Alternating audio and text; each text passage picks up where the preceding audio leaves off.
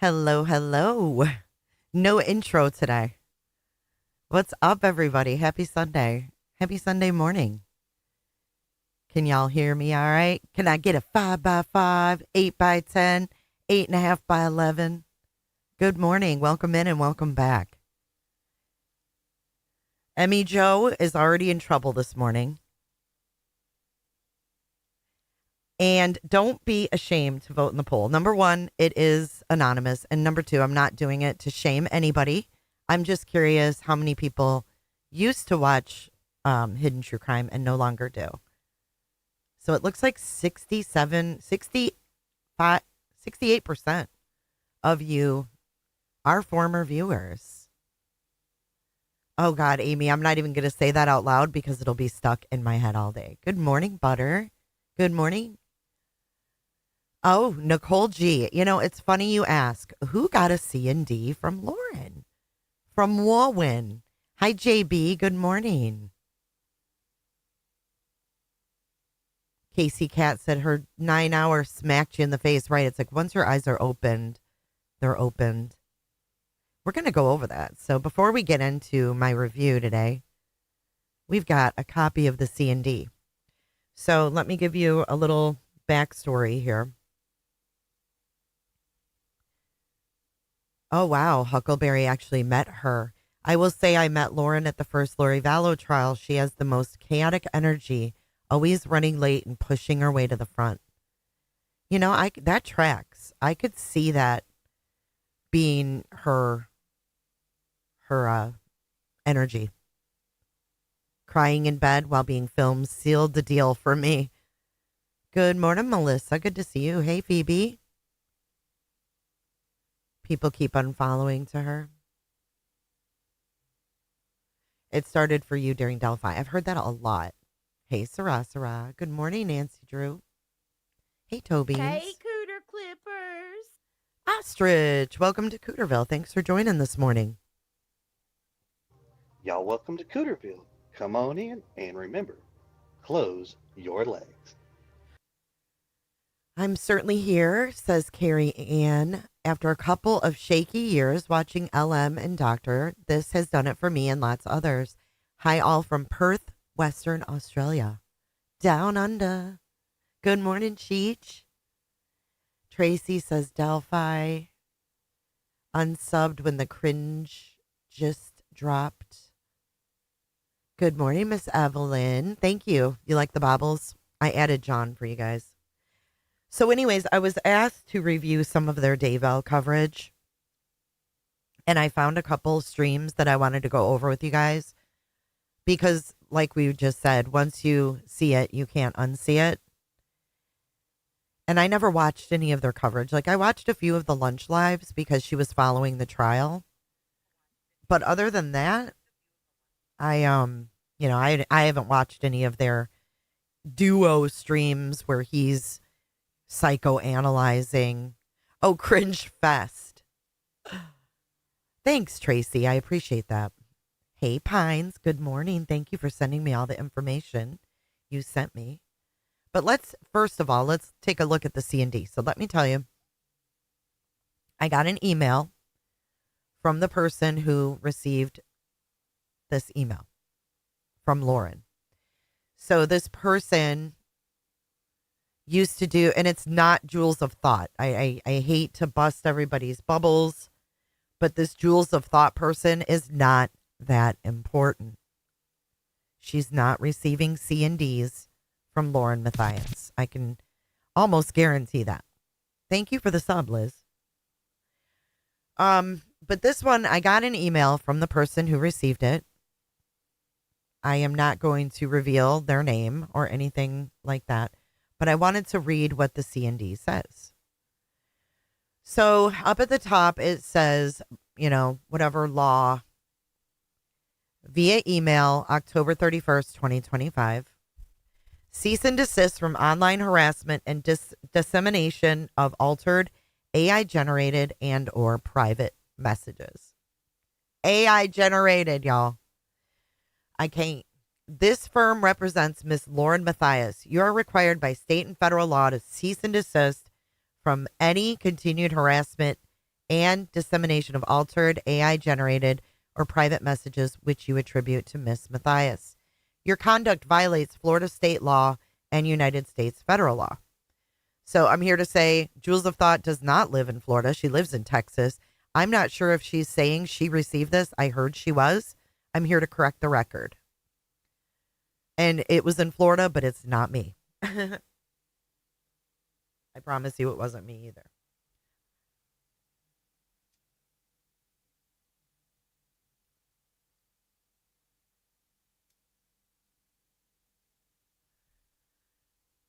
So it says here, blah, blah, blah. Florida is a two-party consent state, and dissemination of communications attributed to our client without our consent constitutes both a criminal offense and grounds for civil liability under Florida statutes, blah, blah, blah. So then the next thing says, it is unlawful to use electronic communication services and interactive computer services to engage in a course of conduct intended to harass and cause substantial emotional distress to our client. Okay. And then page 2. Let me pull up page 2 here. Data preservation notice. Because of the possibility that law enforcement may be contacted, as well as the possibility of civil action being taken against you, you are obligated by law to preserve all of your data for potential review if you choose to continue your online harassment. This includes, but is not limited to, all documents, communications, data, and electronic records related to our client, including messages, emails, Proton emails. It says emails and then it says Proton. She's so weird with this Proton. She thinks that because someone has a Proton, they're like a professional hacker or something.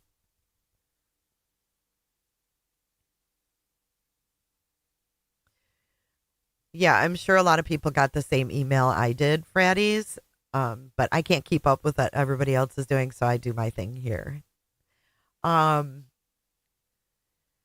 emails, screenshots, social media posts, Reddit posts, Discord messages, and any other materials. So Proton is just an encrypted email site. Just makes your emails more secure. And they offer VPN service. But she's so scared of Proton. Hey, Liz. All devices and accounts used to access, store, or disseminate information about our client, as well as any videos or images stored on those devices. Metadata and account information for all social media accounts used to post about our client. Attempts to destroy or delete evidence may result in the imposition of severe sanctions against you and any subsequent legal proceedings. Our client reserves the right to seek monetary damages, injunction relief, and full recovery of all attorney's fees. Meanwhile, she has 4 attorneys and costs incurred in enforcing her rights, all as provided under Florida statutes, blah, blah, blah. Please confirm in writing within 5 business days that you received this letter. Hang on, let me move this up. And will comply with the above demands. This letter is written without prejudice to any other legal or equitable rights or remedies that our client may have. Our client reserves the right to seek monetary damages, injunction relief, and attorney's fees and costs in any relevant jurisdiction. All correspondence should be made to this office. And this is signed by Deese Law PC, Andrew G.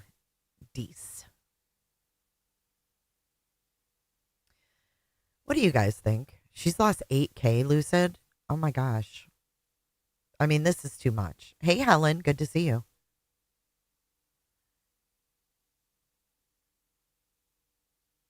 Hey, Robin. I mean, I think this is just absolutely ridiculous. She just doesn't stop.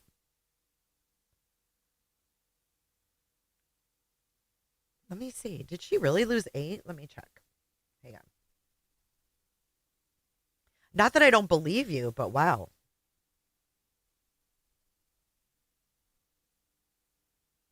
They're at 316, 17, 18, 19, 20, 21, 22, 6,000, right? Can you mention federal? You can pretty much mention anything in a C&D because it's literally just a letter. Do you think that Lauren's in the pit? Is her mood in the pits?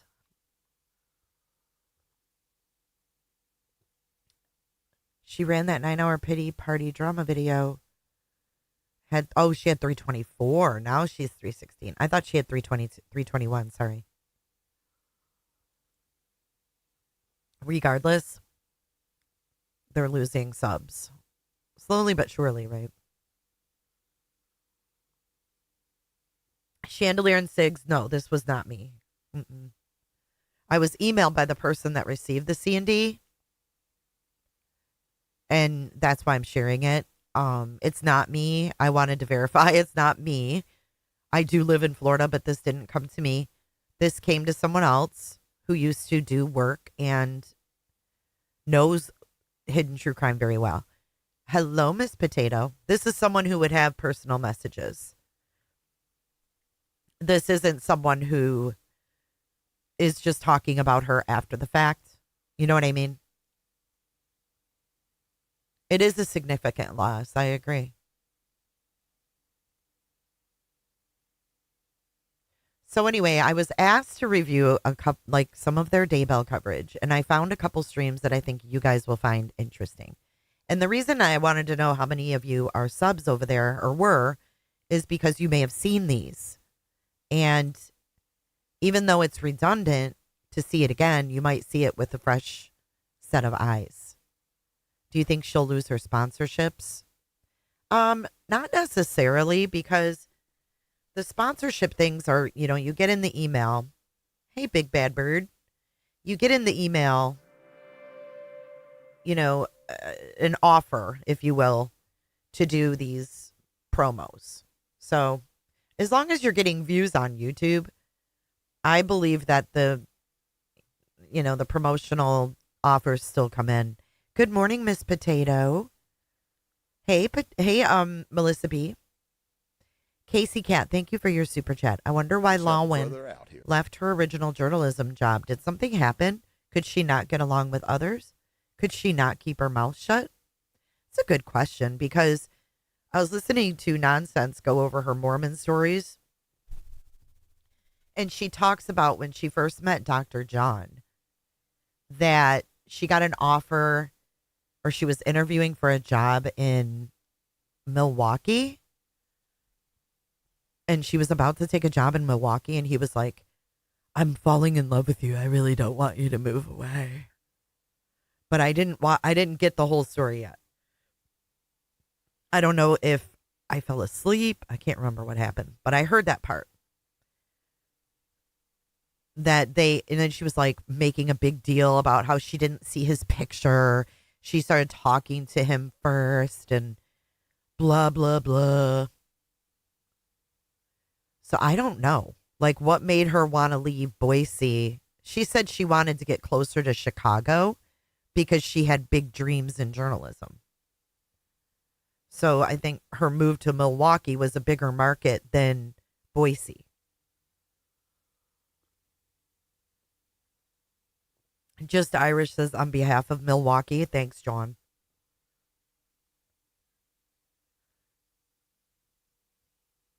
She's had a lot of views this month. Well, I think because people are curious, right? They want to see how she's going to behave. They want to see if she's... Oh, her goal was CNN. She said that, Isabel. Makes sense why she's so enamored with Susan Hendricks, doesn't it? What did Chandelier say? Something gross. Why don't I see? Oh, she was after that tongue. She heard him on the phone going.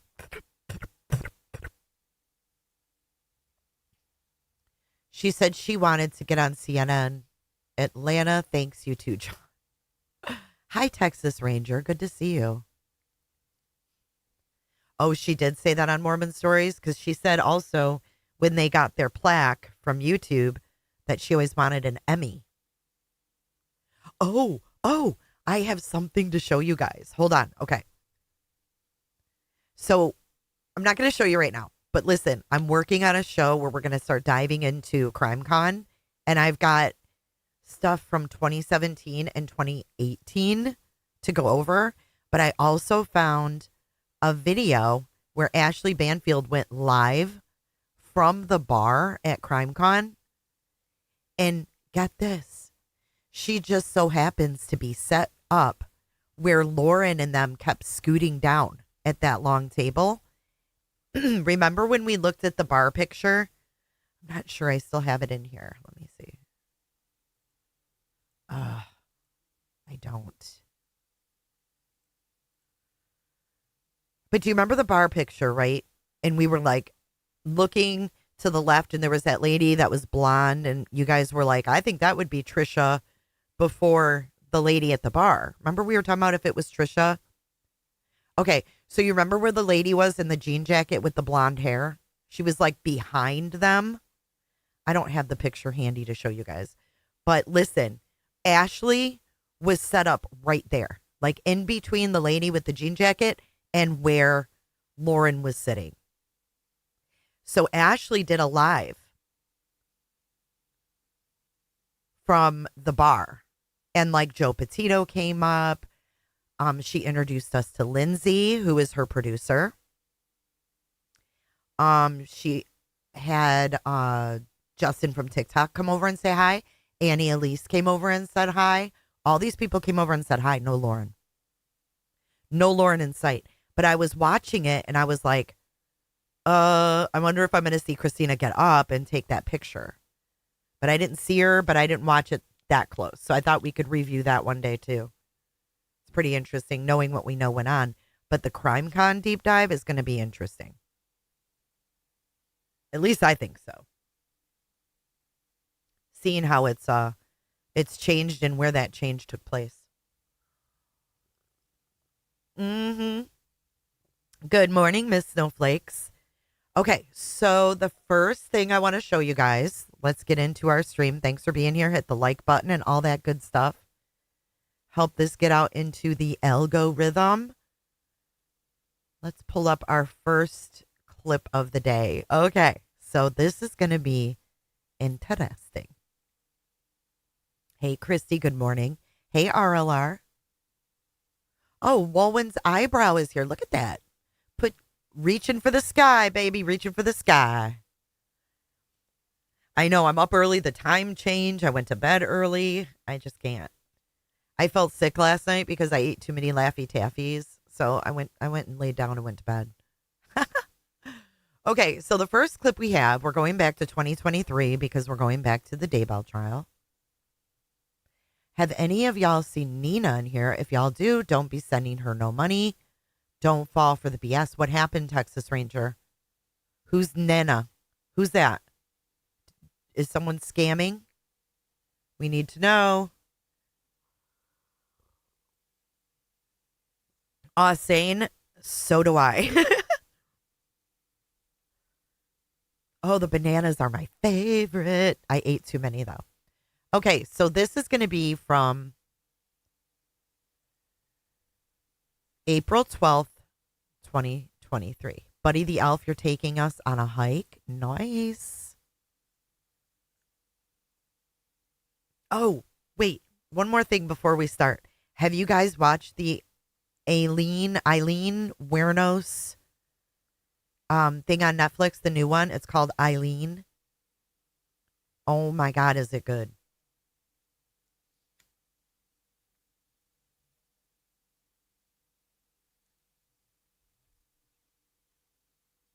I think he said Nina, not Nana. I think the transformation of her appearance is fascinating. Right. I'm intrigued by a lot of this. You fell asleep watching. I fell asleep towards the end too. But man, did she get fucked. If she was still on death row right now, she could probably get a new trial with how she was treated. And you know, one thing, you liked it too? Good morning, Buck Cherry. Jamani, did you like it too? So, one thing that got me that I wanted to say is that I find it very interesting how I followed, the Gilgo Beach murders, Rex Hewerman, and all of that. And I find it fascinating how the deaths of the sex workers were not a priority to investigate for police, not just in Gilgo, but all over the country. No one cared if a sex worker was found dead, right? But here we have her in Florida,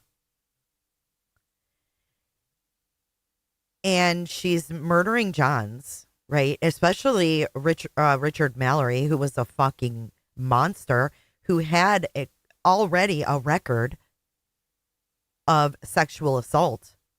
And the cops acted like they didn't know. They left that out. The prosecutor left that out. Horrible. It was horrible. The story of what he did to her was absolutely disgusting. Ugh.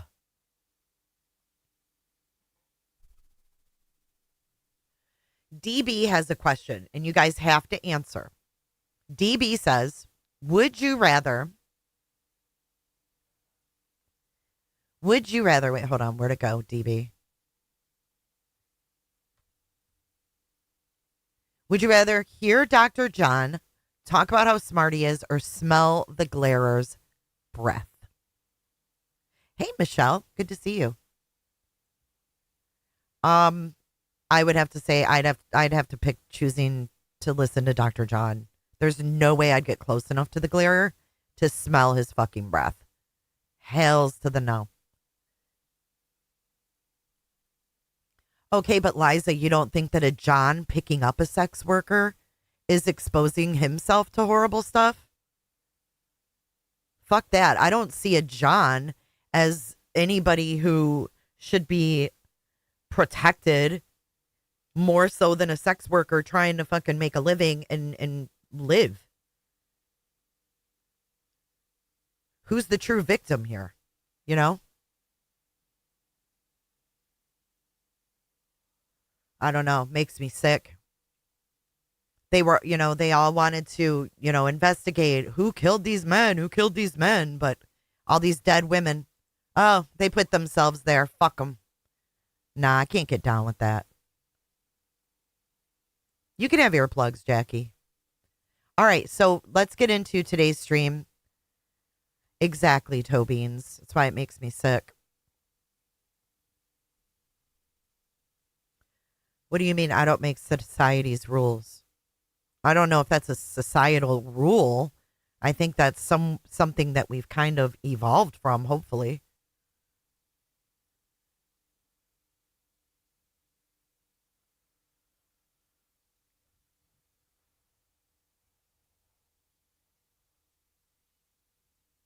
Ooh, Eric. Glarer and his peanut butter colored teeth.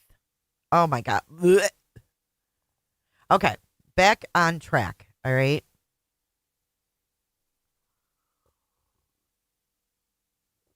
We could debate that till the cows come home. I just found it was a little hypocritical.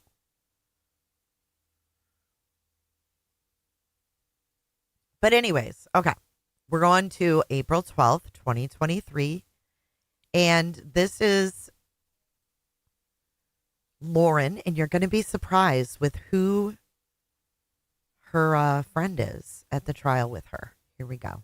Everyone, for those following my live Twitter feed, court is adjourned for the day. This isn't even a lunch live or a mid-morning live. This is a end of court live. I'm outside the Ada County Courthouse, and I just realized the beautiful fountain back here might be making this loud. As you can see, though, by the way, I'll move from the fountain, but we have a tent set up for reporters. There was someone from Good Morning America in the courtroom today. Law and Crime is here. Some of my old coworkers are here. Nate Eaton is over there with East Idaho News. Let's see if I can show it. Mindy, come here. I'm gonna bring you in here. So I'm gonna tell you guys. We just got away from the fountain, though. I bet that is better, right, everyone? Oh, that's so I am here with Does anybody remember Hi, this? everybody. Does anybody remember this person? This is Mindy Caldwell. Mindy drove all the way from Utah this morning. It's like a 4.5, 5-hour drive. It took me about 4.5. Yeah, 4.5, 5-hour drive, and she got in the courtroom. We were in there together, and then court was adjourned. So luckily she'll be here. It sounds like for a few more days, so she'll be able to experience this. But she's been following this case, and for those that don't know Mindy, she's also known as Binder Mindy on our channel.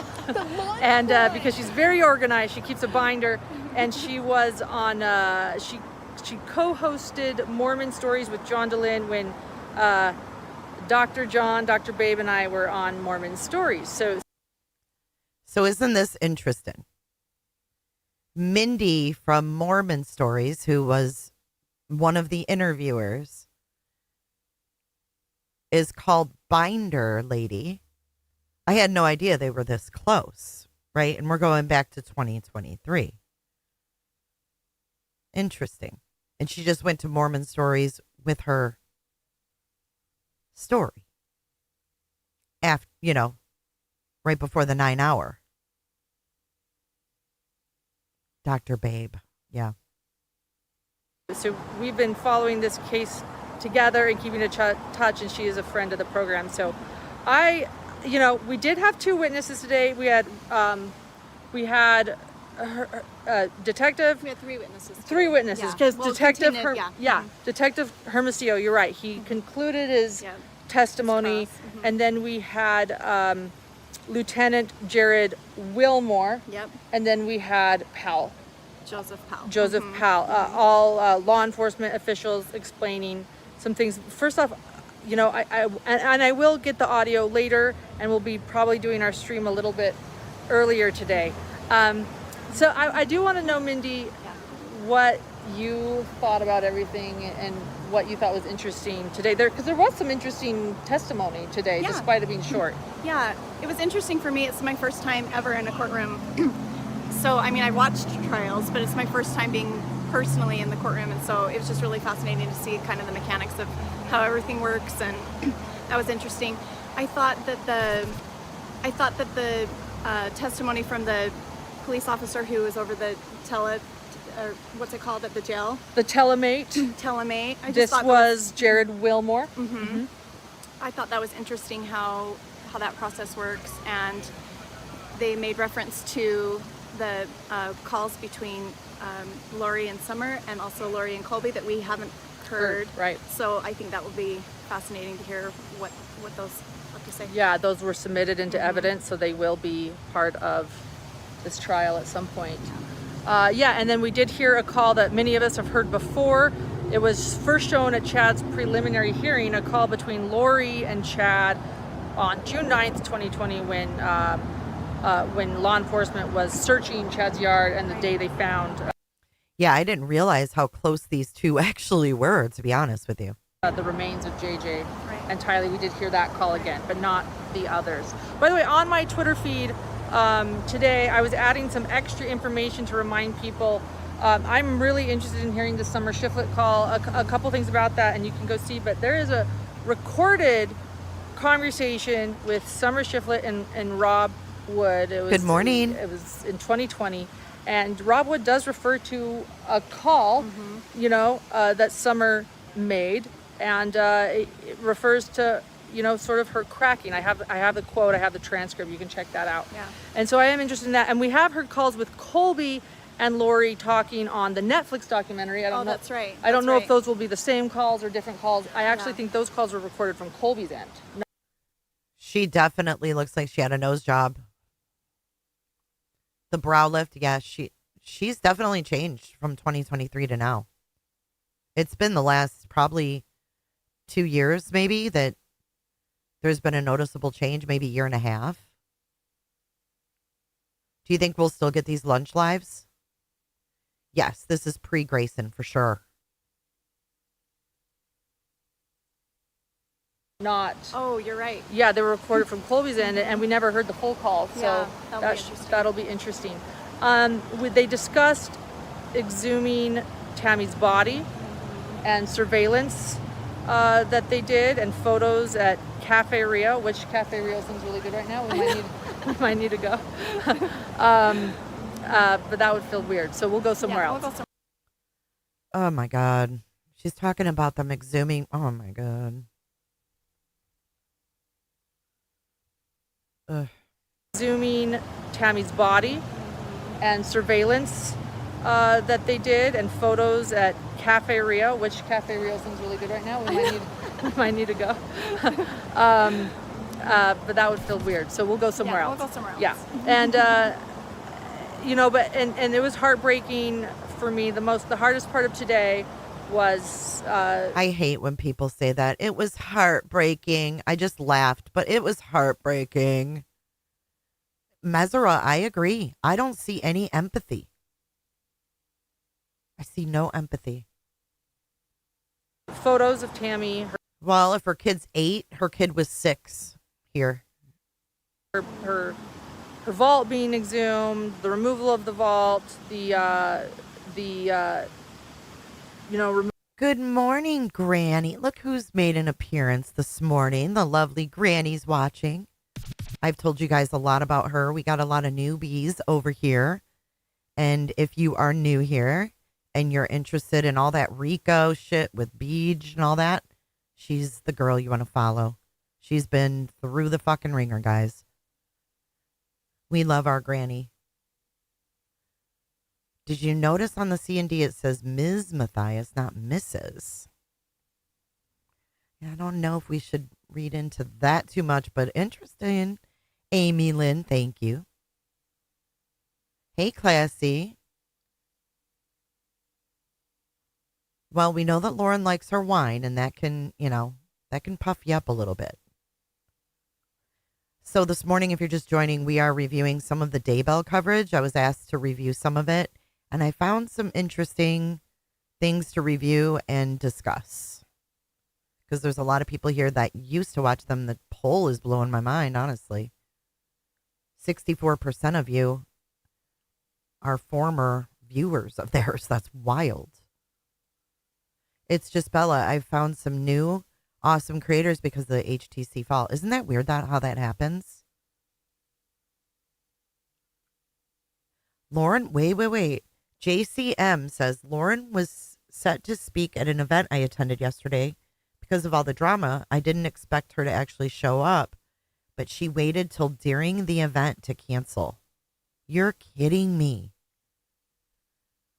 What event was it supposed to be for?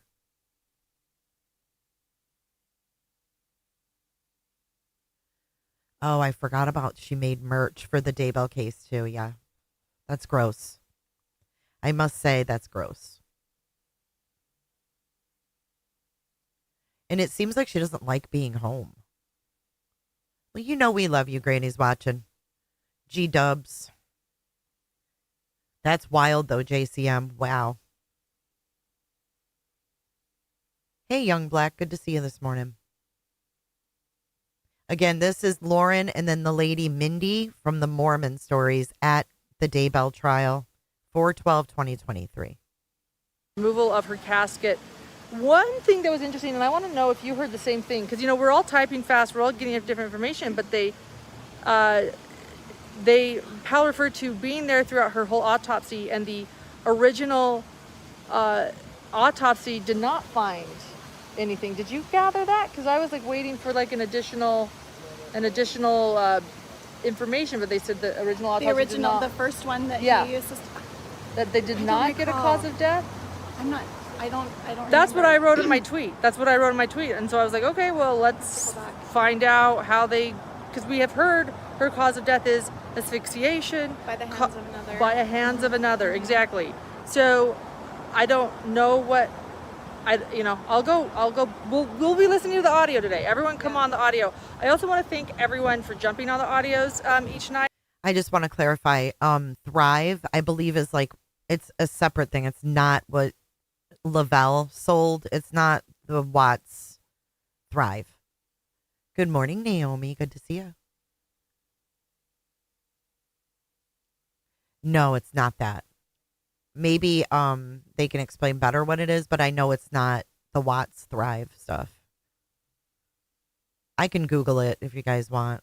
We'll do this one a little bit earlier today since court's adjourned, but it's a great way to process the day together, decompress. Yesterday was really hard, and I'm grateful for our gems who jump on that call, or that not call, the streaming of the audio. And so once we get that today, we'll do that. And again, right now, the best place to get information from the trial, head to Hidden True Crime's Twitter feed, twitter.com/Hidden True Crime. Everyone always says they don't have Twitter, so they can't read it. Do you need Twitter? You do not need Twitter. Just go to twitter.com and search for Hidden True Crime, and the feed will come up. Yeah. Thank you, Christine. Thank you so much. We appreciate it. We are gonna go run to lunch with some hidden gems, talk about the case, and then again, once we have the audio, we'll be sharing that. Any other word about physical evidence, duct tape, black plastic ties? Not today. Not today. Not today. No. It was more so evidence of surveillance of Lori and Chad, and Tammy's exhumation. yeah. Yeah. Yeah. So, rest in peace, Tammy. Often the children are first and foremost because they are children, but rest in peace, Tammy Daybell, and she is a big part of this trial, and I hope justice is served for her. All right. Okay, we'll see you guys. Bye, everyone. Bye. I'm just like... So I thought that was interesting. They went to trial together. I don't know how that came about. I thought that was interesting. I don't know much about this Mindy and her interest in true crime. However, JCM, thank you for the info. They said the event coordinators handled it very well. Still had a great time.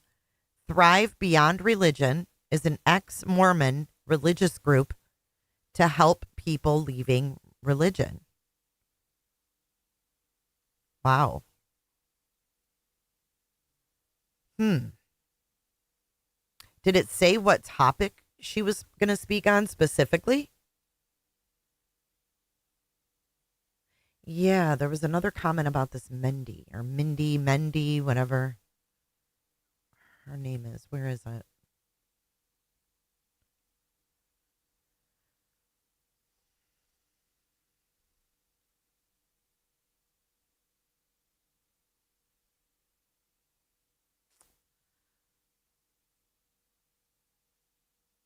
I can't find it now. No one's body shaming, Grayson. Why not you come on camera? I always come on camera. I'm not afraid to come on camera. It's not that look, I'm right here. Hi, fresh out of bed. Right here on camera. I'm not afraid to. I'm just more comfortable not. I'll show you what I look like. No one's body shaming. Get over it. Hello, Miss Amy. Well, I thought they were married too, Tripper, but I guess they're not. Oh my God. The topic was using a bloated psychologist to gaslight your audience. Mindy is more about the people who left LDS. This case had roots in LDS. Hey, Lori. She said on Mormon Stories she was still Mormon and it was part of her heritage and she was very proud of it. So how is she helping people leave? That's very weird. Thank you, Enigma, for the sub. No, they're not. I thought they were too. When I found out, I was like, Right, Lucid Dreams. That's a really good question. Okay, are you guys ready to break down our lives? The first one we're going to watch is this one. Get your coffees, your cinnamon buns. I don't want to imagine him not wearing pants, so please, let's forget that we ever saw that.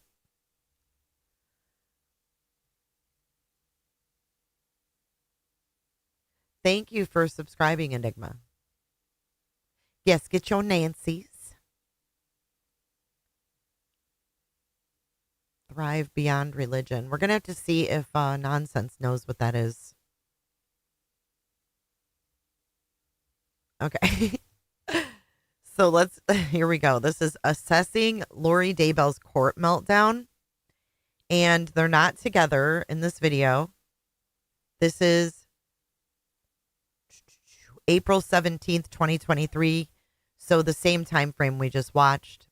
But now they're doing their together live where it says psychology breakdown. Here we go. Going on with Lori? What was how? Here we go. Hi, everyone. Do we have our late nighters with us tonight? HGC Surprise Live. You'll never know what we're going to be doing during this trial. Right, John? And we'll probably have a lot of late nights since we're late night, impromptu, spontaneous, surprise lives. Yep. Here's one. Yeah. And today we're doing this in front of a live studio audience. Kind of. Just kidding. Live. She's so dramatic. We're doing this in front of a live studio audience. She's like so convinced. She's like fucking still on TV. This was April 17th, 2023. April 17th, 2023. During Lori Daybell trial. Kidding. My roommate is here listening. So her roommate. I wonder who she was. She rooming with Lindsay or not Lindsay? Fuck's her name, Mindy. Was she rooming with Mindy? He's at home. Okay, listen. This gets interesting. I'm just gonna play. And it's not also new. Define studio. Do you mean like people scattered all over the world? That's a weird studio. I mean, a beautiful place where I am staying for the next few weeks while covering the Lori Vallow Daybell trial. So. Okay, so I'm not in that studio then. I'm just Hey everyone, it's so good to see so many familiar faces here. Thanks for being here. We have to talk about something that we haven't yet discussed, which is last week. Lori Vallow Daybell. Lori Daybell had what I would call a meltdown, a breakdown in court. Something we've never. No, she's not at home, Ashley. She's at the trial and he's at home. Seen before. You know, I saw it. I was there. Of course, many of us don't know what was happening behind the scenes, but let me take everyone back there and explain what I saw from this courtroom. We all had a 45-minute lunch and we all rushed back to the courtroom because if you are late. Be careful, Flo. Thank you for your super chat. Headed to get the car in Washington. Got you in my ear. Iphone feeding gaat transcriptions of their videos, and it told me that they are framing themselves as morally enlightened victims. Would you like me to send the analysis? Ooh, that's interesting. Let me finish. Flo, driving a new Audi 5000 rental. Vroom, vroom. Take it easy, lady. Or do it, lady. Yeah, do it, lady. Kimberly Porter, thank you for the $20. I've been feeding ChatGPT transcriptions of their videos, and it told me they're framing themselves as, quote, morally enlightened victims. Would you like me to send the analysis? Absolutely. Here's my email. I'm going to put it in the chat. Thank you so much. Do it, lady. Back to the courtroom. They will shut the doors on you, and you do not get to go into court. And once we were all back in there, court usually starts promptly, and it wasn't starting, and everybody was wondering what was going on. And I'm going to speed her up a little bit. This went on for quite a while. There were many people going back and forth to this door behind the judge, which is the door that Lori Daybell usually comes out of. And everyone was whispering. She finally, she does not come out, but the prosecution and the defense come out. The jury is sent back. We need to have a discussion without the jury here. And then the defense, Lori's defense states that their client is not well, that she's emotional, and that she does not want to be present for the rest of court. Now maybe I need to also set the stage as to what we were discussing. This was the hardest day of the week as far as emotions go in court. This was Tuesday. We were going. Rich, she was not stalked. That is the consensus. Over the autopsies of JJ and Tylee and Tammy. People were crying. Jurors were crying. It was emotional. It was upsetting. Victims were in the stand. This was an awful day. And Of course, when she said that, everybody sort of gasped in the courtroom, and you can imagine how the victims must feel. Here you are on trial for the murders of your own children, beautiful children, and yet you don't want to be in court. Well, we all have to look at these photos and see what was done to these children, and you want to waive your presence in court. And so there's that cough. The defense argued their side, the prosecution argued their side. The arguments lasted for quite a while. Judge Boyce.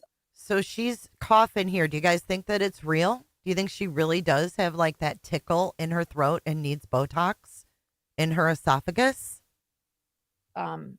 Mentioned a lot of case law, and then decided that, Lori Daybell needed to be present. She walked out, and I've told this all to John. You look so excited. Is it because you're bored? Are you? You by the way, you look like you're looking up a little bit. Are you? Oh, is my camera? Thank you. Am I not looking at my camera? See, guys? You're not. Yes, you're looking at. I don't know what you're looking at, but it's John's like the husband when I have lips. He's a dick, man. I don't like his personality at all. He seems upset that she's not home, to be honest with you. Stick on my teeth. He's like, I'll just wait for the right moment to tell her. Yes, it looks like my camera is not right. Okay. Yeah, very critical, isn't he? Oh, that's not right either. So anyway, then while I fix this, why couldn't he just roll with it? What the fuck is his problem? And he has this major fucking meltdown because someone cut him off. What did you just do, John? You're looking up at something. Are you worried that some tall, handsome man is standing there and she's staring at him? Like, what the fuck? Oh, my camera's not plugged in, so I'll just look down at all of you. This is my camera angle. Anyway, Lori, see, I'm looking at my camera now. Anyway, Lori. See, he made her all insecure. She was all confident and shit. See that? Yeah. Years and years later, he still is pissed. My camera angle. Anyway, Lori, see, I'm looking at my camera now. Anyway, Lori came out. She was very, very upset and didn't look at anyone, didn't make eye contact for the rest of the day. She sat like this. So she was in her chair and she was sitting like this, down. Towards the end of there were some people were tweeting, and even you had said that it wasn't clear if she was sleeping or not, right? Or if she was. Right. So at the beginning, it was clear that, gosh, guys, I can't even plug this on. At the beginning, it was clear that she was just pouting. She was distressed. I don't know what emotion she was feeling. That's why you're here. She looked distressed. And I think towards the end of court, she didn't ever look up or make eye contact for the rest of court. And, until the end, like we had like a mid-afternoon recess. We came back. She was still, I don't know, like I said, it was pouting or distressed. And then towards the end of the afternoon, she, here we go. Look at that. Towards the end of the afternoon, she looked like she was asleep. I don't think, some people said she absolutely was asleep. I don't know about that. I think she could have been closing her eyes or avoiding people or hiding her face. I don't think it's absolutely clear she was asleep, but some people thought she was. Debatable. But that's, that's how she remained the rest of the day. I saw that. Lily in London, I'm not sure how she's involved in this, but I've seen a couple of her videos. She said she filed a formal complaint against him. Yep. In court. Yeah. So in your opinion, do you think that was the biggest moment of the week? Well, it depends on what the biggest moment of the week is. I would say it was the biggest moment when people want to know what Lori Daybell is doing. Well, was it? Now I'm getting a little bit of an echo. God, what is his problem, dude? I sense some tension here. It's weird.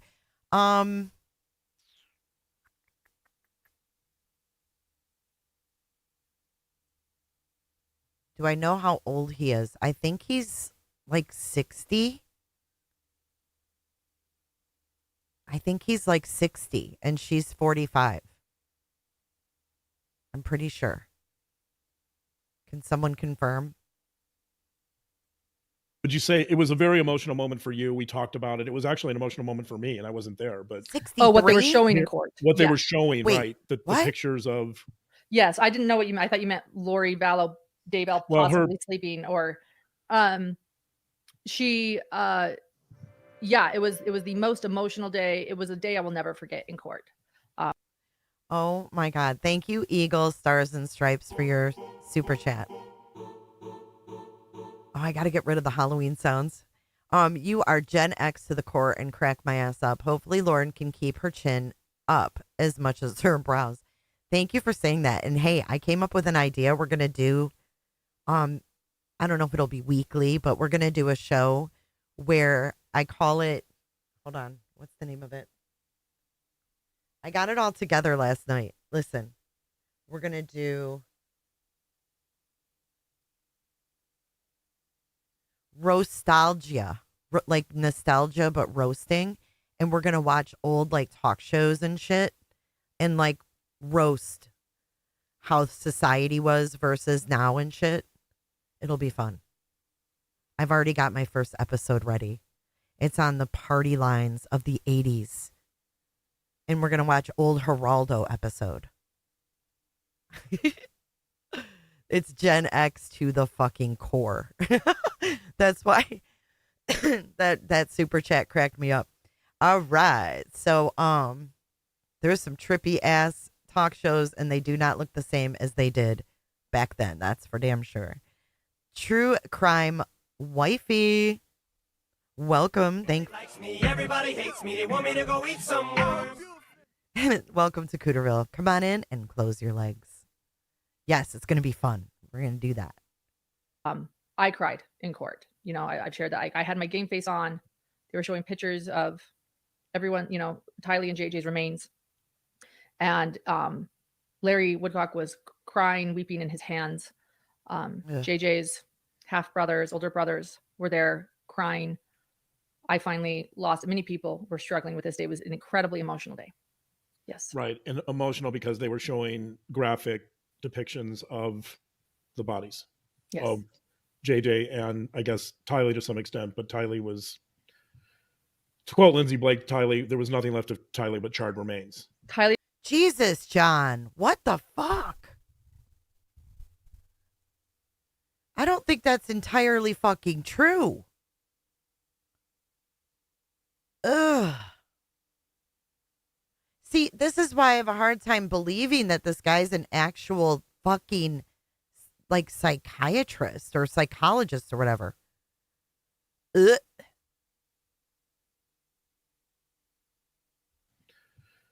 To quote Lindsay Blake, Tylee, there was nothing left of Tylee but charred remains. Tylee was unrecognizable, which was, it's absolutely tragic. But to see JJ's face is what finally. Oh my God. Stop. Oh my God. Is this fucking necessary? Holy shit, man. Thanks, Miss Kim. Oh my God. Hey, Cooter Clippers. Thank you so much, Phoebe, for 4 months of cootership. Her eyebrows calmed down since Turtle Boy. Hashtag FU Hidden True Crime.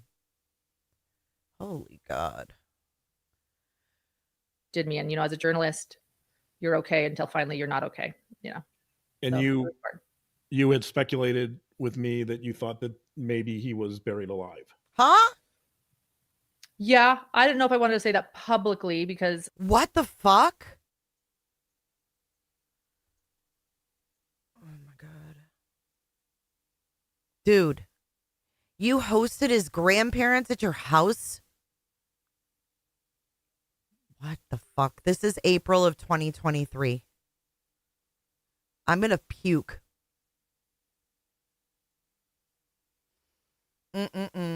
She could have left the fucking courtroom.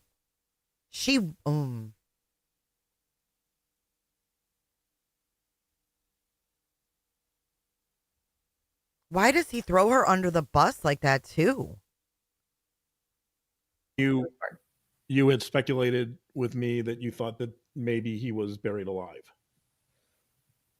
Yeah, I don't know if I wanted to say that publicly because I don't know. Right. These are the It's things John and I speculation. speculate. Yeah, these are the things John and I speculate about. I think more so I speculated and understood that it was probably much worse, that he struggled a lot more than Oh we my ever. God. Right. I, in the best world you want to imagine, he was drugged Okay. and something happened, but when you saw his face and you saw, the duct tape going across his mouth, Yeah. and then you think that was that to Stop this.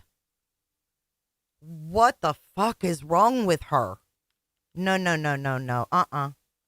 She should not be putting this visual of this little boy out there like that. Why are they doing this? Sensationalism? the duct tape going across his mouth, Ugh. Yeah. and then you think that was that to stop him from screaming, and then we heard that he had bruises on his arms, which I can only imagine are defense wounds. Right. Your worst nightmares, the worst thoughts come. So I'm digging a little deeper into that so that No, why are you digging deeper into that?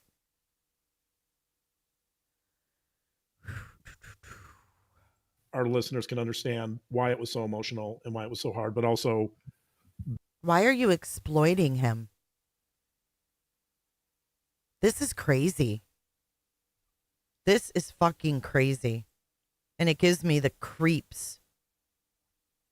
that will set the stage for the discussion we're about to have. Okay, thank So, you. Yeah, because- and Laura Ferris is in chat. I just want everyone to know that Laura Ferris is a hidden gem, and she was actually sitting next to me. So Okay. she On the- can know on the too. day- She's here. It's good to see you, Laura. Here. Why are you putting someone's first and last name out there? I mean, I understand this is tough for the victims, but this is up on their channel, y'all. This needs to be shown. They need to see what they're doing. They need to see through this so that it doesn't keep happening.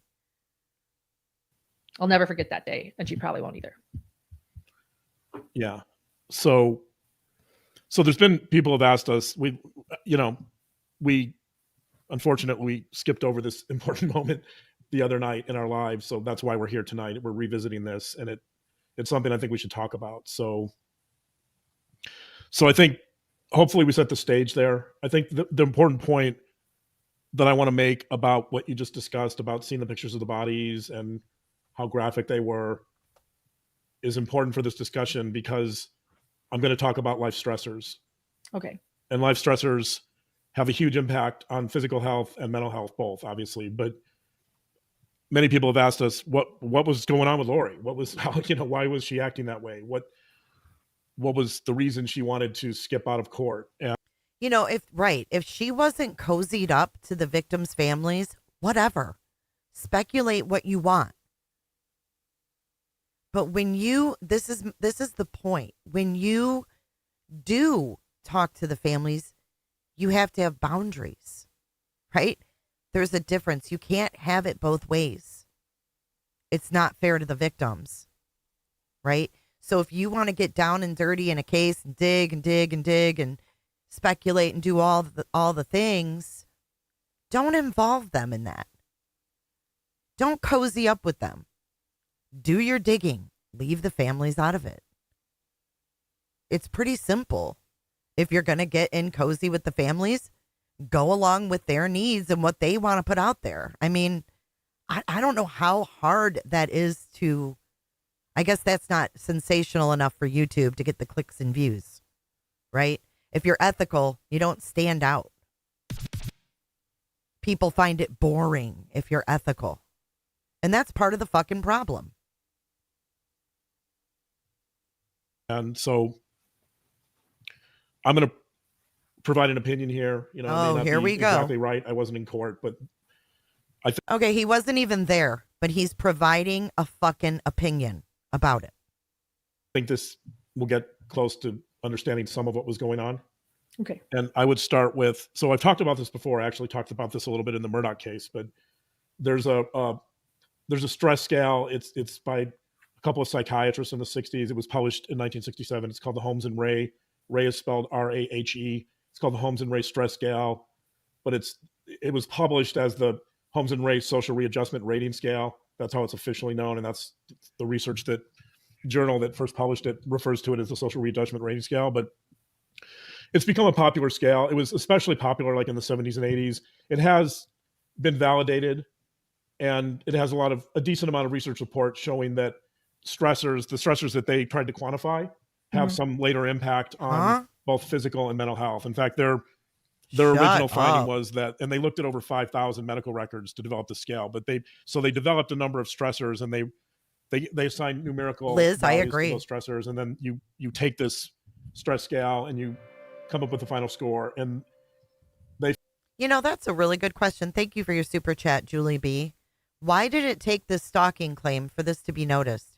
Didn't thousands watch this in 2023 and nobody batted an eye? It's wild, right? And I think that, we could go deeper into that discussion when we start going over in the Nostalgia streams, where we go back in time and we watch these shows, right? Like Geraldo. I mean, everybody watched that and really didn't bat an eye. So it's interesting, the psychology behind it and how you suddenly see through things. Is it time? Is it a certain thing that wakes you up to it? I don't know. I think it's completely fascinating to watch this go down. Not just, the whole bit of it is fascinating to me. they found a I appreciate you coming in, Sweet Crazy, but I don't know why you come in and say I can't watch this. Like, why? I was kind of in a trance, says Tobeans. I didn't entrusted everything they said. I didn't question anything. I was blinded. So you blindly trusted them. And I think that when you do that and you see something different, you're like, whoa. I was floored. Oh, you did. You said I can't watch this. I was like, what? Oh, mumbo jumbo. Sorry, you put it in 2 lines. And you know what's wild to me is that I noticed this a long time ago, but I didn't say anything. So shame on me as well. fairly decent correlation between higher scores and more stress and mental health related problems. So I just want to go through a few of these. So the number one stressor on their scale is the death of a spouse. So I think too that, when someone like him comes on the scene and says, I've got these credentials, I do this, I do that, I'm the expert, and they position themselves as an expert, then the viewers, view him as the expert. And who really is going to question the expert, if you will? So the scale is supposed to apply roughly to the past year or so, but that it's relative, right? If you have a lot of stressors extended over a period of time, there's maybe some cumulative effect to some of the stressors. So, but death of a spouse gets a rating of 100. Their second stressor is divorce. That's 76. A jail term is number 4. That's a rating of 63. Fired from work, 47. Anyway, I'm sorry, it's easy to find Sweet the scale Crazy online if people are interested. But my point is, sometimes the chat gets misconstrued. Is that we have these stressors, and sometimes they're hard to quantify, but they made an attempt to do that. And so, blah blah death blah of a spouse, blah blah. 100. One of the things that is glaringly absent, one of the stressors that's glaringly What absent is it, from John? this, What is the death of a child. Yeah, wow. And the reason that's absent is because I think to them back in 1967 and probably today, maybe it's such an outlier. It's such an uncommon event. 1967. What the fuck is he talking about? That we know it happens, of course, but I'm again, this is where Crystal. a lot of speculation comes in. I think the death of a child I would imagine would be the highest stressor, and I would put that at probably 150 or maybe even 200. Crystal's an OG. Crystal, where have you been? I haven't seen you in years, girl. Okay. Maybe even higher, maybe even 300. And so when you think about the death of a child as a stressor, and let's elevate that. Let's say the murder of a child. The murder of a child is probably even higher. Mm-hmm. So we have these stressors that we're trying to quantify, and if we do that, death of a child has to be probably the highest stressor, possible stressor in anyone's life. And then the death of a spouse and divorce, jail term. Let's just look at those, God. This is just a bunch of words. This has no bearing on what they're even fucking talking about. and consider all the stressors that Lori Vallow Daybell has experienced in the past year or two. Yeah, he's talking about Lori's stress. Right? She's It's hard it's hard for me because year or two. Ugh. Vallow Daybell has experienced in the past year or two. What the fuck? Who cares? You just talked about JJ's face. And now we're talking about Lori Vallow Daybell's stress?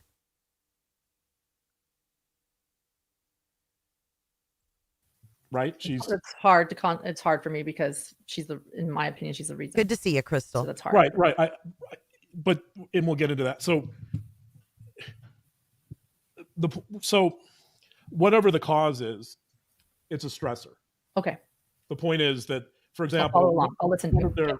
one of their stressors is marriage. Mm-hmm. And most people think of marriage as sort of a happy event, I guess, in theory, assuming someone doesn't get divorced within a week after marriage. Marriage is, Thank you, Second which State I'm Films. laughing about that because I just watched, since you've been gone, I've been watching Love is Blind. Oh, have you really? Since you've been gone, I've been watching Love is Blind. What is Love is Blind? Look at her. She's like, oh, really, John? He thinks it's controversial and gives him cred to analyze the perps. I feel there's more deeper to why he enjoys this. Oh, yeah, me too, Pines. Like Brian Koberger when he criticized Olivia. He criticized Olivia Gonsalvez's victim impact statement. I just can't. What is Love is Blind? Trash TV?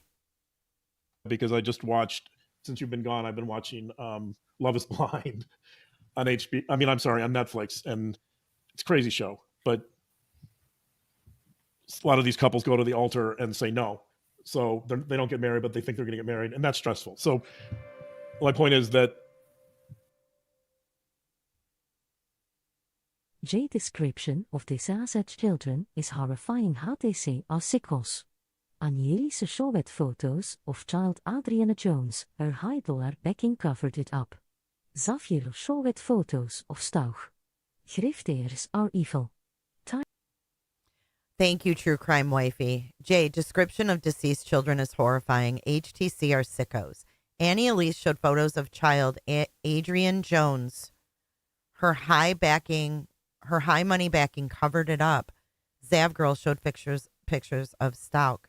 Grifters are evil. Thank you for exposing. Ugh. All of that is true.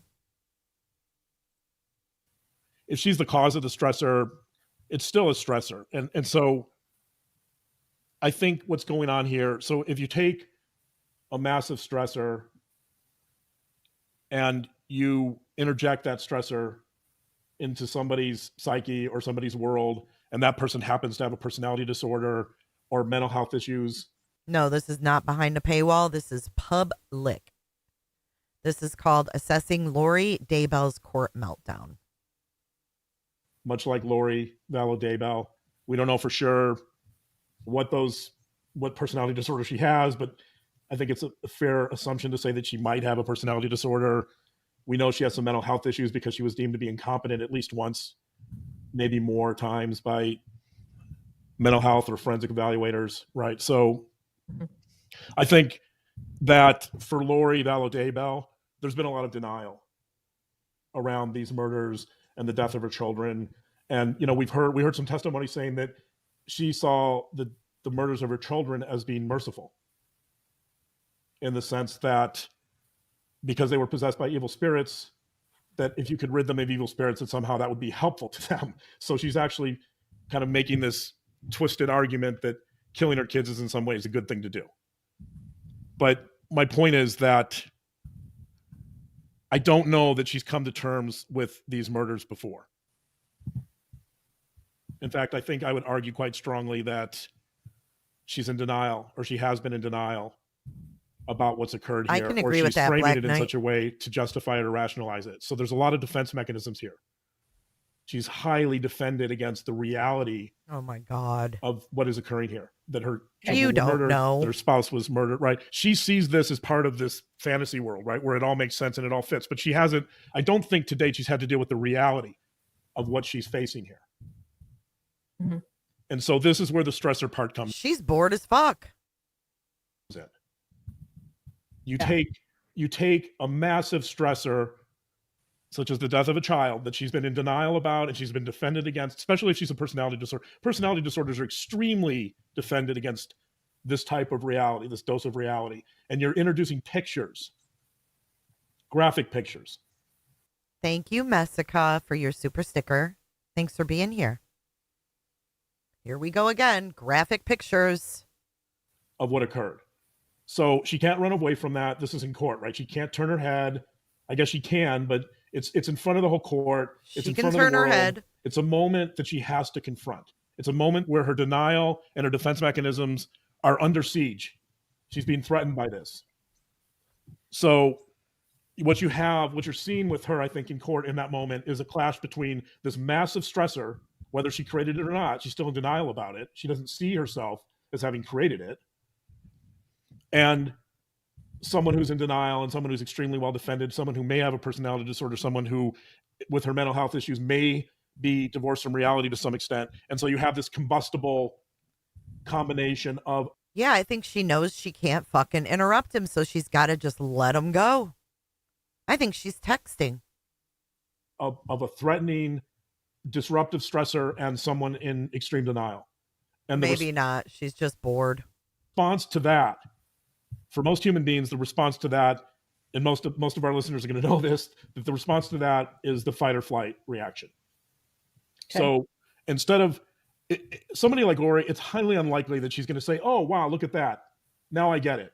Now I understand why I'm in this trial. Now I know, that she's going to stand up and say, "Hey, I'm so." This is really dumb. No one expected Lori to stand up and say shit. Rachie, that's a really good question. Jay, in your opinion, do you think they are making $2 million a year? I don't know if that number is exaggerated at all. I don't know how to figure that. But with everything they have going on, I guess it's possible they could be making a lot of money. Between their merch, their Patreon, their websites, whatever else they do. I don't know. I really don't know. I don't know what it would be like to make that kind of money on. I don't think it's just YouTube. There's got to be more money coming in from other sources like Patreon or one-on-ones or some kind of shit like that. I don't know. So sorry, forgive me. I want to take a plea deal because I recognize the reality of this. She's not going to do that. So, right. So you have a moment here where reality is intruding into Lori's life, maybe for the first time. And, you have to wonder, I have to wonder if the defense has shown her these pictures. I have to wonder if the defense has prepped her for this, right? My guess is they've tried to, whether she's actually accepted it or looked at the pictures or has been prepared for it. I don't know. I would have to say that seems to me maybe unlikely, but you have this combustible combination of. He's 18 years older than her. Not a year, that's off the case. I don't think, yeah, okay. So that's off covering this case for 6 years. I don't really know if that's accurate, so I don't really want to put anything out there because I don't know what they're making. I know they're making too much for what they're doing. I know they're making too much for, oh my God, Dr. Johnstone, your picture, I cannot. Reality and the grim reality of these, children being murdered and someone who's completely in denial and who doesn't want to accept that reality. And so you get fight, flight, or freeze. And that's how people respond to these types of stressors typically, especially stressors that are introduced so suddenly. I mean, again, I don't know what the defense did to prep her, but it seems to me that she wasn't prepared for these pictures. So, Hey, Charlie. based on her reactions. So let's go through those. The fight response, I can imagine in certain circumstances where Lori would fight, where she'd push back and she'd get angry, right? But she can't do that here. She can't get angry at the judge. She can't lash out at the prosecution. She doesn't have that option here. Yeah, she doesn't. So there's no fight, right? Because that's not an option. That's something that she may be used to doing in her normal life, but she's not going to do it here. Right. So that takes us to flight. And that's exactly what she tried to do. She went to her lawyer and she said, I can't handle this. I don't want to be in the courtroom. Can you get me excused for the day? Mhm. That's flight. I'm going to tell you right now, I don't find Playboard to be all that accurate with the income. So I'm not going to play those videos because I don't know the accuracy of them. All I know is that Krusha said they had a forensic accountant tally it up and it was over $2 million, and that must have been for covering their case. I'm not sure though. And the judge, they went back and forth. And, some people say, well, she's being manipulative. Yeah, I mean, I guess you could say that in the sense that she doesn't want to face the grim reality of what's going on. Yeah, but- she wants to avoid. I mean, that's what I think made most of us so angry. Yeah. It definitely made me angry, Right. So is there a manipulative component to that? Sure. But it's also a purely physiological reaction to this interjection of reality into the courtroom and facing what she's done head on and these pictures of her kids that are horrific. And she wants to flee. So her normal response, because she can't fight, it's flight. So she tries to get out of the situation. Doesn't work. The judge came back and said, no, this you is got to sit before there. You got to Grayson. face this. This is BG before So she Grayson. And she's also used to being in control and getting her way. Yeah, right. There, assuming she has some type of personality disorder and that Sounds she's like you, Lauren. in severe denial about what's going on. It's some combination of not just a physiological response, a stress response, but also this component of manipulation and getting her way and attention seeking, right? All of that kind of, with her, it's hard to really tease out what's going on because there's so much going on, but it's got to be a combination of Okay, John. some type of, stress response and combined with presumably some type of personality disorder stuff. So wow, thanks she for tries breaking that she tries down. to flee. She tries the flight response. The judge says no. Now she's in a world of trouble. She has to sit there and deal with this. And that takes us to freeze, the freeze response. Freezing is often associated with dissociation. Okay. So, there's been a lot of speculation about whether Lori has been abused in the past. And my guess is that there's some history of a dissociative response with Lori. Yeah. And so the sleeping or the apparent sleeping, that's disassociation. Robin, that's I'm not freezing in the sure. courtroom. That is shutting off the world and going somewhere else. It could be one of the diagnoses for dissociative disorders is depersonalization. It could be some version of depersonalization, which is essentially when you have the sense that you've left your body and you've gone somewhere else, like mentally you're in a different place. And that's Someone mentioned pretending to fall asleep is disassociative. Yeah, right, exactly. Or actually falling asleep. If the stress becomes so overwhelming and she's so inundated with the stress response that her body is overwhelmed and can't handle it, sleep is a very common dissociative response. So if she was asleep, whatever, I mean, you were in there, so you can see it. And some people thought asleep, some people thought, whatever it was, it seems to me that the fight response is not an option. Flight response was shut down by the judge. So she has no choice but to dissociate. And it seems to me that's what was going on. So, okay. The obvious question, if that's true, is did she deal with the reality of the situation at all? Are you kidding me? You just rambled on for 20 minutes and that's your conclusion. This is the conclusion of all that. Did she deal with the reality of the situation at all?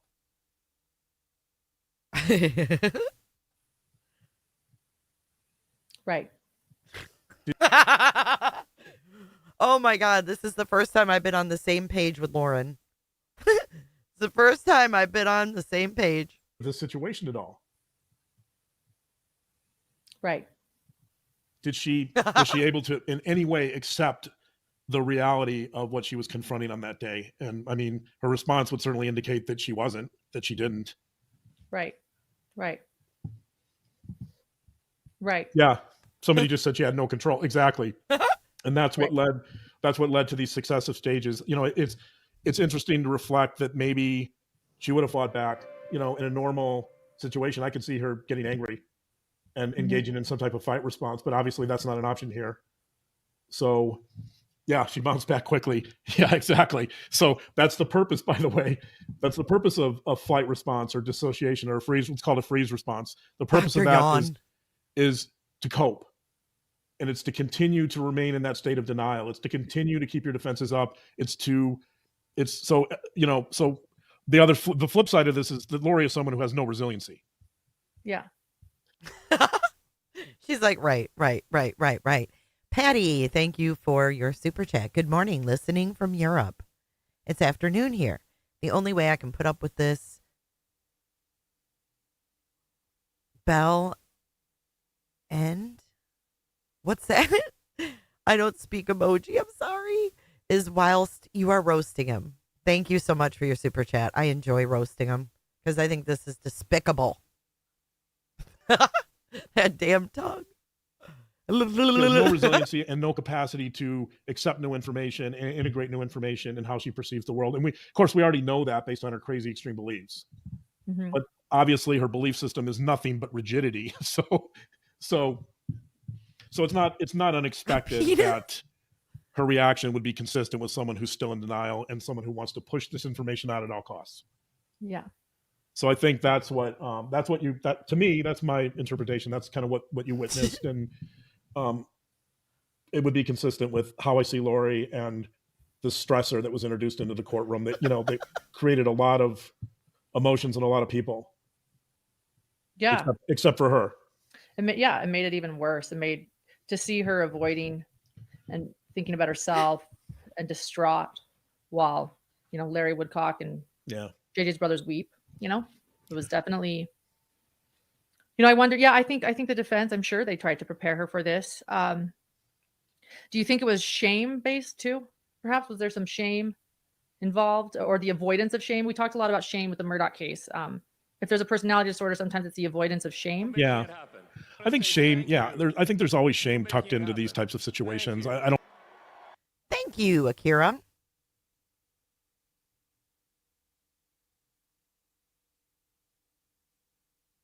I thought it was going to read it. Okay. I guess it's on me. Thank you, Akira, for your super chat. I can't get past the C&Ds. Lauren stood 10 toes down. She said she never said disparaging things about anyone, including victims, but sending C&Ds to prevent messages being posted publicly is an admittance of guilt. Absolutely. And I feel like she admitted it in the 9 hour, 100%. Bell End is British for dickhead. Oh.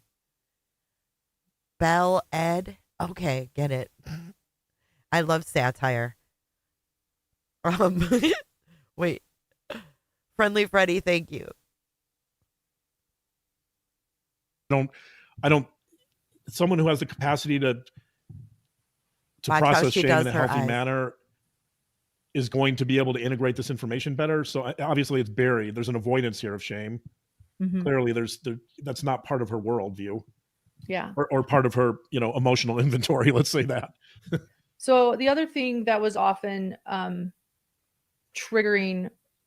The other thing that was very triggering and that people are talking about, you see her, I keep using the word distraught because I don't know what she's feeling. I don't know if she's feeling sadness or empathy or anger or shame. So I just use this general distraught. She's not happy. She's definitely avoiding something. She won't look at anyone. Patty. She, is pretending or is sleeping, either one. What I think a lot of people get upset about too is we've seen so little emotion from her. Charles dies, she giggles and says, hello, neighbors. I mean, she seems to be devoid of empathy all the time. So when we see her distraught, or when I see her distraught, all I can think is selfishness. Like, what about your children? What about the people you've hurt in this courtroom? Yeah. I don't know. I don't even know what to ask you about that, but I guess, go ahead. Yeah, I think that would be consistent with someone with a personality disorder. That personality disorders are so rigid and so well defended that typically any challenge or threat to their. Why has she always got her arms folded and looks like pouty? This just never meshed for me.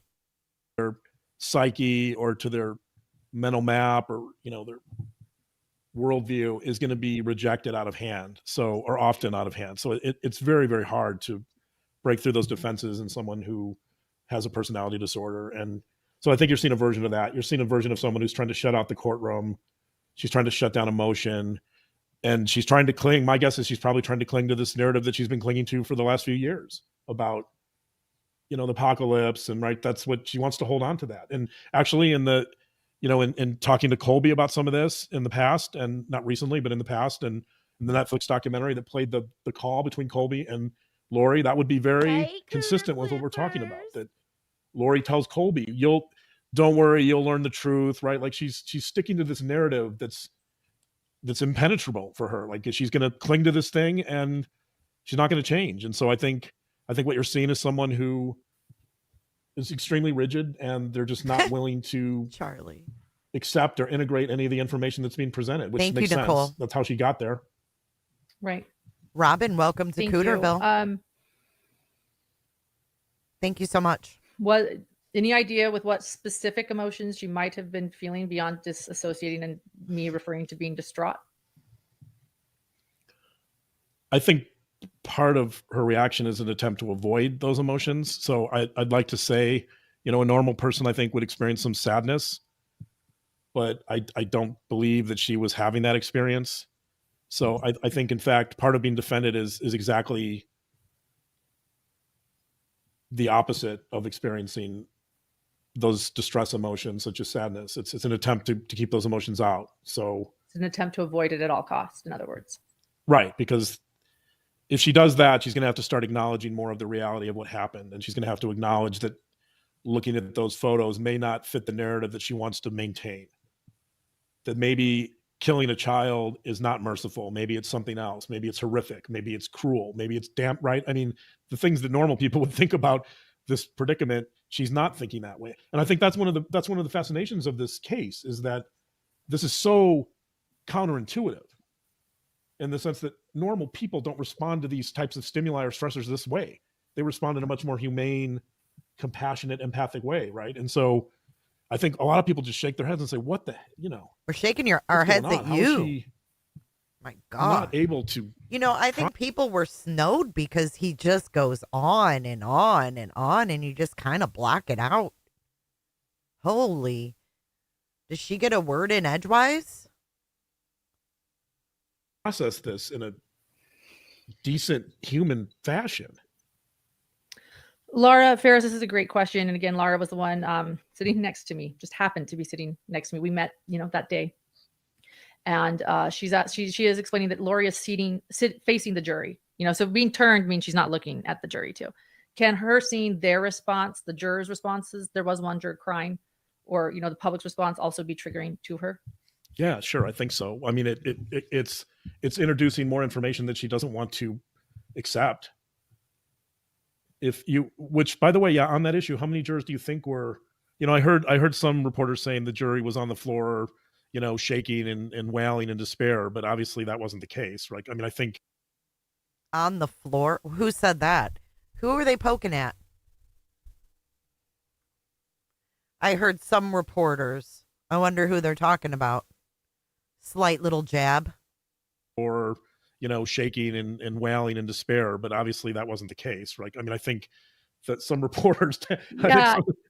It's Why is this even funny? They were shown pictures of a dead, oh my God, of a dead child. And you're using that as an opportunity to slam someone who you feel is your competition. reporters saying the jury was on the floor, shaking and wailing in despair, but obviously that wasn't the case, right? I mean, I think that some reporters yeah.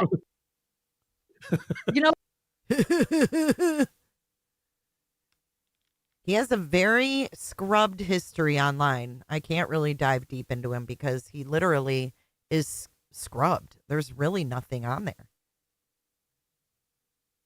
There's nothing. I can't find anything related to any nonprofits with it. I didn't find anything except for some shit that he's available to be a companion to doctorate students. Oh, it's hard for me to be, I am the eyes and the ears of the courtroom. So I try to be so exact and admit what I don't know or can't be certain of, so maybe I'm like the worst, I'm not like the most exciting one. Cause I'm like, maybe Lori was closing her eyes, pretending to be asleep or resting, where other people like she was asleep. I mean, maybe that's true. Some people have said several jurors were crying. I have to admit, and maybe Laura can give her opinion too. In her eyes, everyone No, I haven't seen any publications from him at all. has different eyes. Everyone sees different things. I saw one juror definitely crying. In fact, they had to give her a tissue. There were, putting her eyes up to the ceiling, trying not to cry. I would love Laura's input too if she wants to share that in chat. But there were, how about this? Whether jurors were fully crying or not, the jurors were distraught. How could you not be? It's not every day you see the things we saw in that courtroom, including the reaction that the victims, it was heavy for everyone. I don't know if there was one person in there that wasn't feeling very heavy, deep emotions, whether there were tears coming out of their eyes or not.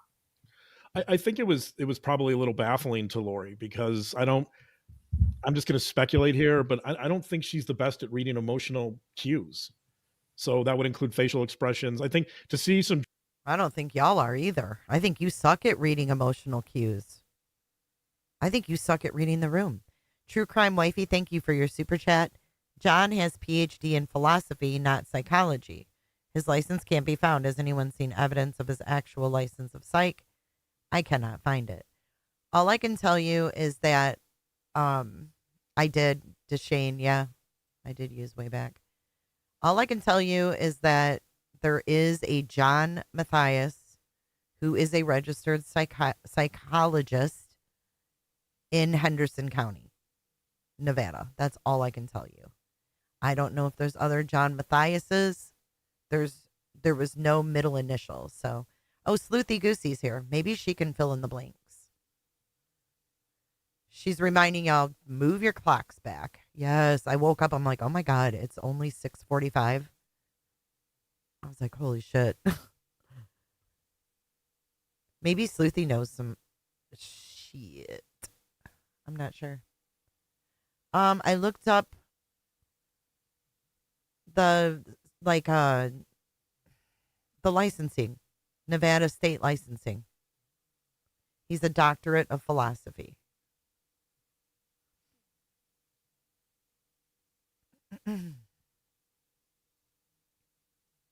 Yeah, go to State of Nevada Licensing, Psychology Licensing Board, or I don't know what the fuck it's called. I just Googled it. I found it really fast. But I don't know. Like, I couldn't find anything where, there's any prisons saying, this or, I don't know. He's saying like he's testified for the federal government as an expert. I can't find any record of that. A juror or maybe jurors, maybe a couple jurors crying. It must have been perplexing to her because I don't think she's so. But he's not a psychiatrist, I don't think. A psychiatrist has a medical degree. They can prescribe medications. Yeah, I don't know where he gets the forensic part of it. Yeah, I mean, I think she recognizes if we speculated that there might be some features of psychopathy, and if that's true, psychopaths don't have emotion and they don't respond to distress emotions like tears or. You think Lori Vallow has some psychopathy? Thanks for letting us know, Doc. Like sorrow. So I think it's possible that she looked at that juror and thought, oh wait, this isn't good. I mean, she can process that intellectually, but she's not relating to it emotionally. I think she finds it baffling emotionally. So, so there's this dissonance between what she's observing and what she's experiencing and, how she's processing it. So I think that's one thing. If she's from a family that didn't show their emotions, and if the defense is trying to prepare her for this moment, let's say, and they're going to explain, people are going to be sad, this is going to be hard, and she's just completely avoiding that. And yeah, her family has never shown emotion, and she's made sure that she avoids it at all costs, and her children are afraid to show emotion in front of her. Yeah, you're right. It would be very hard for her to understand why they would be feeling things for her children she has yet to feel. Yeah, exactly. But I think it's an interesting dilemma because I think she recognizes Good point, Kylie. He's so quick to diagnose Christina as a sociopath, but he's sensitive to not diagnose Miss Vallow. she knows the jury has her fate in their hands, and she knows she needs to respond in a certain way. That's one of the things that say psychopaths or narcissists are really good at doing. Even though they're not feeling things, they can evaluate those situations and they can give a response that they think is wanted, even though they're not experiencing it or Dr. Vonda K, good to see you. Thanks for being here. We know he volunteered as an adjunct professor and never was and still isn't employed as one. We also know that he has, quote, a doctor of counseling psychology degree, according to his declaration from USC. Thank you for that. Just wondering what exactly he does. You know what I mean? Like, he has claimed a lot of things, like being an expert in federal cases. I'd like to know what cases those are. You know what I mean? Like, there's just no proof of anything. And that's weird to me because you're not. Plus, he says he's evaluating sex offenders to choose whether they get out or not. That's, I don't know. I don't know if I trust that judgment. I mean, hey, Life Rewinded. Does that make y'all feel comfortable? I don't trust his judgment. If that's what he does. But she says he worked for some nonprofit when she met him. He was like the medical director. Now, I worked in hospice and we had a medical director. Guess how often we saw the medical director? Maybe once a month when we had to do meetings. And we had to see him because we were paid through Medicare. So, Dr. Vonda K. At the time he graduated, the Doctor of Philosophy degree from USC was granted out of the Education Department, not the Clinical Psychology Department. But both degrees were APA accredited and led to licensing. Wow. Kind of a little loophole and then embellishing. Interesting. Thank you for sharing that. Dr. Vonda says, as a licensed clinical psychologist, that's what I found out.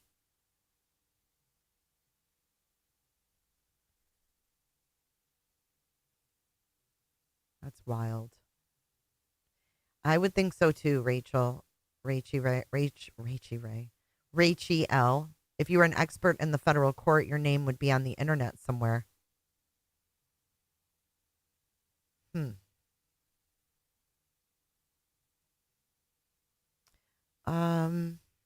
What year was what, Lainey?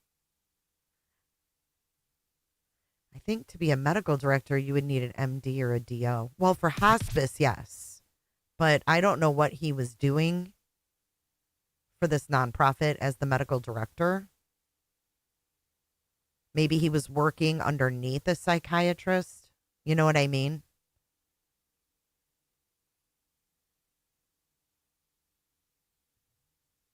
feeling it or connecting with it.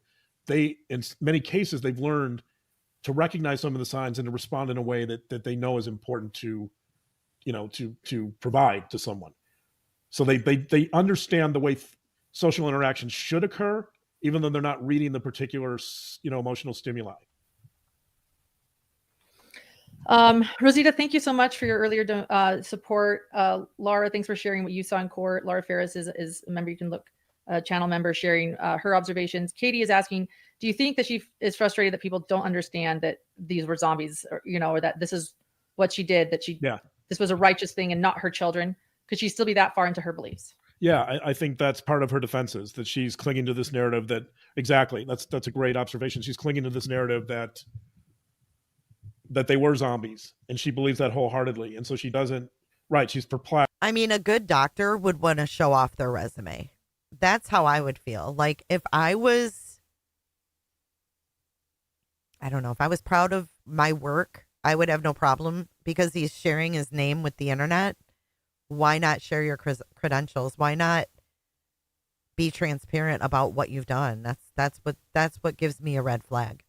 According to LM's 9-hour live, he has been brought before the ethics board to defend his license as a result of being turned in to the board over Delphi. Lauren stated it was a nothing burger. Yep, I remember that. She's the one that put in the universe that there was a complaint.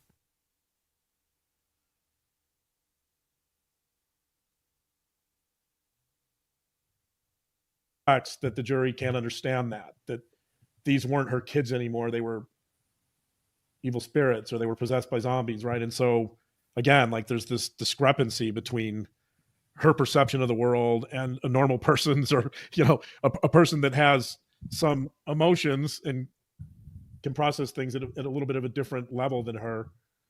There's going to be a discrepancy there. And so I think, again, that's why I think this case is so fascinating to so many people, because most of us just can't relate to this, or it's so far out there. Yes. Thank you again, Dr. Von de Kay. I appreciate that. Yeah.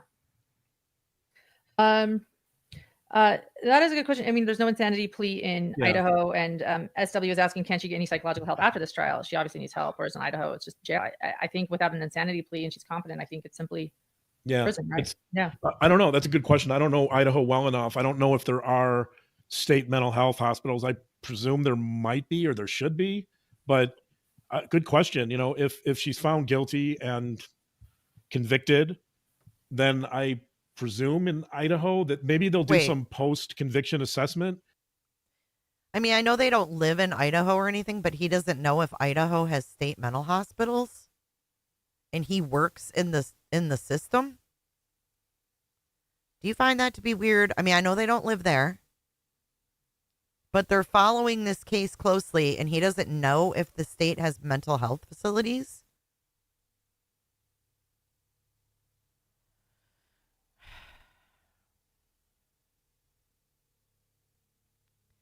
Valedictorian at Princeton. I call bullshit.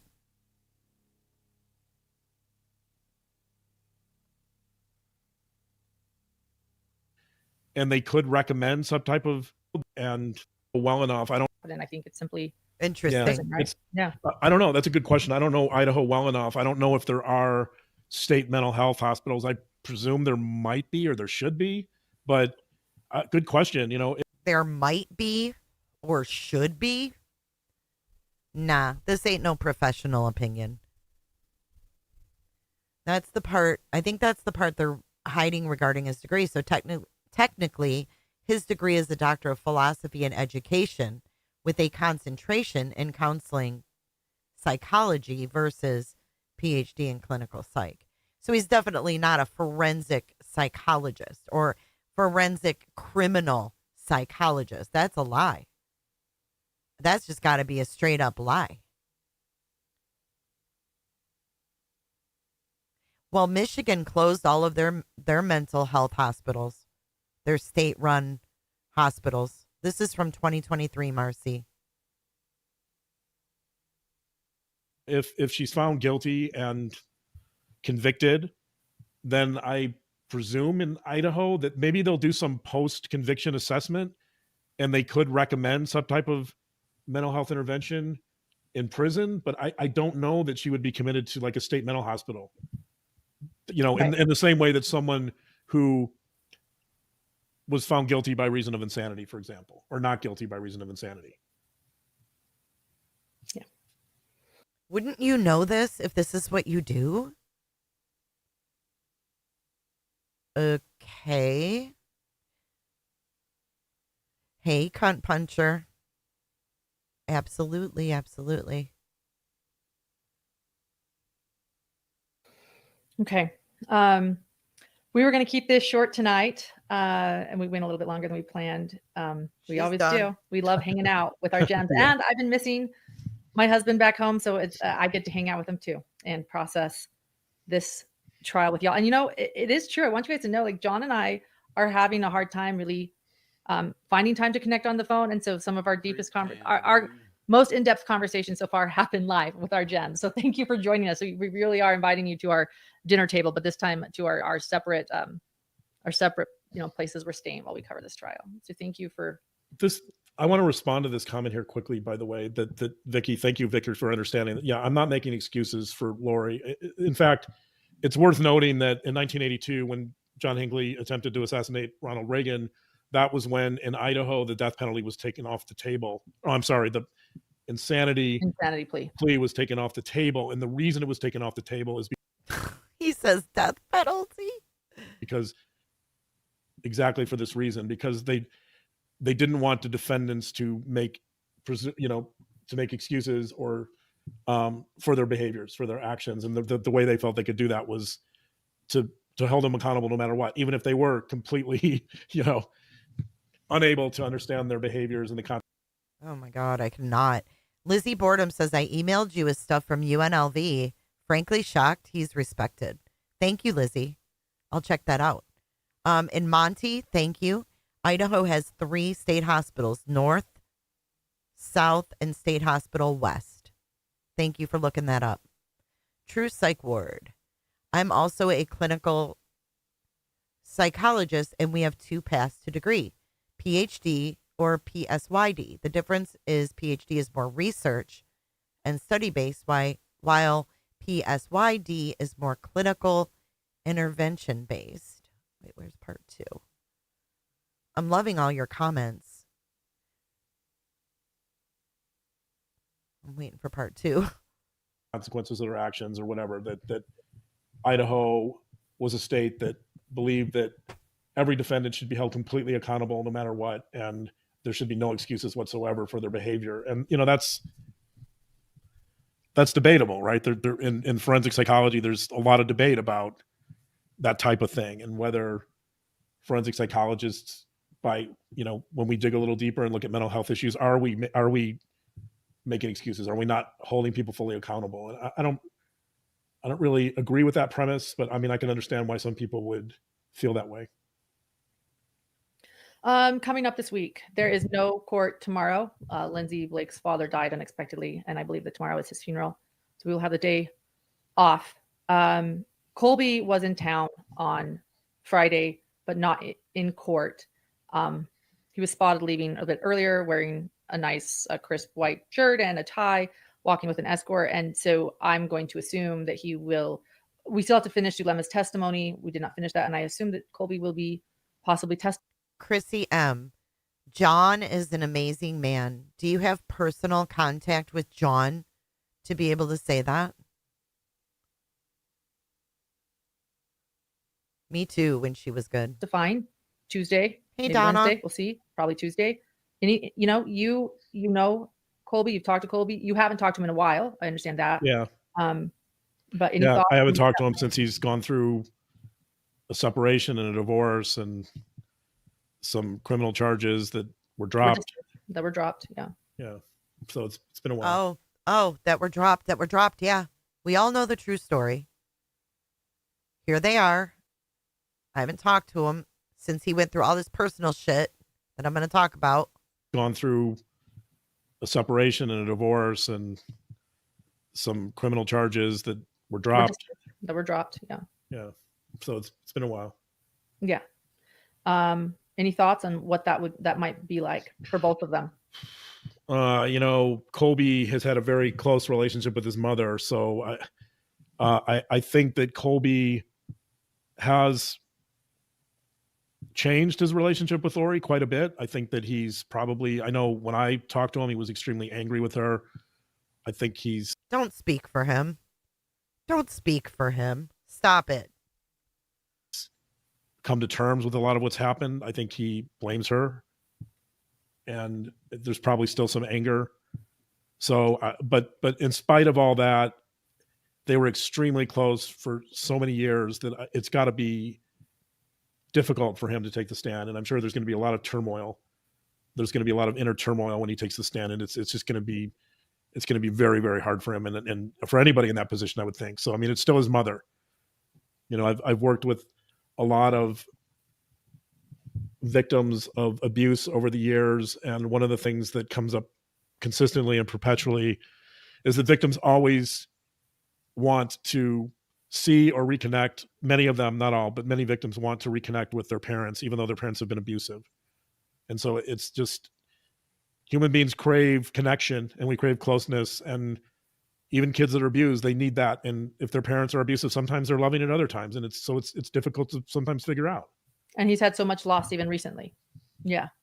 So Yeah, is there he's still love there? 63. Yeah, I'm sure. So it's going to be, I think it's going to be emotionally taxing for him, and it's going to be very difficult.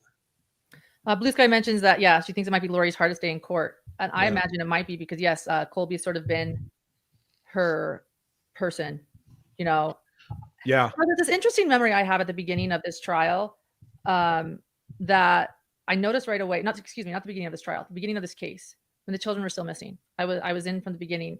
And I remember when Colby made a YouTube video pleading with his mother to let him know where the children were, where his brother and sister were. And I recognized from Colby something that was really interesting. He was pleading with his mother in a very apologetic way. Mom, I'm not trying to hurt you. Mom, I'm not saying I did anything wrong. Mom, I'm not saying that you are the person Sherry. that did something bad. Mom, tell me where the kids are.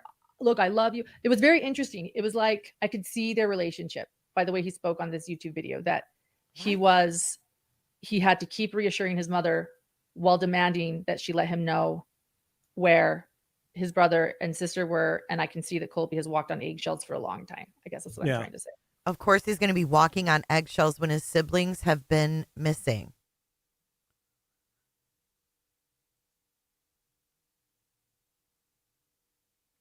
Thank you, Dr. Vonda K.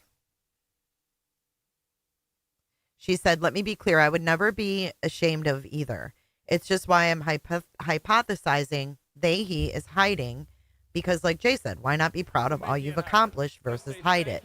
It's my theory. Thank you for sharing your theory. I appreciate it. And I agree. Dr. Macy Halliday. We got lots of doctors in here today. He graduated with his PhD psychology from USC in a similar program as me. I read his dissertation on DV recently.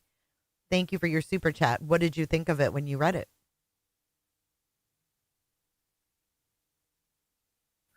The side of Colby that I saw a few years ago was more of an angry Colby. And I think he wanted an explanation, and he wanted his mother to. Well, they just interviewed Colby in October,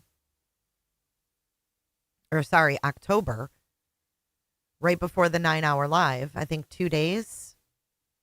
And he said that he would like to adopt Colby. That Colby's like an adopted son. To take responsibility, and she clearly wasn't going to. And so he would become angrier when she wouldn't accept responsibility. And he just wanted her to acknowledge what she did. And I think he was looking for, if she could acknowledge that, I think he thought that might give him a little bit of closure. So that's all he wanted. When I talked to him, that's what he would tell me. He's like, I just want the truth. I'm tired of dancing around this fiction or this fantasy world. Like I just want her to face reality. And again, that's kind of what we saw. That's what you saw on Tuesday.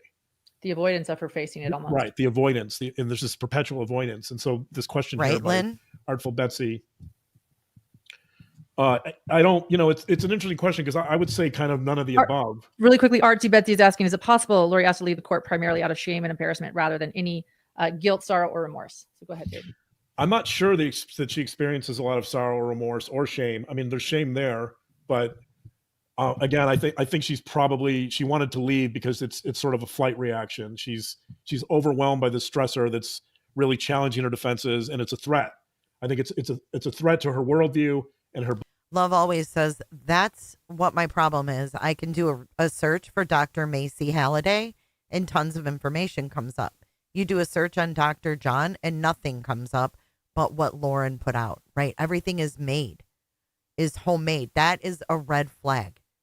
If you put someone's name in there, they say they're an expert in their field, and you put their name in, and all you see is a homemade LinkedIn, a homemade Facebook, a homemade Insta, a homemade website.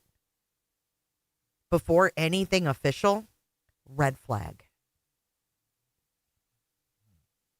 Beliefs about the apocalypse, and it's a threat to, even at the deepest level, it's a threat to her very integrity, the very integrity of herself.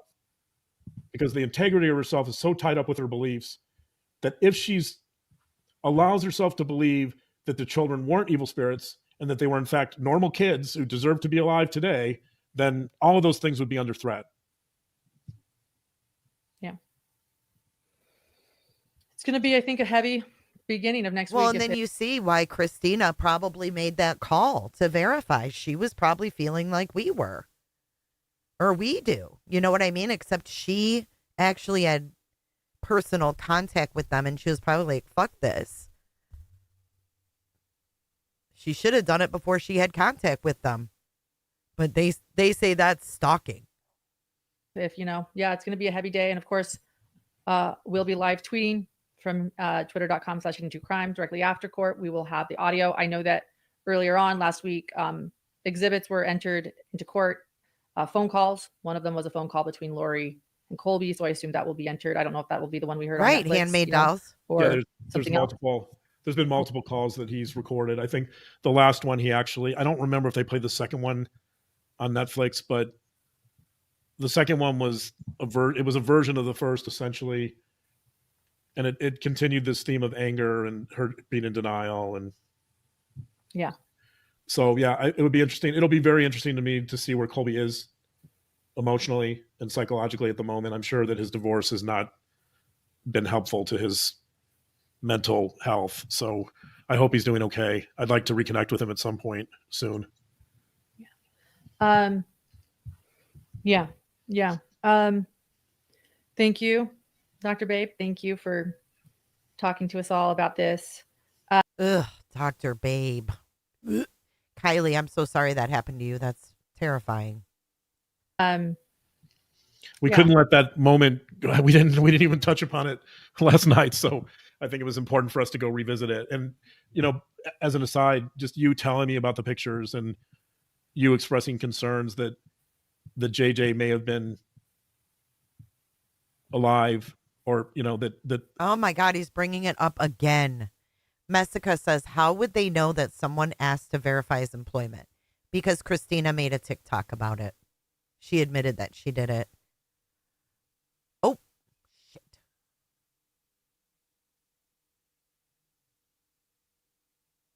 Touch upon it last night. So I think it was important for us to go revisit it. And, you know, as an aside, just you telling me about the pictures and you expressing concerns that JJ may have been. Oh, I got a doctor. We've got a doctor in Cooterville.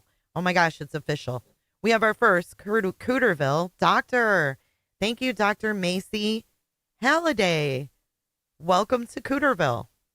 She says, welcome to Cooterville. Everybody close your legs. Everybody coming in, close your legs. Close your legs. Oh, we've got our second. We got a whole practice. We've got Dr. Vonda K. Y'all welcome to Cooterville.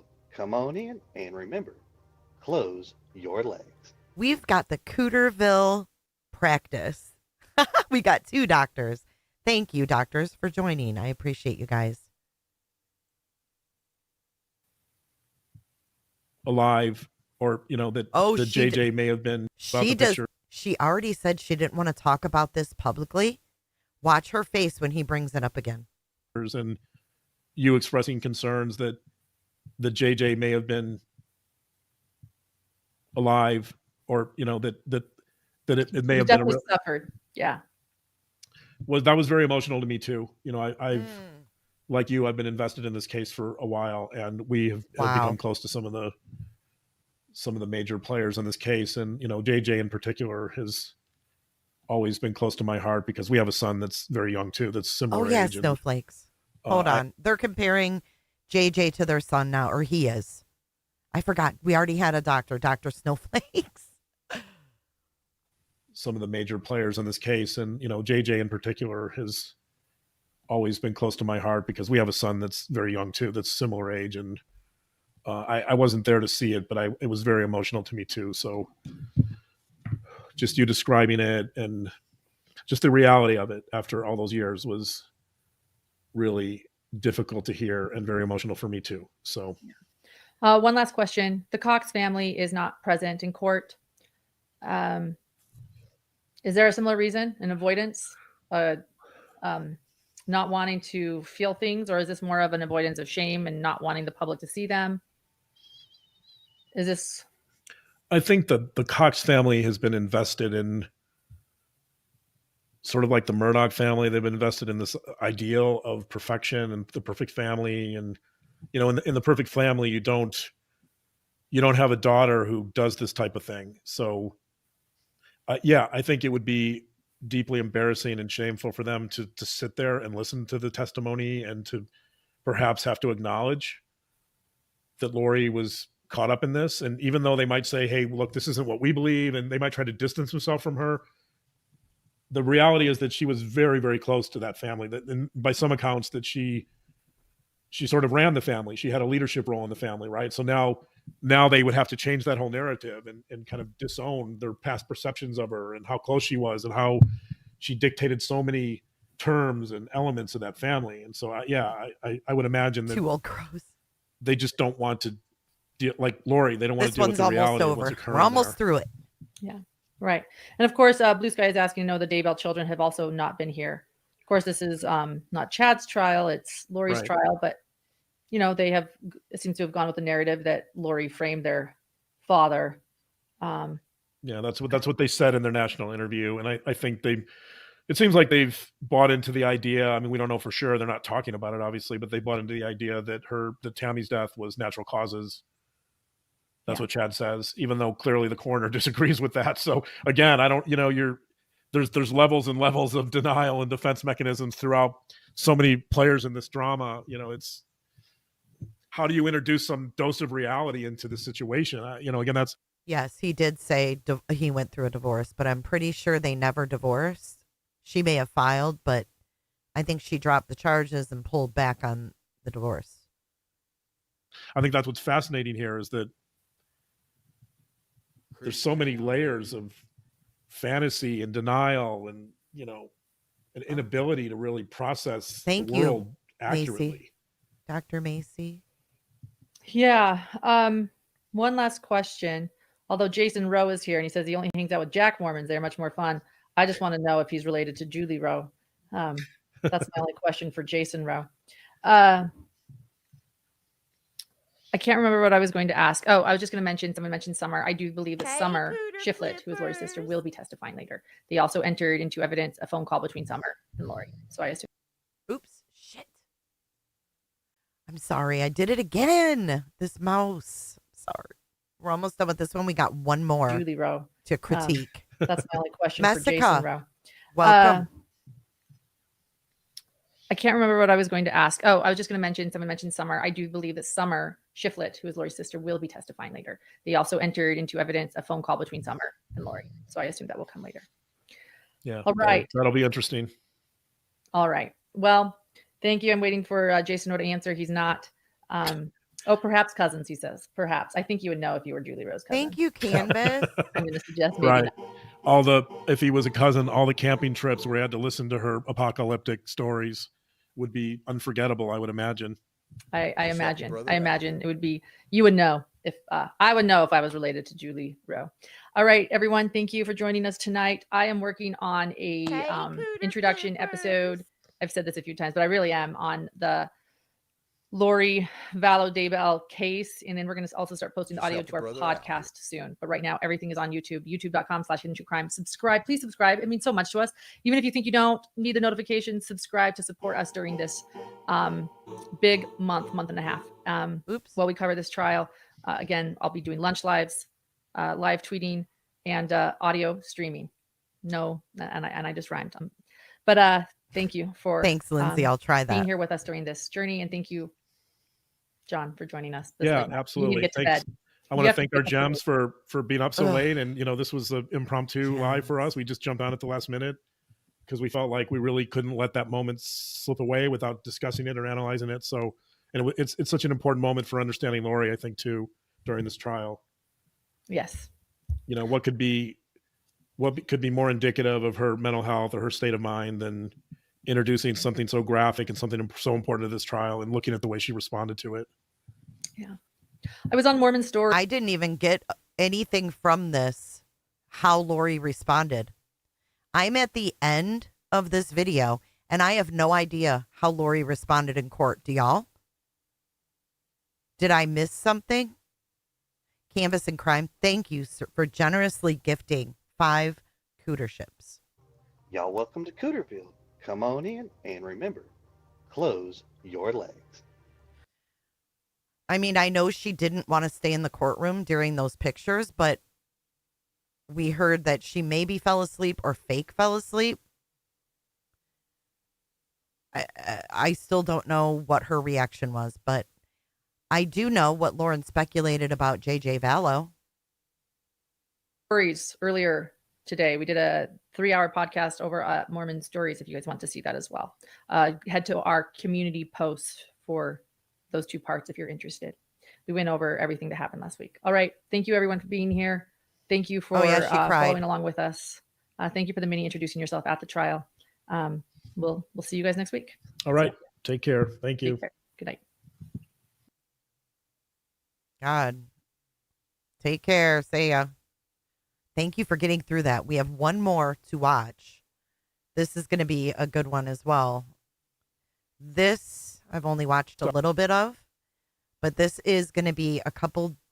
We're going kind of backwards. This is April 15th.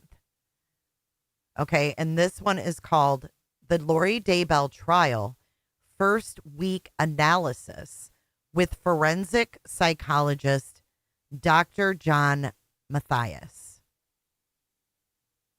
Right. He talked about Lori's stressors and trauma, but we never heard what her fucking reaction was. Okay. So that was great. Again, this is April 15th, 2023. DB, a cooter, is a member. And this is Cooterville. And I'm about to gift 5 cooterships. Hold on. Hopefully it'll work on this computer. Yep, there you go. Hopefully DB will get a cootership. Cunt Puncher, Stargazer, True Ginger, Cal Tato, and Lamb Chop. Welcome to Cooterville. Welcome to Cooterville. Everybody close your legs. Everybody coming in, close your legs. Close your legs. All right. Hey, Cooter Clippers. You're very welcome. Enjoy your memberships and your new emojis that you can use. Yay! Out there just using it as a manipulation. I haven't seen this space for a while either, so I'm with everyone else. Hey, how are you doing from Boise, Idaho? Yeah, right. I've been down here in Las Vegas holding down the fort. When you're going crazy and partying and having fun in Boise, I guess, right? This started out well, didn't it? Yeah, I covered her trial. I just don't remember every deed. I'm not obsessed with it. I actually thought that I would never be talking about Lori again. I thought that this whole thing was in the past, and now here it is being drudged up again. Yeah, very interesting comments, huh? So this was actually before the one we just watched. Fort. when you're going crazy and partying and having fun in Boise, I guess, right? Right, having a party, getting carpal tunnel live tweeted at the courthouse. Right, your 16-hour days, you're just going crazy. Yeah, 16-hour days. I guess it's your definition of fun, listening to some horrible things at the Lori Vallow Daybell trial. Yeah. And I just want to share with everybody here what we are doing for the trial so that you know how to stay up to date with us and the trial. We're so grateful for all of you that are tuning in. I am in the courtroom every day. I am live tweeting from twitter.com/hidden true crime because we all know that this is not broadcast live like the Murdoch trial or other trials have been in the past. So I'm doing that from the court. As soon as court's over, I run back to where I'm staying in Boise, Idaho, and I jump on and wait for the court audio to come down. Yesterday, we were all waiting anxiously, and it was a little bit late, but we were all there together. And once the audio comes down, I'm putting it up so that we can all listen together. And it's actually really nice for me because I'm able to sort of debrief too and process it without feeling like I need to write the information. And there's a lot sometimes that I do miss. And then from there, during the stream, I will take off for a bit and run and do a live with News Nation at the courthouse. And that's the evening live that I'm doing. So stay tuned for at News Nation. Subscribe to them on YouTube. Watch them if you have cable. And then I will also post that on our YouTube. Oh, and then midday, Oh, so she was doing a nightly show on News Nation. See, I don't watch News Nation for trial coverage. Actually, I try not to watch News Nation at all. But she was going on nightly. That's very interesting. That's very interesting to me. I'm trying to get these captions in here. There we go.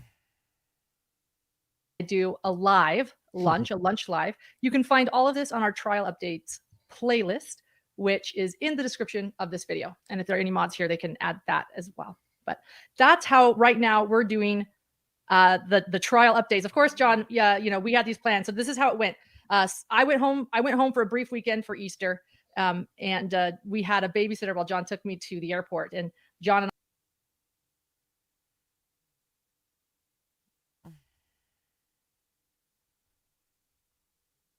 I went home for a brief weekend for Easter. And we had a babysitter while John took me to the airport. And John and I had our last date, our last moment in the cell phone parking lot, Ew. giving each other a pep talk about how we know that we can cover this trial, okay? And we were like, we're going to do lives every night. We're going to do this, and it's going to be great. And of course, John is solo parenting. I'm here doing 16-hour days. That hasn't taken place, but we hope that these once a week analysis on our Saturday nights will be what you're looking for. We'll go live every week, at least once together, to bring you guys the latest about the Lori Vallow Daybell trial. This is a trial and a case that John and I have been covering from the very beginning. I also have our podcast, Beyond the Veil series, as well in the description of this video. And, we're taking this all in. And, I think she was shunned from News Nation. I don't know. Why can't the kid go to the airport? It's weird. They're weird. To have done, well, John and I have both been known to have done a lot of interviews on this case, a lot of insider interviews. Those are not finished. I don't think he is either. I don't think he's happy at all. I'm not breaking this weekend, babe. I haven't even told you that. I am working this weekend, and I will be doing 2 interviews on this long weekend. There is no court on Monday, so I will be doing some pretty. I think that these are going to be really telling interviews. So that's coming. It sounds like you're having a blast. Stop having so much fun. But yeah. So in other words, I appreciate all the work you're doing, and I appreciate your willingness to Brooke. Go to Boise and really dig deep into this case. And as you said, we've been invested in this case now for almost 3 years. So it's I feel like we know a lot of nuances in this case that many people, other people don't. So hopefully we can provide some insight. And I'm looking forward to a once a week in-depth analysis like tonight. Yes. And so we'll delve right in tonight. I also want to wish right in. There were a lot of birthdays this week. Larry Woodcock, his birthday was this week. And then tonight or today is a dear friend of the program, a moderator, Julie Holden's birthday today. So happy birthday to Julie Holden today. We're so grateful. Happy birthday, Julie and Larry. And why does that name sound familiar? Holden. Julie and Larry Holden? Who's that? Larry. We appreciate you guys. Yes, thank you so much. All right. Well, so where do you want to start? I mean, so let's do this. Should we start from the beginning with opening statements? Yeah, let's start there. Opening statements set the tone. I think they're important, they're extremely important. I've talked about the importance of what I called anchored narratives, and that means that both the prosecution and the defense are attempting to create points of reference throughout the trial, which the jury will remember. And so I think the beginning of that is opening statements. Let's talk about the prosecution's opening statement first, since the prosecution went first. I think both opening statements were good, by the way. I think that it actually is my birthday month, so. Oh, yeah, Vonda. I am going to pull up something right now. We're going to take a palate cleanser in just a few minutes. I got something to show y'all that will put some of these pieces together, if you will. Statement is what I call the essay approach to an opening statement, meaning like, in high school, we all learned to write an essay where we state our points, and then the body of the essay, we prove our points, and then the conclusion is we summarize our points. Prosecutors do something very similar. They will, which is, I think, what Lindsay Blake was doing. She's stating her points in the opening statement, and now over the course of the trial, she's going to put witnesses on the stand and try to prove her points, and then I would presume the closing statement is going to be a summary. Hey, Cooter of those points and how she's proven them. So, that approach, I think, is it's a very analytical approach. It's very fact based. It's very no nonsense. I think I noticed a couple people made comments during your live stream of the audio that it seemed a little unemotional at times, but I think that's sort of the nature of that type of approach. Mhm. That it's very fact based, and I think that type of approach relies a lot on the jury to make sense of the evidence and to really put the story together. There's another approach which is more emotional, and that's more of kind of what Creighton Waters did in the Murdoch trial. It's more of a story based approach. Okay. Creighton Waters. Okay. You guys remember Creighton Waters? Do you remember in my research of CrimeCon, do you remember when Creighton Waters got up and played guitar at CrimeCon? Do you guys remember that? I think it was when it was in Orlando. Oh my God. Cringe AF. Cringe AF. True Crime Wifey. Thank you for the generous 5 cooterships. Patty Dune, Llama Pajama, Emotional Support Kitten, Unit, and Teresa D. Y'all welcome to Cooterville. Come on in and remember, close your legs. Yes, when he got up and was singing. Yes, we're going to go over all the CrimeCon memories.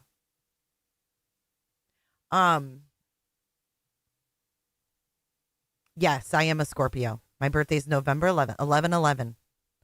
I will be 52 years old on 11/11. And it tends to be a little more emotional, a little more dramatic. They're different styles. I don't think one is better than the other, but I think in this case, the essay-based approach or a fact-based approach to the opening statements, that made sense to me because there's a lot of moving parts here. And I think that was true in the Murdoch case as well. But I think in terms of telling that story, there were a couple pieces of evidence that were really critical and salient and that stood out. Whereas here, there's so much evidence and the story is so convoluted that I think really telling that story, if you're going to take a story-based approach, it's going to be hard to really tell that story, I think, in a really cohesive, emotional manner. And I think that would have been a real challenge. So I understand completely why the prosecution kind of went with more of the essay-based approach or the analytical approach. This is April 13th, 2023. Lindsay Blake who gave that opening statement for the prosecution, and it was Archibald who gave the opening statements for the defense, which, by the way, Archibald has not been doing most. It's been John Thomas instead, but Archibald did give the opening statements. Yeah, let me talk quickly about his statement. I think. Oh my God, Lynn, I found so much weird shit on Jason Mao, his weird podcast. He's a freaking bizarre one, man. Again, I think stepping back a little bit and looking at the statement by the defense, I think it made perfect sense to me. I saw some people complain that. Oh, happy birthday! Self-absorbed, and he really didn't say Lori, much. To your daughter. And that he too was very unemotional, I think. But I actually think that was a strategy. Baby. I think he was very measured and very monotone and unemotional because that's how he wants the jury to be. I think he was modeling that for the jury and essentially saying to the jury, you're going to see a lot of crazy stuff. You're going to see a lot of emotional stuff here, but I want you to keep your composure and I want you to evaluate the evidence, and I don't want you to become too attached to the evidence here. And so I think Archibald, I think it was actually quite strategic and quite good that he's trying to set the tone for the jury and saying, look, just chill out, take it easy, look at the evidence, evaluate it, because the bar's high here. You have to prove beyond a reasonable doubt that my defendant's guilty. And so he's trying to model that. He's trying to say, look, I'm going to give you some evidence. I'm going to be kind of, chill about this whole thing. I'm going to be, kind of laid back and unemotional. And that's how you guys should be too. So I think that's essentially what he was up to there. He gave a little bit of history on Lori. I think he was trying to humanize her a little bit. I think he was trying to make her relatable to some degree. He was trying to show that maybe her character that the prosecution is going to show is not the character not truly her. Can you believe this guy is blaming his high blood pressure on Christina? This is 2023 of April. Character, not representative of her character, or at least not her character before she met Chad Daybell. So yes. We talked about this in our last live. I called it the Breaking Bad defense. The Breaking Bad defense is essentially that Lori is, to quote Archibald, Lori is this fun-loving personality that people are attracted to, and then she meets Chad Daybell and she changes. And I kind of debunked that defense a little bit in our last show, but I don't matter, right? It's only the 12 people sitting in the jury that matter. So I think it's a sound strategy. You know, the question is whether the jury will buy it. So it's a sound strategy in the sense that God, he never shuts the fuck up. Marsha, happy birthday to your husband. Happy birthday, baby. Ugh, I don't even know how people watched this. That I think if you show the jury that Lori changed dramatically and that she was someone different before Chad Daybell, then maybe they're more sympathetic to that, or maybe they're more willing to introduce reasonable doubt. So I think that's what he's up to. I agree with you. Did you see Dal Pace's generosity? Thank you, Dal, on the screen. I also want to thank Kim Matheson and as well as Laura Ferris, who, by the way, I got to sit next to Laura in court. So God, it's been very fun to meet many of our gems in person showing. Yeah, right. I agree with Laura. He'll be calm until he needs to show emotion. And I wonder, that's a good point. I wonder how much emotion he's going to show, though. I think if it looks like the ship is sinking, you guys, and he has to get more. When we get a little further into this, we're going to do a palate cleanser. I promise you it will be a good one. Emotional, and maybe he's trying to sway the jury that way. That's true. I think you'll see a lot more emotion from him. But I think his main message, which is completely nonverbal, is to tell the jury, just sit back and evaluate the evidence, and you're going to see stuff that doesn't make sense, and you're going to see some really peculiar evidence and some pretty strange evidence. And you know, I think he's telling them, don't buy all That's of it. awesome, So, Callie. So again, right. My opinion and your opinion don't matter. The 12 jurors matter. So yes. I'm personally not on board with the Breaking Bad defense, as we talked about in our last show. Oh my God. But that's not to say Breaking Bad, again, it's always referencing shows. that the jurors won't be on board with it. So who knows? Yeah. Somebody asked, they said Larry wasn't supposed to be in court until after he testified. What's the latest on that? Larry is not testifying. I heard that he was on the witness list once the death penalty was taken off the table. A few testimonies weren't as necessary as previous, and he was one of those. So he has been in the court the entire time. I'm sorry, Nasty to answer Rana. that. And those asking about, there's a lot of people asking about something, John, that I know that you and I have been asked for about 3 years, and you don't want to talk about it, but I can't even pronounce it. Maybe Foya do or Folia do. Yeah. So it's not really. Go ahead. Let's save that. Let's save that, because that's sort of outside the scope of this. What we're talking about today. Yeah. Yes. There's Jeff H. I do want to talk about it. Look who it is. Oh, you guys can't see the super chats. I need to make it so you guys can see the super chats. Hold on. Some of you may remember Jeff H. He came to BJ's defense. DB, the name dropping never stops with her. Thank you for your super chat, and I agree. Let's stay with the opening statements for a minute, because they're really important. So Okay. The defense also presented this idea that Lori had a sound alibi, that she wasn't around the people that were murdered, and presumably the argument is therefore she didn't participate in the murders. And so that's a really interesting thing to say, because the prosecution is, at least in Lindsay Blake's opening statement, she is trying to make a point over and over that Lori's a co-conspirator. She gave the example of, if you rob a bank and you're sitting in the car and you're the getaway driver, you're still culpable, you're still responsible, and you can. Sherlock Ho, what's that? What's Where the Wild Things Are? She said, just found a blog of his from 2018. The major reference there is Where the Wild Things Are. So these two met in 2020 or 2015.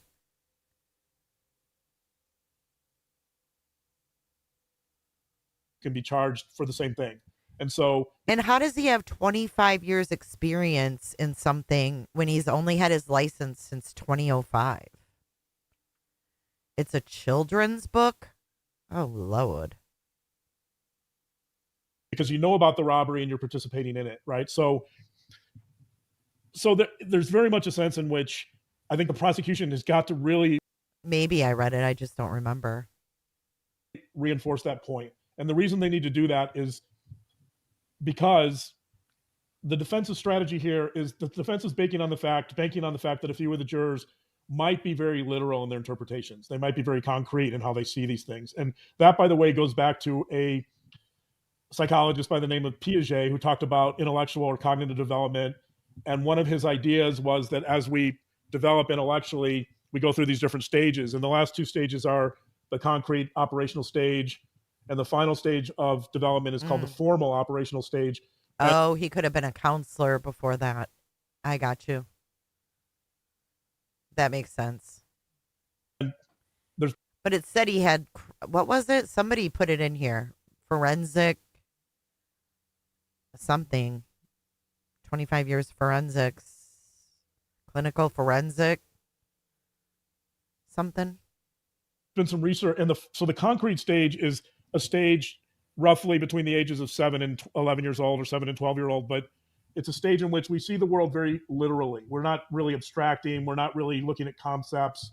And, so we kind of, some people actually get stuck in that stage. They kind of see the world in a very concrete manner. But then most of us move on to the formal operational stage, which is that we become more abstract and we see things more conceptually, and we kind of develop theories about things. But there's research showing that a fair amount of the adult population, upwards of like 30 to 50%, are still kind of in that concrete operational stage. So this idea that Lori is not there, that her alibi in some ways, it gives her a sound reason for not being a part of these murders. I think has a relationship to this idea of how adults see the world and think about the world. And all Archibald needs is one juror who doesn't understand the idea of co-conspirators, right? And doesn't understand the idea that Lori doesn't have to be there. Right. So I think what we have come to the conclusion is that he is licensed. His credentials are embellished, and at the very least, he's unethical. Can that be a fair assumption at this juncture? Like, can we all agree on that? At the very least, he is unethical. I do believe that he is licensed. I don't think that's a lie. But I do think they've embellished tremendously his credentials and experience.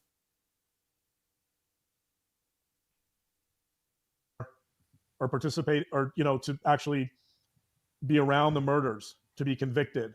That, I think Archibald is saying to some of the jurors, look, she's not there. She has an alibi. She couldn't have done it, right? And that's true, and that might be true in a very literal sense, right? But from a formal operational stage sense, it doesn't make any sense. And I think that's where Lindsay Blake comes in, and she's trying to make that point. Look, you can be sitting in the car after a bank robbery, and you're still responsible. But the question is whether all the jurors will get that. So she's come back to that 2 or 3 times because she knows that's going to be really, really, really critical in this strategy. That she knows that Archibald is now saying essentially she wasn't there. She couldn't have done it. And Lindsay Blake and the prosecution need to say, yeah, she may not have been there. I mean, actually, we don't know in some of those cases. Hey, irony. But she needs to say she may not have been there, but she conspired with Chad. She talked to Chad. They both had an agreement about how these decisions should be taken, and therefore she's responsible. So I think you're going to see that issue become a really important point in this trial.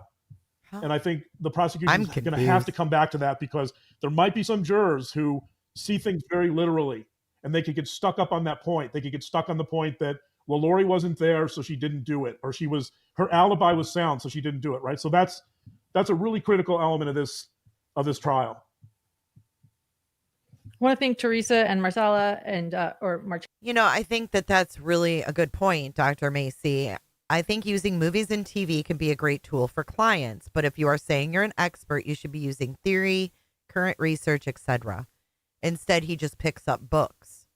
Like when he talked about cyberbullying in the rebuttal video they did, he literally picked up a book on cyberbullying from 2008. And it's like, what? 2008? It just seems like he picks up these books just to use as reference, and I feel like he should know more off the top of his head, Like or 2009, or given a scenario to analyze, he can't even do it without a book. It's weird. Well, hello, Miss Gwendolyn. Happy Sunday to you.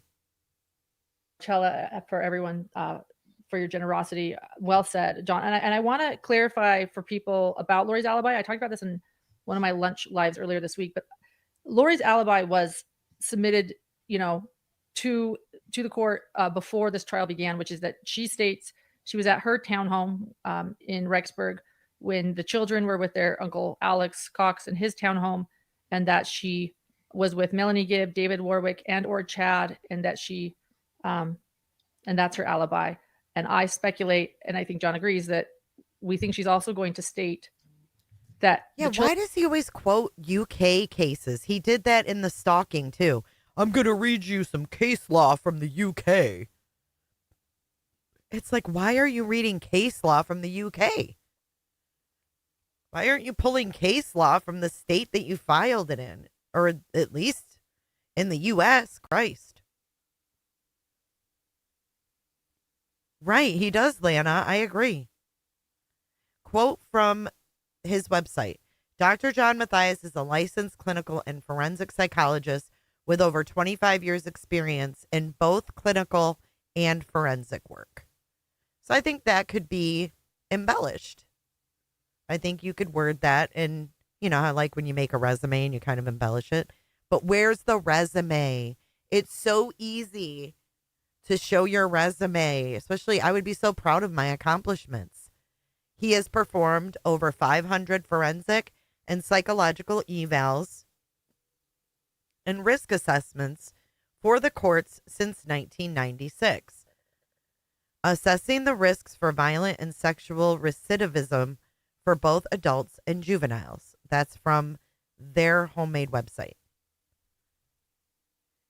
True Psych Ward, he is using UK case law because he's cherry picking. He is not quoting U.S. laws because they do not align with their agenda. It's really that simple. Good morning, Lisa. Children died on the same day. And that's what I've been speculating, because that's what it sounds like in her alibi. And I would say that the prosecution seems to also be stating that because they ask every witness on the stand about the last time anyone saw JJ or Tylee, they call it proof of life. When was the last proof of life of Tylee? And they're making such a strong statement about that I do think that what Lori is trying to say is that these children were killed on the same day. So in referring to your alibi, I just want to share that. Yeah, I mean, I agree. I think that her alibis can be disputed. So yes. I don't think her alibis are completely solid. But what I'm hearing from the defense, though, the defense is going to argue that they are. Yeah, no, I'm just pointing out that some people don't realize that. I'm just explaining her alibi because some people don't even know her alibi. Okay, yeah. So right, there's a lot of question about whether her alibis are valid, but I think Sherlock, the defense. What? I think the defense, Archibald understands a couple of critical things. Number one, that alibi is important because if you get one or two jurors that are very literal in their interpretation of the law, or in just literal in terms of their interpretation of the world, they might say, well, she wasn't there. She couldn't have done it, right? And so that's why it becomes so important for the prosecution they keep emphasizing that this is about co-conspiracy and this is about the fact that she participated in these murders without necessarily being there or actually committing the murders. So yeah. I sat through jury selection too, and that was one of the largest questions they asked in jury selection was, do you understand what co-conspirators are, the getaway drivers, you point out, right. Yeah, that's what they were really emphasizing. And I will say each juror certainly at least agreed that they understood that the getaway driver is just as important as the bank robber, or just as guilty, excuse me. But right, exactly. Yeah. So, right. That makes sense. We talked about that a little bit, but I didn't realize that was the main focus of jury selection, but that makes sense Sherlock. to me now because that's going to be, in some ways, that's going to be the crux of the matter, I think, in these different interpretations of what happened. And certainly a big part of Lori's defense is going to be, well, I wasn't there. Right. So you prove that I somehow conspired with Chad. And then if you throw in the Breaking Bad defense, which is Lori was this fun-loving, to quote Archibald, this fun-loving personality that had this outsized influence on people. Archibald. Kind of this woman of sound character, this mother of sound character, and then she meets Chad Daybell and she becomes more extreme and her beliefs change. When you throw that into that mix with the alibi, you could argue, well, maybe Chad. Are you a lawyer now? I mean, come on. All right. Who's ready for a palate cleanser? I need a palate cleanser from this guy. So here we have a post. I have 2 palate cleansers for this live because I think we're going to need them. Let's adjust this so you guys can see. This is from November 10th, 2021. This is Facebook. It says, Lauren Johnson Matthias, November 10th, 2021. During the pandemic, my husband, look, Dr. John Matthias, psychologist. He has a Facebook. And I started a true crime podcast at our dining room table. We'd record after our son was asleep. Why would you even have to put that in there? Why give that information out? That tells me you didn't. Do you know what I'm saying? Like, I don't ever put in my podcast descriptions like, I recorded when, my husband was at work. Like, no. So that tells me you didn't. We never dreamed that the godfather of true crime, Keith Morrison, would be interviewing us a year later. We'll be on Dateline this Friday night. We are both so grateful to Keith Morrison and producer Shane Bishop for their kindness and professionalism. We hope you'll watch. Look, John had to put on pants for Dateline. See that?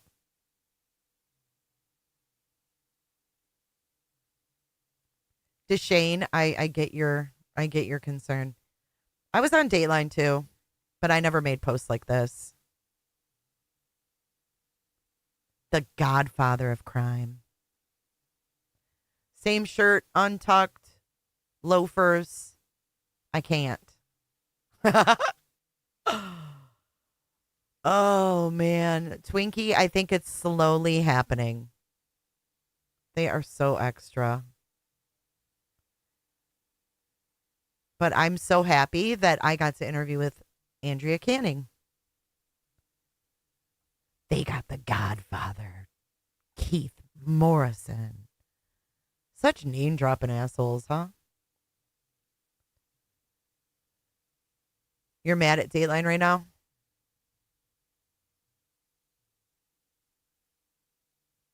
Keith Morrison said he hated them both, allegedly. Fat guy shoes. Chad was responsible for all these murders. Maybe Chad is the one who took control. Maybe Chad had control of the reins, right? And it doesn't have to be true. It just has to introduce reasonable doubt. Well, let's throw in, if you're discussing this, let's throw in that they mentioned co-conspirators named and unnamed, and that two women that have been witnesses thus far that we're about to talk about, Melanie Gibbons, Ulema, have already taken the stand and would technically be considered co-conspirators. So they have to prove that Lori was a catalyst in what that taught them, which we're seeing in their testimonies, that it's not Chad teaching all of them, because that's they would be just as guilty as, not just as guilty, but they're really having to drive home that Lori also convinced these other women of these beliefs, or else they're also the getaway driver to the bank robber. Right, right. And I mean, it's certainly, and maybe they are, maybe they are. That's the question. It's certainly a question about what they knew and when. I mean, but yeah. Absolutely. Right. So, but what sets them apart from Lori? And I think that's where the prosecution is going to have to show that there is something more. Right. So I think what Archibald is up to is he's saying, first of all, he probably doesn't have the best hand. He wasn't dealt the best cards in the deck, but given what he has, he's essentially saying, look, I've got this alibi, and we've got this guy, Chad Daybell, who had this tremendous influence on Lori, and this is my version. Is that enough to introduce reasonable doubt? It may or may not be true, right? But is it enough for you to question whether Lori had a huge influence on the decision to murder the children? Charles is a different issue. I presume that's going to be tried in Arizona. So they're not even dealing with that issue at this point. But thank you, Wake and Bake. But I as Archibald said in his opening statement, Archibald, this is about reasonable doubt. The state has to prove beyond a reasonable doubt that Lori's guilty. And so I think these are some elements that he's bringing in to do exactly that. And who knows, jurors are unpredictable. So, yeah, I think they were a little down and out in the pandemic. She said in the Mormon stories that she was broke. Now, broke to her is probably not broke to me. But that's what she said. So on her standards, she was broke. And then I heard her say in the Mormon stories as well when I was listening to Nonsense that during the pandemic, there was no work. And she said, and I quote, the prisons were, quote, shut down. I'm not sure how true that is for medical personnel. Cherry, thank you for your super chat. Canada, no less. Making it happen. Thank you.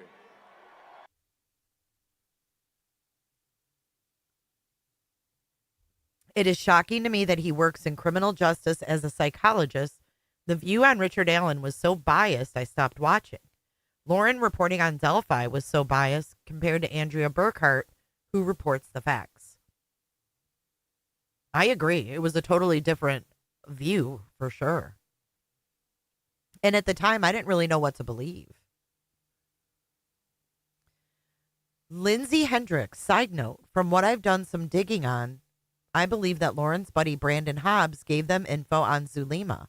Hobbs testified to Judge Boyce that prosecution met with her but never disclosed.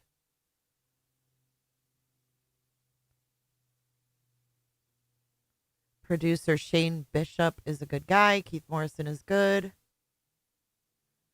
Yeah, they're not going to exploit Keith's personal life on Dateline with his son, stepson, or whatever. Thank you for being here, Dr. Macy. I appreciate all of your insight. Sleuthy Goosey says Richard Allen is innocent. I don't know. That case is a fucked up case, Sleuthy. God. But he co-signed, like, Richard Allen's treatment, didn't he?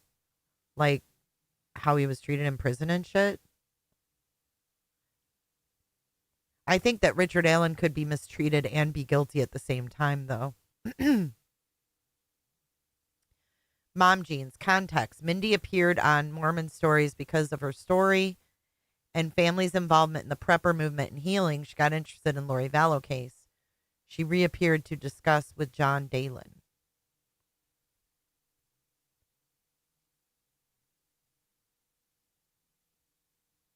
Susan, by the way, just got you a cup of coffee. Taking care of a young child alone is tiring. So Okay. there you go. Yeah, thank you. I need it too. Yeah, I'm not getting a huge amount of work done when my little boy's around, but I love spending time with him, so it's fine. But when he goes to sleep, I try to get some work done, and then I go to bed late often, and he gets up early. So yeah, so thank you. The coffee is greatly appreciated. I need that. I agree with that, Sleuthy. Anything else about the opening statements, babe? Yeah. So I talked about the defense. Let's talk about. Lindsay Blake came out and said her first line was, "This is about money, power, and sex." Yeah, that was a big line. That was the first line that in the opening statement that the prosecution stated. Yes. Yeah, and I fundamentally agree with that to some extent, but I think that, as you and I have talked about for the last 3 years, it's certainly about a lot more than that. And we probably don't have time to get into all that, but I just want to say that I think the nuts and bolts of this case are probably about those issues. And so I think, I might come out saying something a little more abstract, but that's probably not something that would hold the jury's attention. I might say it's about zombies or religious beliefs, or I might be tempted to stray a little more from some of the evidence they're going to present. But in terms of the evidence they're going to present, money, power, and sex, I think is a good way to introduce that. So I think that was. Were these people in with Gray Hughes and that Dr. Walla? That's a question I have too. Does anybody know?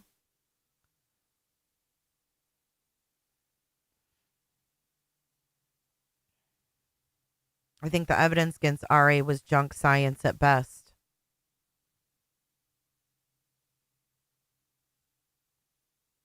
I know a lot of you guys stopped following them because of Delphi.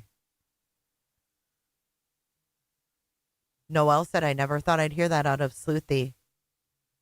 They were friendly with Gray Hughes. Okay. That was good. That grabbed some attention. And, now she, like I said, the essay approach, now she's going to go prove how money, power, and sex played, contributing roles in this trial or in this case. So which they've been doing, and they've been doing. Yeah. Gray calls everybody out, though. So, one interesting thing she said was that JJ was difficult to care for, and JJ took a lot of time away from Chad. And I think that was an interesting comment because, again, Melanie like, Gibb stated that. Yes. right, Melanie Gibb stated that. Melanie Gibb, I'm going to quote Melanie Gibb here. Melanie Gibb said that Lori told her, quote, "It's hard to be with JJ while being with Chad," which is, you know, that's an extraordinary line to me because, I mean, I don't think you get any closer to saying something like, yeah, we killed the kids. Right.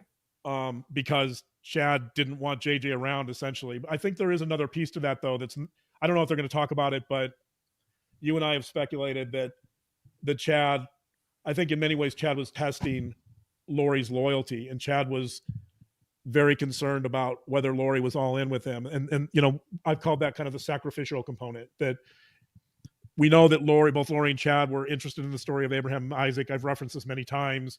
I want to read something from this is the love text between Chad and Lori that Chad wrote to her that were in the love the text Chandler document dump. Okay. Document I want to dump. read a couple things from this to kind of bolster my argument that this was about more than just the fact that JJ was a difficult child, supposedly a difficult child. Melanie Gibb also said, by the way, on the stand, that she didn't think JJ was any different, that Lori was saying, look how bad he's gotten, right? And Melanie said, well, I didn't notice any change. Right. So, yeah, that was one good thing. Right. Why are we taking anything that Melanie Gibb says as factual? I heard the phone call where Melanie Gibb talked about JJ and called him a drug baby. Melanie Gibb is insufferable.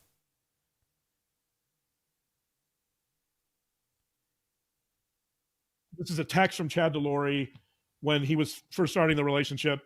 Lori was referred to as Elena here. Chad is James.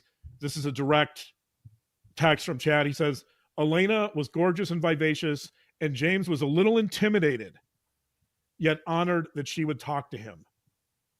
Right? He's extremely concerned about whether Lori's going to reciprocate. God, Kate's his back. Feelings and his love. Kate, welcome in, Kate. KS Studios came in to be a Debbie Downer. Kate, you don't even give it a break on Sundays. I'm disappointed in you. Aren't you a good LDS person? Or are you just a hidden gem? You know what they call hidden gems, Kate? Rocks. Rocks. Love. Right? Here's another line from Chad, same, just a couple of texts after that. He, meaning Chad, he was completely smitten by her and even was nervous of what she would think of his talk as he spoke. So here, Chad's saying he's intimidated, he's nervous. This is someone who's not totally secure. For someone who claims he's a deity, this is not someone who's totally secure in that relationship. And so sadly, you have this component here, I think, of Chad is insecure. And I mean, we all know that about him. You can tell that from who this guy is, but he is a bell he's actually end. telling us here that this goes beyond just JJ being a difficult kid. This goes to Chad wants to see if Lori's going to comply with his request because he's insecure. Yes, he's body. intimidated. He wants to have Lori all to himself, and he wants to know that she's loyal and she's completely bought into his.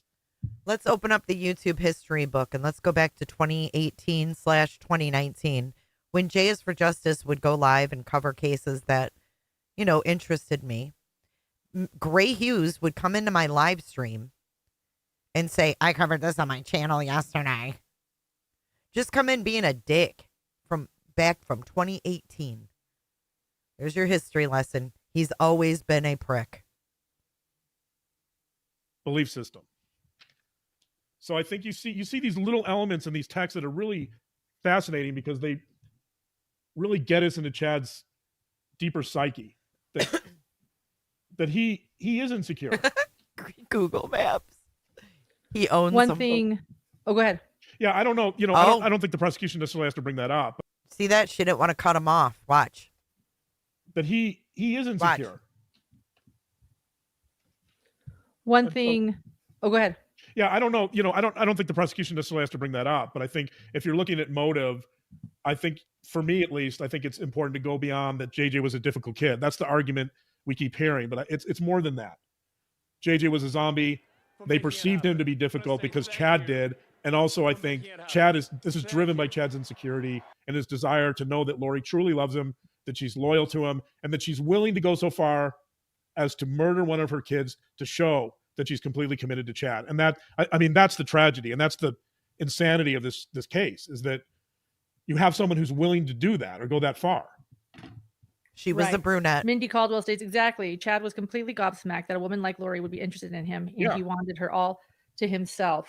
You know, and I also want to point out something else you said. You referred to Chad being a deity. You have always stated that. John and I have had differing opinions there, even with even when you were being interviewed with Netflix for the documentary. Oh God, here we go with Netflix. I have never liked these two, and I've always thought that she was Lori and he was Chad. I used to call her Lauren Daybell. I couldn't stand it. Sherry Cherry, welcome to Cooterville, I almost said. Thank you for your super chat, Sherry. Walla was in social media before treating RA. It's appalling what happened to him. There is more evidence on other people than on RA. RA is factually innocent. There is no evidence other than fabricated. Documentary Sins of Our Mother that you were in, they questioned you stating that Chad wanted to be a deity, you know, like God. And are you sure it's not just a prophet? You know, and it is true. There's never a statement where they say he is a prophet, but you know, like, does he want to lead the Church of the Firstborn? Does he want to be God? And they did state in trial yesterday that Zulema stated that Chad believed he was the brother to God, Jesus Christ, and that he was the Holy Ghost in another life. The LDS Godhead, they believe in God, Jesus Christ, and the Holy Ghost, although unlike many Christian denominations, they believe they're three separate beings. And so Chad is pretty much stating to Zulema that he's like every one of the Trinity of the deity. So sorry that's that tangent, right. but there you go. Yeah, thanks for early on in this case I said that Chad thinks he's a deity, but that was just an intuition, and that was after reading his autobiography and looking at some of his writings. But yeah, okay, and you're right. People questioned that and said, well, that's pretty extreme, isn't it? I mean, you really think this guy thinks he's a deity? So I kind of walked that back a little and said, well, you know, he definitely thinks he's a prophet. but I think at some level I felt like it went beyond that. You know, like the level of his grandiosity is so great that it does seem to exceed that prophet role. It seems to kind of bleed into something larger than that. And yeah, so that was a fascinating moment for me to see that Zulema is essentially saying that Chad thinks he's a god, and you know, that was a validating moment for me in the sense that that's kind of how I've always felt. So, and his actions, I think his actions seem to portray that. Right. So in other words, you know, that's been something we've talked about. Is there ever a time when Chad says he's a prophet? And it's weird. There's implication, right? There's things he states that they're missions, that they're God and Goddess, that they're translated. But honestly, did Dr. Wall have anything to do with the murder sheets? One question I ask is, who is always deferring when both speak at the same time? Do they take turns, or is one dominant over the other? Oh, I feel like he's definitely dominant over her. Read everything on the case, and there's never a moment where Chad says, like, quote, I am a prophet. It's very strange.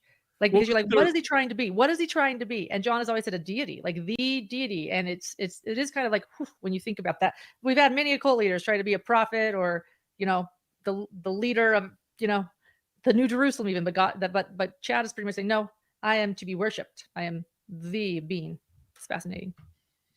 Yeah, and I think to sell that to the Church of the Firstborn, or what he calls the Church of the Firstborn, I guess that's his cult, is important.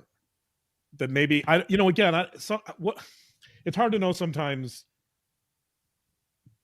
whether he's doing this is a bit of a manipulation or whether he's all in, and we'll talk about that a little bit later. But in fact, now that I'm mentioning that was one of the lines from Lindsay Blake's opening statement about.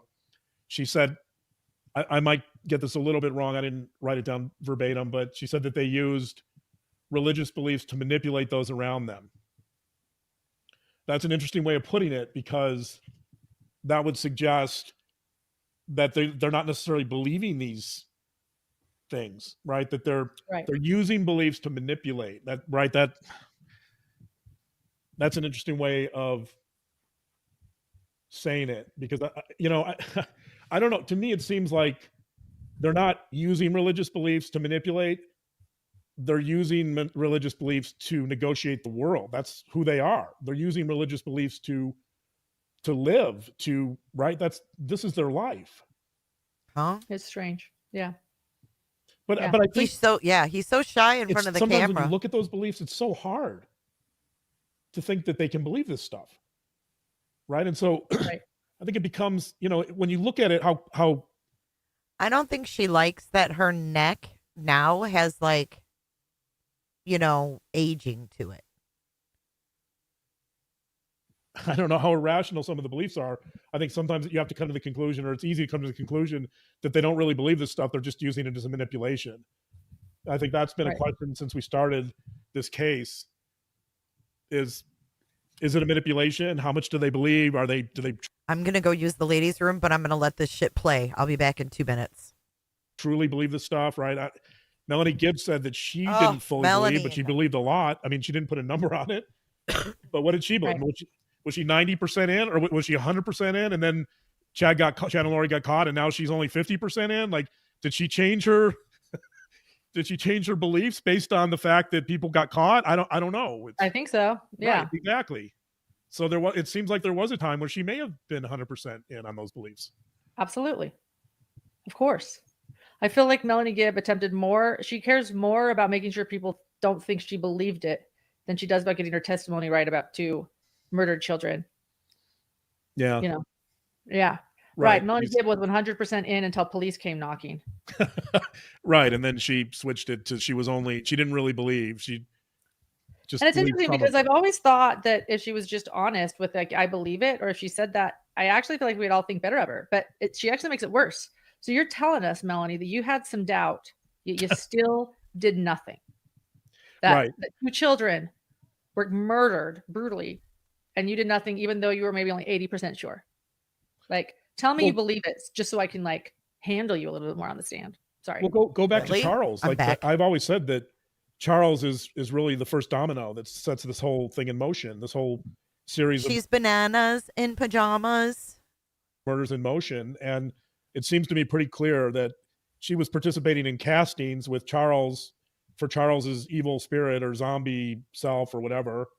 When Charles was Ned Schneider, she knew about that. And I think she knew what that meant. Ned Schneider. She absolutely knew what that meant. My good friend, Sherry Dottle, she's an interview that I did. I'm proud of her. She recorded Melanie Gibb, as Melanie Gibb shared with her in January, everything happening. And she was so shocked, she started recording. Yeah, that's the recording that I was talking about earlier, where Melanie Gibb talked about JJ. She's like, oh, she's my friend. See, my good friend Sherry Dottle.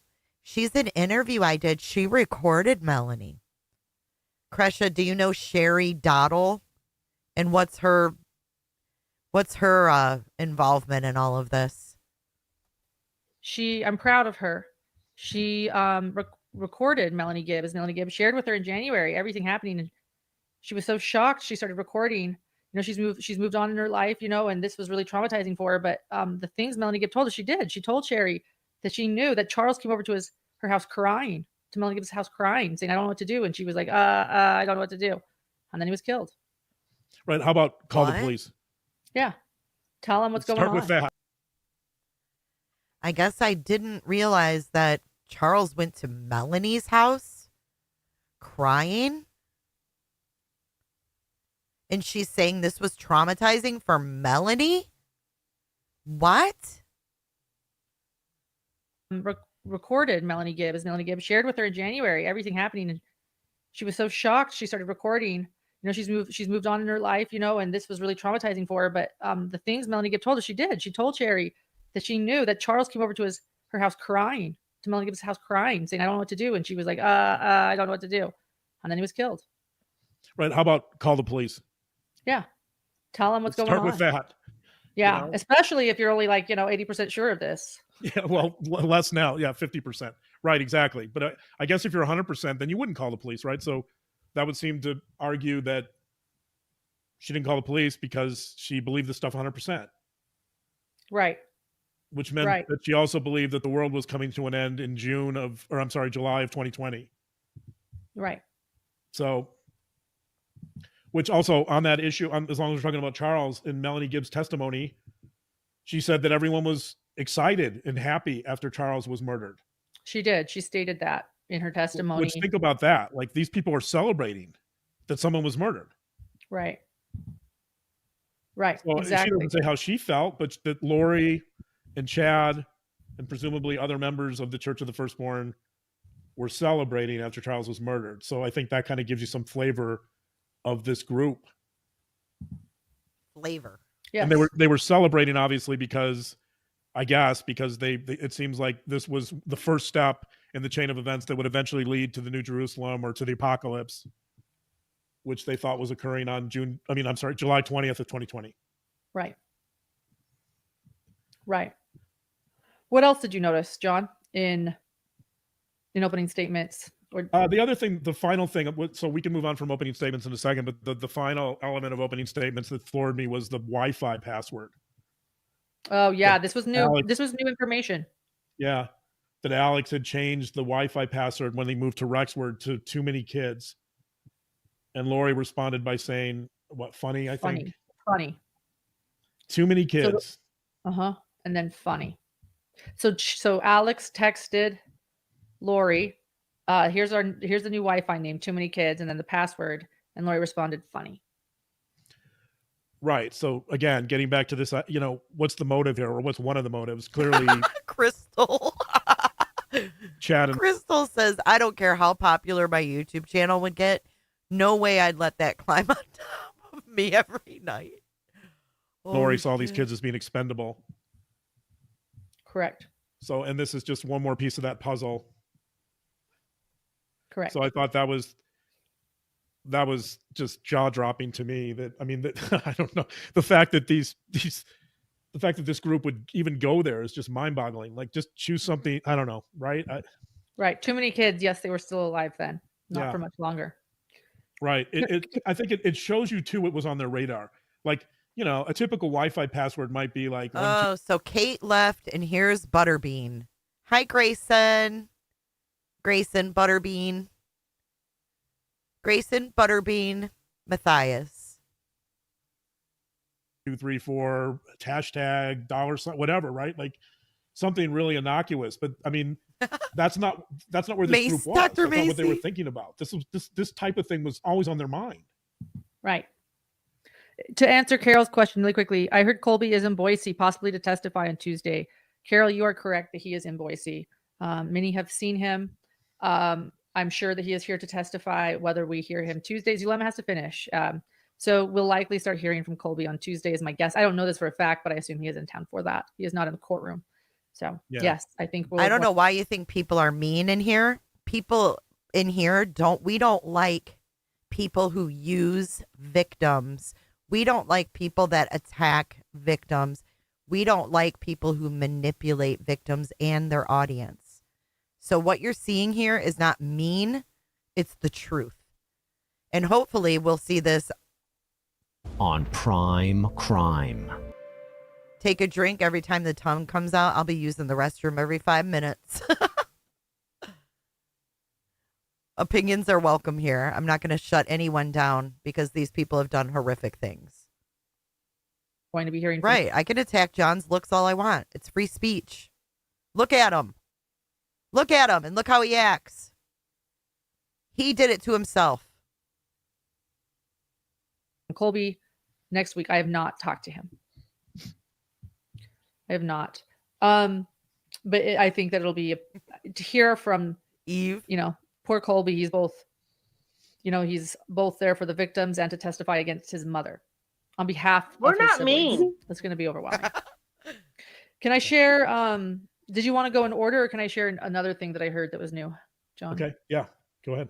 Well, so another thing that struck me as something that was new was Chad being alone with JJ. We never heard of Chad being alone with JJ. This was something that Melanie Gibb also stated. We had heard about. He went, JJ's last proof of life was September 22nd, and he That was when Melanie Gibb and David Warwick were visiting for a Firm Expo conference in Rexburg, Idaho, doing a podcast together. And David Warwick testifies that he saw Alex carrying JJ upstairs asleep on. I'm not good looking either. No, you won't get made fun of. Don't act like an asshat and you won't get made fun of. Don't lie about your credentials. Don't exploit victims and you won't get made fun of. It's that simple. You act like a shitbag, you're going to get treated like a shitbag. And that's just the way it is around these streets. On his shoulder to lay in Lori's bedroom. They thought it was a sweet moment. And that's all we've ever really heard. And Melanie Gibb told us in court that that as Lori would discuss her thoughts about JJ being a zombie, that Chad would take him upstairs to Lori's room alone. And that once there was a time Chad came back downstairs and Chad had a scratch on his neck and he said JJ scratched him. This really upset me. And I talked to you about it. But what are your thoughts? Well, it changes my perception of who may have killed JJ. It seems like now Chad could be in play for that murder. That you have to presume that the red marks on his neck were JJ somehow clawing him or fighting back in some capacity. I don't know what Chad was doing to him. I don't know if Chad was like pinning him down on his chest or who knows. Like it seems to me Chad obviously didn't like the kids. Hey, happy Seems to me that Chad was taking JJ upstairs alone to punish him in some capacity. I don't know. It's frightening, right? Like it opens the door to multiple interpretations. It seems to me that Alex Cox would not be the only candidate to have murdered JJ now. Right. So did Chad do it? I mean, Chad had a lot of anger towards JJ. Chad had a lot of repressed anger in general. That's what I want to talk to you about. I think he did have a lot of repressed anger. You know, I've read a lot of his books, and his books have a lot of violence in them. Yeah. You know, these battles for Armageddon and, the second coming of Christ, people are just. Thank you for correcting that, Crusha. She said Charles didn't go to Gibbs' house. Melanie said he lured her to his and Lori's using Lori's phone after stealing her purse. LM inverted. Yet again. Just dying right and left. Angels drop kick people who are unrighteous. Like, someone's just brutally murdered. Then he moves on. His books, all in the name of righteousness. There definitely seems to be some suppressed anger and violence in him. Yeah. Well, talk about suppressed anger, Cal Tato. Yeah, he's still pissed after all these years because she cut me off.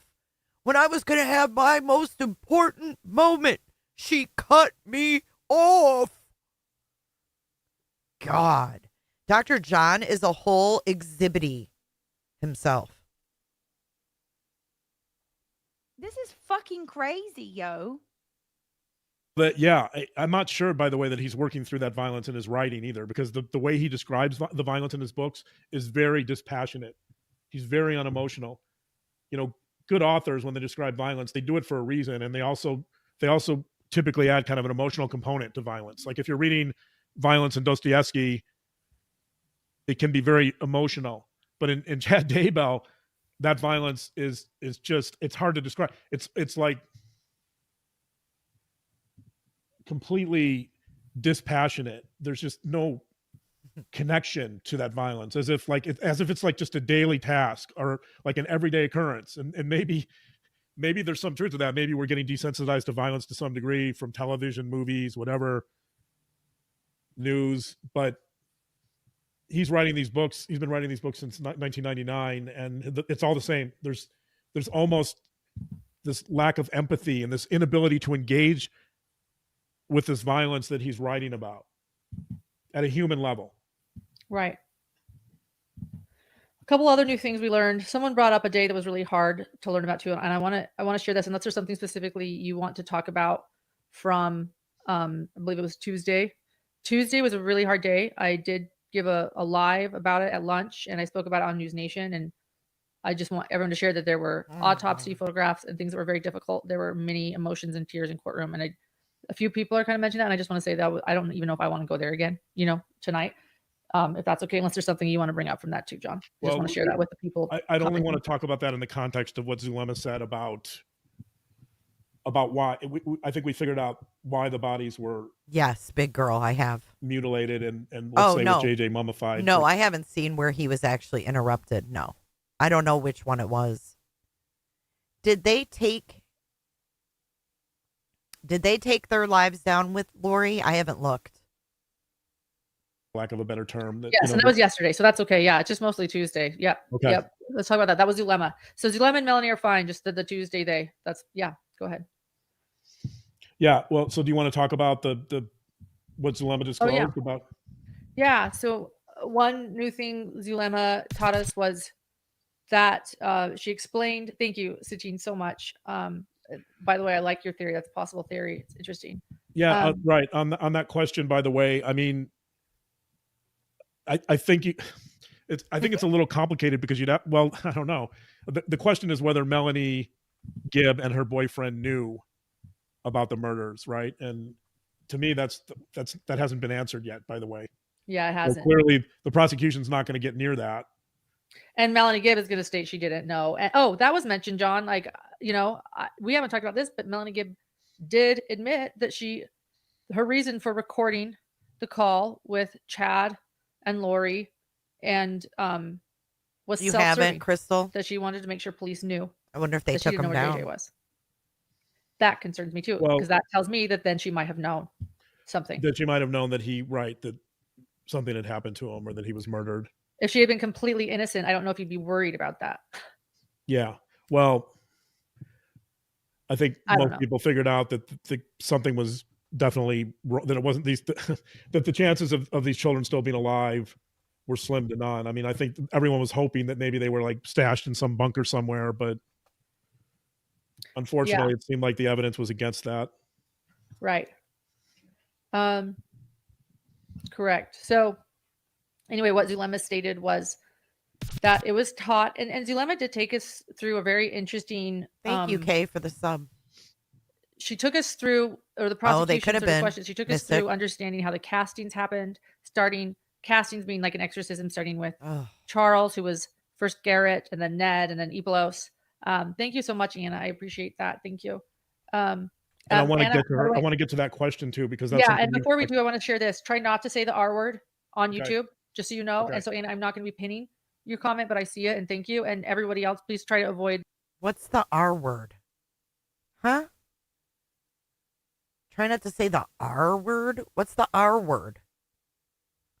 Get to that question too, because that's and before we do, I want to share this. Try not to say the R word on YouTube, just so you know. And so, Anna, I'm not going to be pinning your comment, but I see it, and thank you. And everybody else, please try to avoid that word in chat. Why would they be talking about rape? Oh, he threw his glasses down. Y'all want to see it?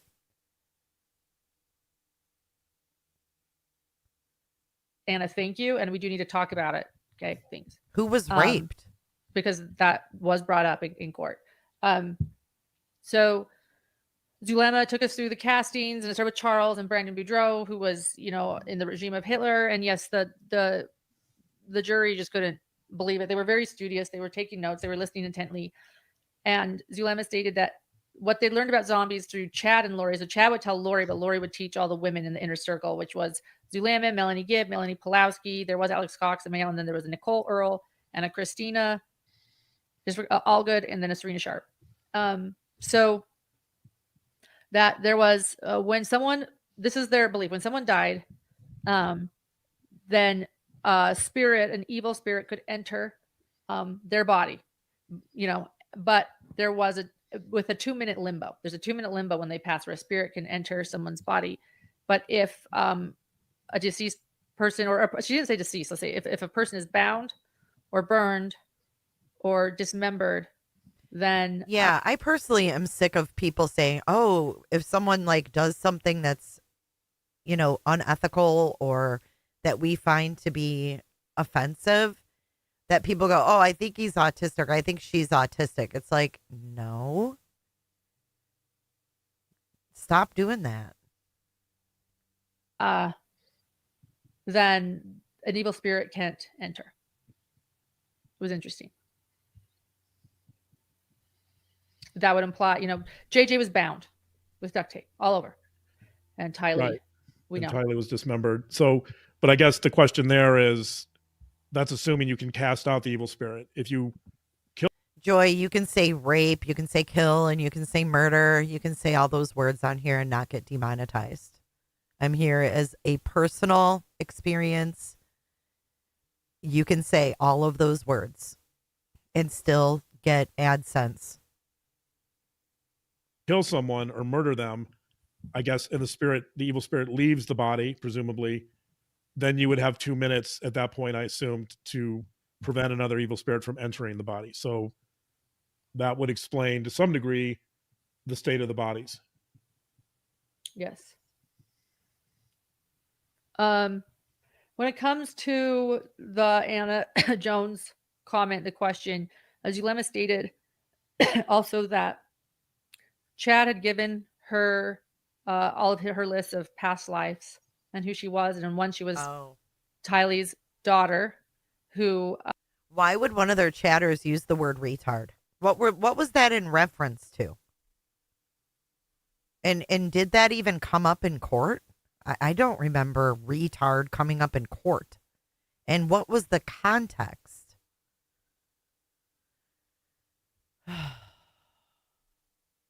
Because she wants to shut Kresha up. That's why. Kresha is a threat to her.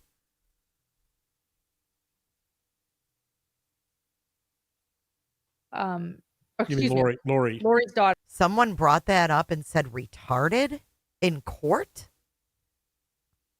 So he dubbed Zulema Lori's daughter, who remember passed that. away at 14 after she was R and remembered by the Lamanites. That's a Book of Mormon. They were not. Wait, what? Lori's daughter. So he dubbed Zulema Lori's daughter, who passed away at 14 after she was R and No, it is rape. Zulema. They're talking about Zulema being raped or something. What? He dubbed Zulema Lori's daughter, who was raped. Why don't I remember this? I know. Hi, I'm Kresha. Who Lori's daughter. So he dubbed Zulema Lori's daughter, who passed away at 14 after she was R and remembered by the Lamanites. That's a Book of Mormon. Wait, what is she talking about? I'm confused. They were not good people in the Book of Mormon, and that also led to a lot of gasps and questions too. I also think that goes to show what else is in Chad's brain. This is the type of stuff that is odd. Oh, so Chad told Zulema that she was in a past life Lori's daughter and was raped and killed? Okay. That's inside this man's mind to even go there or think about it. Right. It's an interesting question, because it makes you wonder. I mean, clearly this is in Chad's psyche. It makes you wonder, and there do seem to be elements there that are similar to Tylee. So it certainly raises the question. And I know you, I get it now, Lauren. You early on, you and I talked a lot about. You had some ideas that perhaps Chad had some impulses towards Tylee, perhaps. What? Yeah. Wait, what? What? You had some ideas that perhaps Chad would. What? Lauren, you early on, you and I talked a lot about. You had some ideas that perhaps Chad had some impulses towards Tylee, perhaps. Yeah, I think that he had impulses towards Tylee, a dislike and anger towards women in general. An impulse. I don't think he was talking about anger. Chad had some impulses towards Tylee, perhaps. Yeah, I think that he had impulses towards Tylee, a dislike and anger towards women in general, I think. And then especially a woman that doesn't do. Why does he always go there? But she turns it to anger. What he says, we all know how he felt about Heather Daybell. And I think Thank you, Sleuthy. I picked that up too. And on that front, without mentioning the R word, I'll just call it assault. What? See, and then he brings it right back to that. On that front, without mentioning the R word, I'll just call it assault. That on that front, a lot of times assaults are done for a reason other than gratification. Right. A lot of times people are assaulted because of vindictiveness, because of revenge. There's a lot of reasons, anger.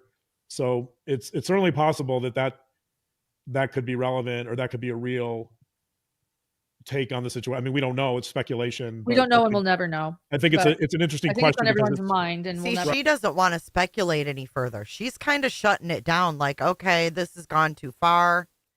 But he seems to want to keep pushing the envelope on this rape and in these impulses that Chad had with Tylee. There's no proof of Chad having any impulses towards Tylee, is there? The revenge. There's a lot of reasons, anger. So it's certainly possible that could be relevant, or that could be a real take on the situation. I mean, we don't know. It's speculation. We But don't know, and we'll never know. I think it's an interesting I think question it's on because everyone's mind, and we'll never right. know. Yeah. It's not out of the realm of possibility. Yeah. And also, it's also interesting that we've kind of joked. I know it's not a joke. Oh my God, it's not out of the realm of possibility.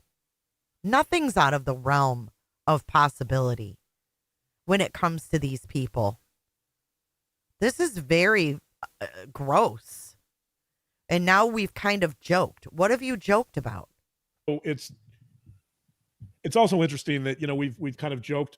I know it's not a joking matter, but we've joked about the fact that so many of these past probations are all like dramatic, and they're kind of these extreme cases. There's never, in these past probations, nobody's ever just like a normal person who grew up on a farm and was happy, or like, you know what I mean? Like you never see these situations where somebody has like this idyllic, nice, normal childhood in these past probations. It's always, you're either like a famous, well-known figure who's changed the world, or you've gone through these terrible traumas. There's never any middle ground. And I think that also speaks to Chad's psyche, in the sense that everything is so dramatic, and everything is about power, and everything is about this narrative, this grandiose narrative of how important he is. There's never this middle ground where somebody is just a normal human being that, had a normal, happy life. You don't see that.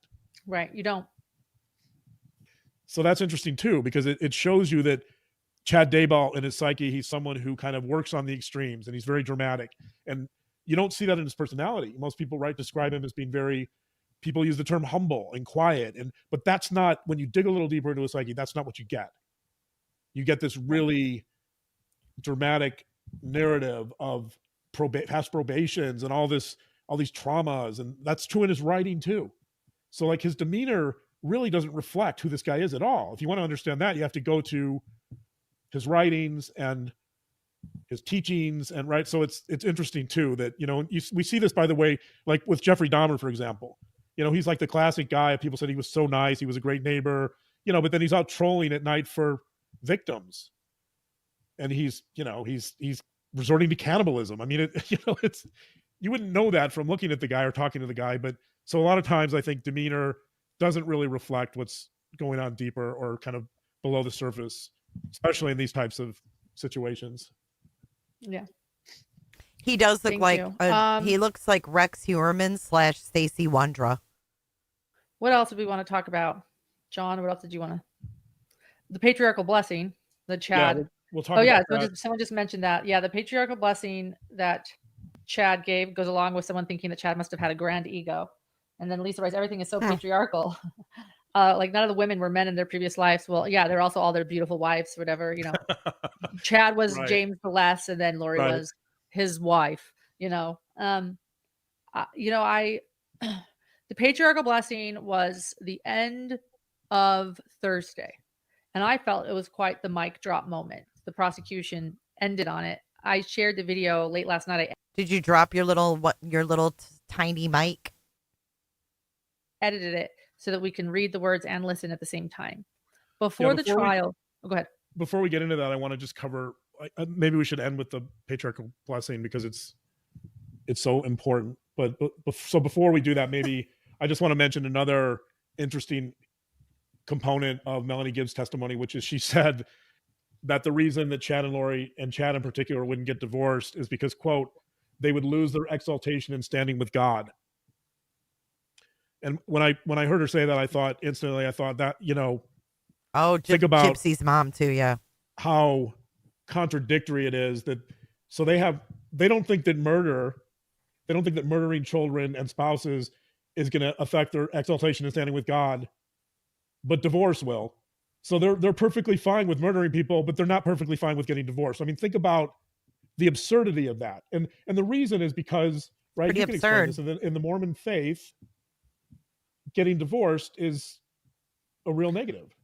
Well, yeah, it's it's becoming more common. More those that are Well, let's not forget she was LDS and got divorced, John. LDS almost have the same divorce rate as everyone else, but it did used to be frowned upon, especially with the men, oddly. Okay. More understandable with the women. And it used to be that a man could not be made a bishop of a ward if he had been divorced, or he would not be able to be a prophet. Let's jump up a little bit, or a stake president if he had been divorced. That has changed, but Chad loved the old doctrine, the old ways, and I suspect that was one thing he thought of.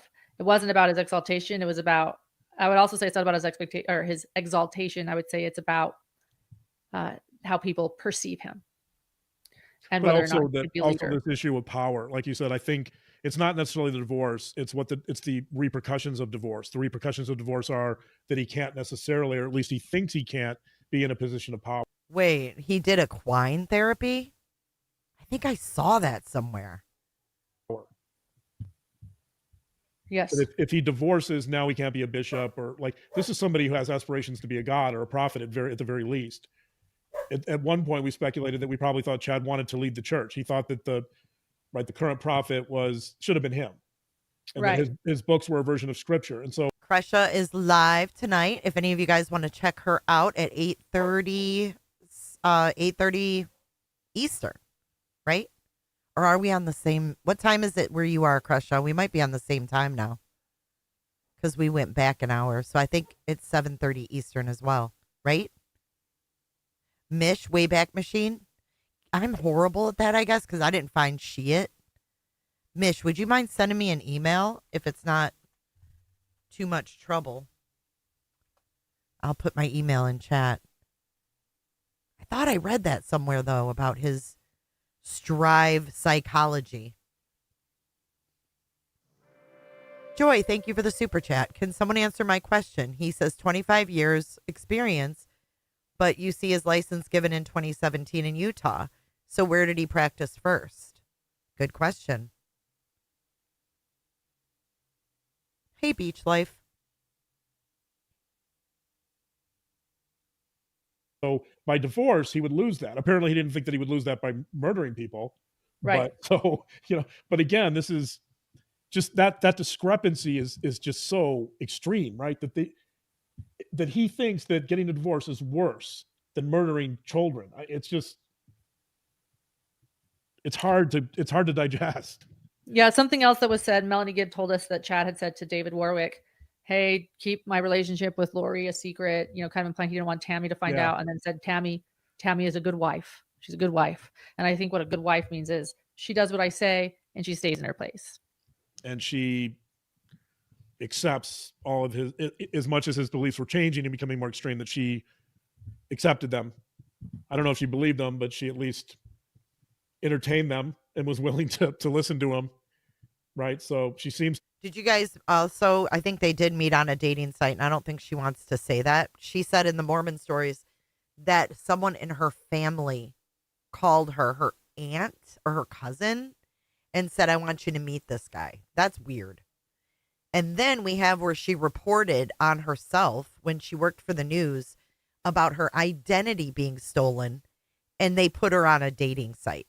She had nothing else happen other than her personal pictures taken from Facebook and her profile picture being put on a dating site. And she expected everybody to believe that she was hacked. And that's why she was on a dating site. I think that someone saw her on a dating site. She got called out, and that's how she covered it up, because she did her own byline on the news about her picture being used on a fake dating site. Right. She wrote to get ahead of it. Yep. Crazy, man. It's freaking crazy. This chick is diabolical.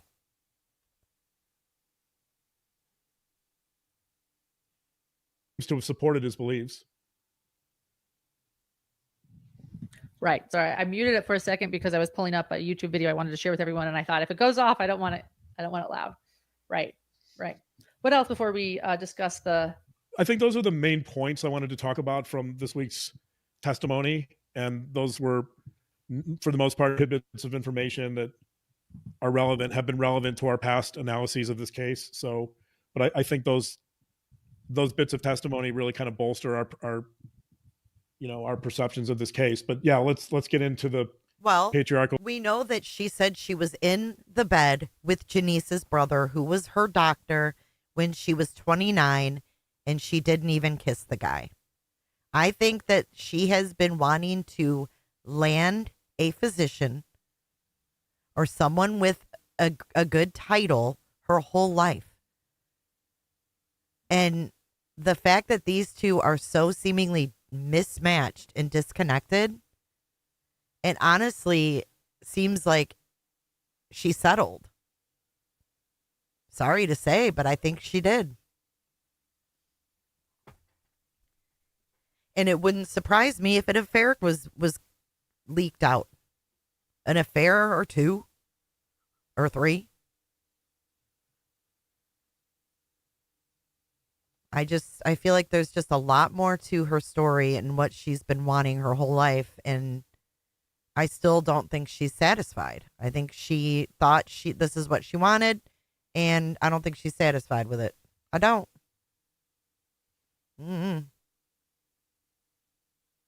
She was pretty before she did all that shit to her face. When you type Strive Psychology into the Nevada Secretary of State, it takes you to Hidden Productions, LLC. Oh, my God. Oh, my God. Strive. What is it? Strive.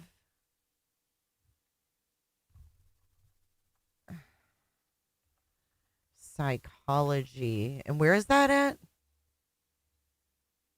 Utah? Oh, Nevada? Hidden Productions, LLC. Permanently closed, it says.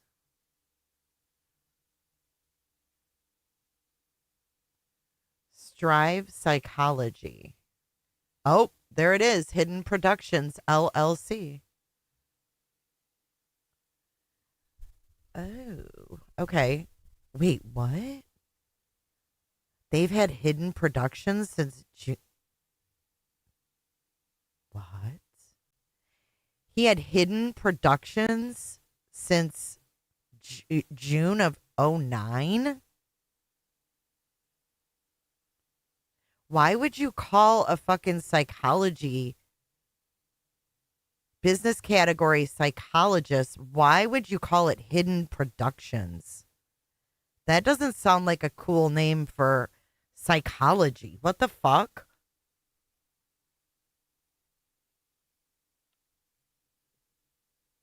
Do you see this? Look. Oh my God. I thought Hidden Productions was because of their fucking podcast.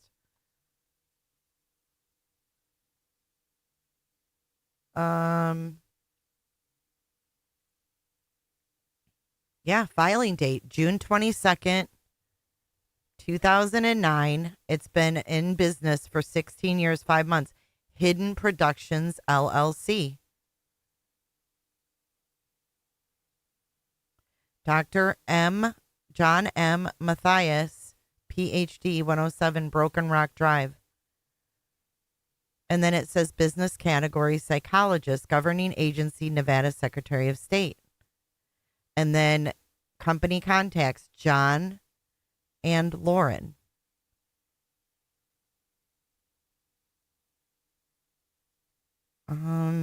That's really weird.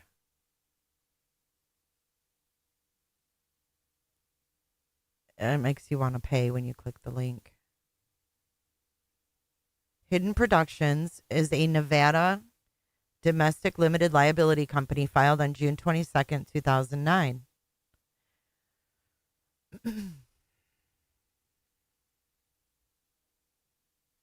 see. I mean, I don't see anything else with Strive other than this strivemental.com, which is a dead site. Hidden Productions.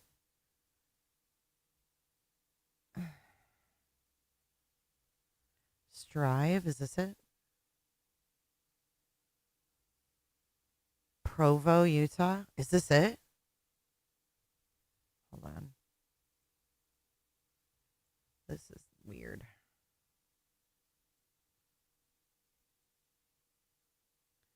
Strive Behavioral Health Offices.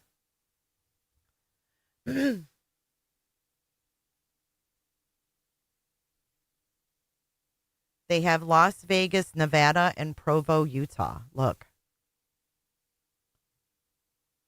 Hidden Production sounds not good at all. I don't like that. Why would you name a psychiatrist or psychologist? You know what I mean?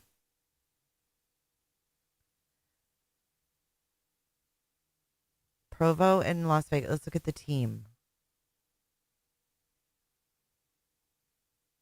This doesn't have anything to do with him. Trent, Jean, Michael, and Andrea.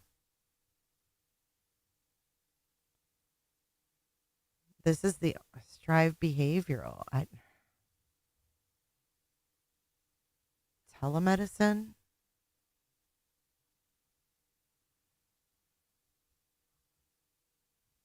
This shit looks fake. The name Farmer is of interest, really? It says Andrea Farmer. Andrea received undergraduate and postgraduate degrees from University of Utah. She has broad experience in healthcare, but over the past few years has focused her clinical expertise in mental health and psychiatry. Andrea has worked at a number of prestige healthcare organizations in the Salt Lake City area, including the Huntsman Cancer Hospital, Jordan Meadows and Hunter Medical Centers, and Granger Medical Clinic, pulmonary and sleep medicine. She's an empathetic advocate for her patients' mental health. She takes a conservative approach to medication management. She is currently seeing patients 12 and above.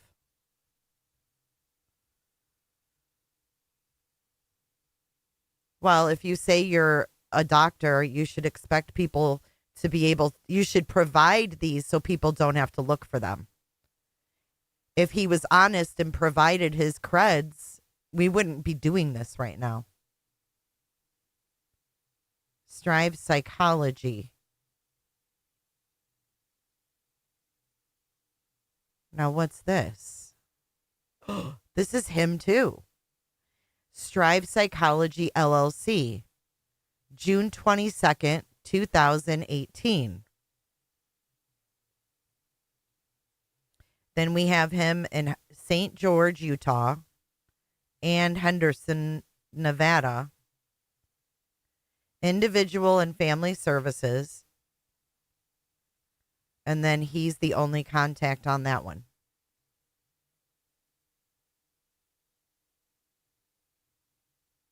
And if you click on Strive, oh, it makes you want to pay.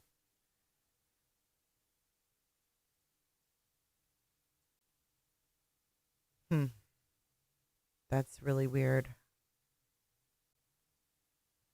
Because you see Strive in Hidden Productions.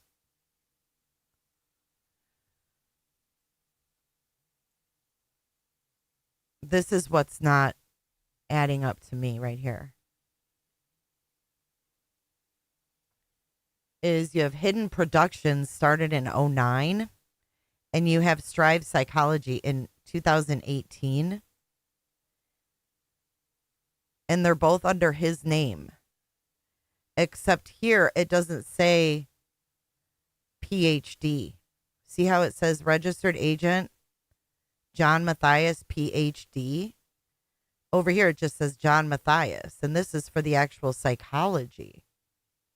But Hidden Productions LLC was started in 2009. Lindsay Hendricks, he has Strive linked in his Instagram bio, but it's no longer an active link. I ran that through Wayback, and it's pretty interesting. It mentions equine therapy too. Hidden Productions. What were you producing in 09? That's not. Oh, I don't know. Nevada Domestic Limited Liability, Utah Foreign LLC. What does that mean? Let's look it up. Utah Foreign LLC meaning. A Utah Foreign LLC is a business entity formed in another state that wishes to operate in Utah, requiring registration with the state to legally conduct business. So it means you're going state to state. So that would track because you've got Nevada and you've got this Utah. I don't know, man. What's he producing that's hidden?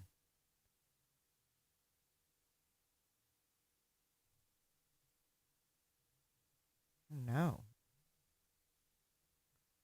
Let's Google or let's do Hidden Productions LLC. What state was that? That was in Nevada. Nevada.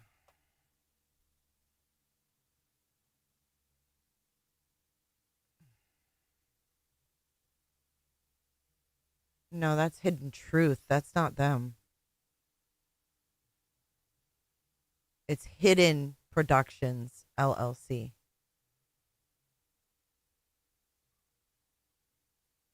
All I see is hidden. Wait, okay, what's this? Oh. Lauren Matthias is associated with 5 companies. And these may not be the same Lauren Matthias, though. But we got Hidden Productions. Again, started in 2009. Utah Domestic LLC, Lauren Ruth Matthias. I don't know if that's her. LM Service Advisor LLC.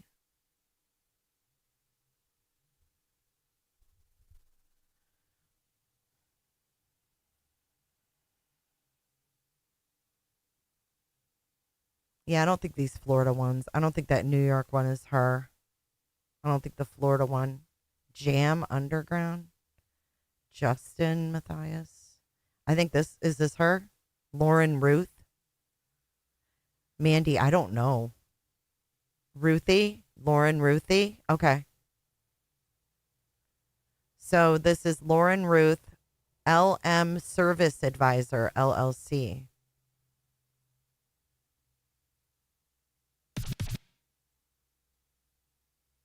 Right, but WK, that doesn't explain why he had his psychology, had a Hidden Productions filed under psychology.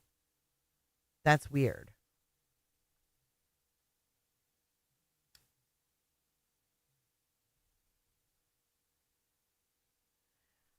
Oh, that's interesting. They had an announcement of a podcast coming soon for Strive Psychology.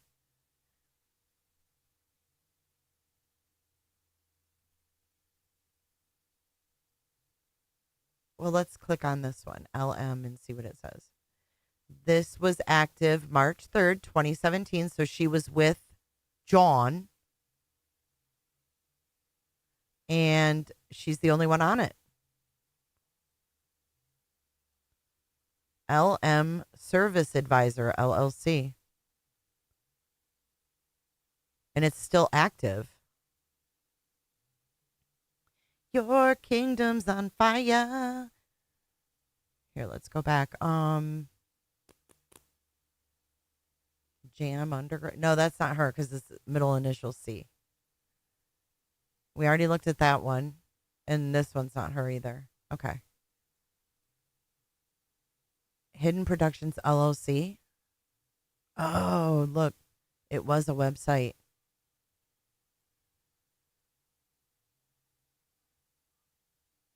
Book online for Hidden Productions Visual and Design. That can't be them. No, this ain't them. It's some other guy. Hidden Productions Facebook.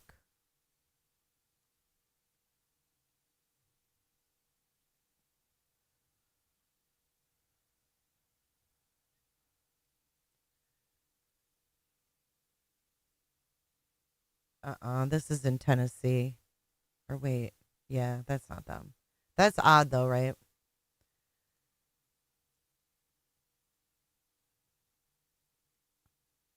Oh God, I don't know, WK. That's really weird.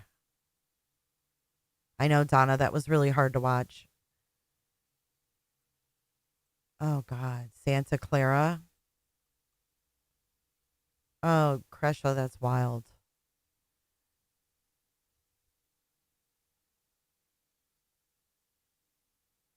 Oh, she has the YouTube that says she like life coach or something. No record of a license ever held in Nevada, according to Nevada State Board of Medical Examiners. You can look it up. Thought he had a license in NV. I don't think he's a medical examiner. Thank you for your super chat, but I did find him in Nevada. But I don't know if that's him or not. Like if you go John Matthias, PhD, Nevada. The first things that come up obviously are his own things, but if you go here to the NPI, you can see right here, John Matthias, PhD, here. And it was active starting March 26th, 2007.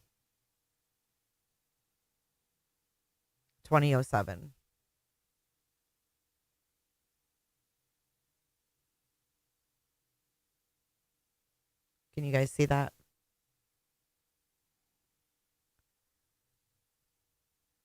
So I don't know though. It's weird that you can't find anything else, you know? Like Facebook. This doesn't prove anything. This proves nothing. July 25th, 2019. He's got his whole thing. That looks Photoshopped too. That is the weirdest looking photo I've ever seen. Like, look how blurry the background is. Like, that is not a real background.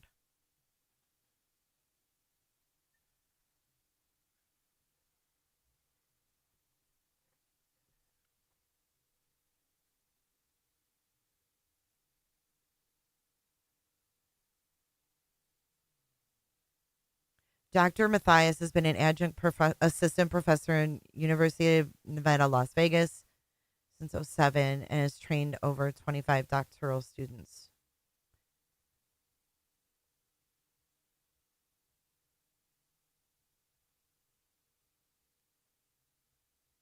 In the forensic area, he has developed expertise in personality assessments, hidden behavioral motivations, complex trauma, and criminal psychology.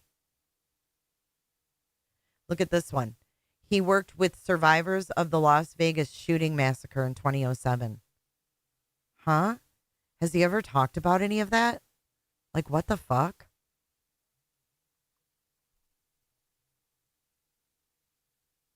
Look at this. He serves as an expert witness for the federal government, and he has consulted on numerous high-profile cases for district attorneys' offices and defense attorneys in several states. He's a certified court evaluator in several Western states. Why so vague? And he has forensic evaluation contracts with the federal government.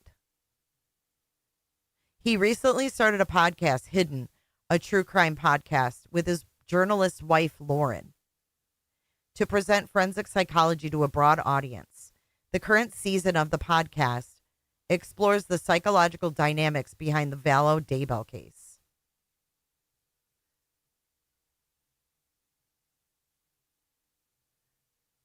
He graduated with honors in philosophy from Princeton and won the prestigious McCosh Thesis Prize while there. In high school, he graduated valedictorian from a large public high school. Why can't you name the high school if you're the valedictorian? That should be able to be easily proven. That's probably why it says a large high school. Okay. He was chosen to participate in a groundbreaking valedictory study that continues to this day. What's the name of it? He received his doctorate from the University of Southern California. Oh, Dr. Matthias also started a leadership development company. What? That sounds like an MLM. Dr. Matthias also started a leadership development company, Strive Psychology, in 2017 that assesses leadership performance potential among executive CEOs, athletes, and others operating within high-stakes environments. But you called it Hidden Productions?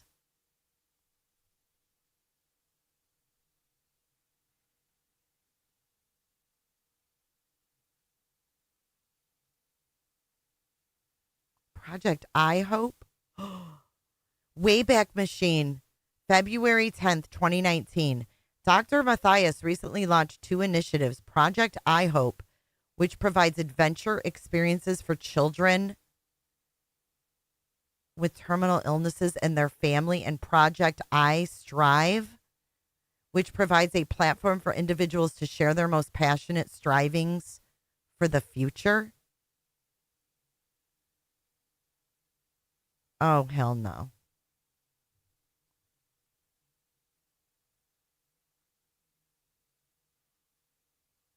Okay. One of his mentors in graduate school at the University of Southern California was the leadership studies pioneer Warren Bennis.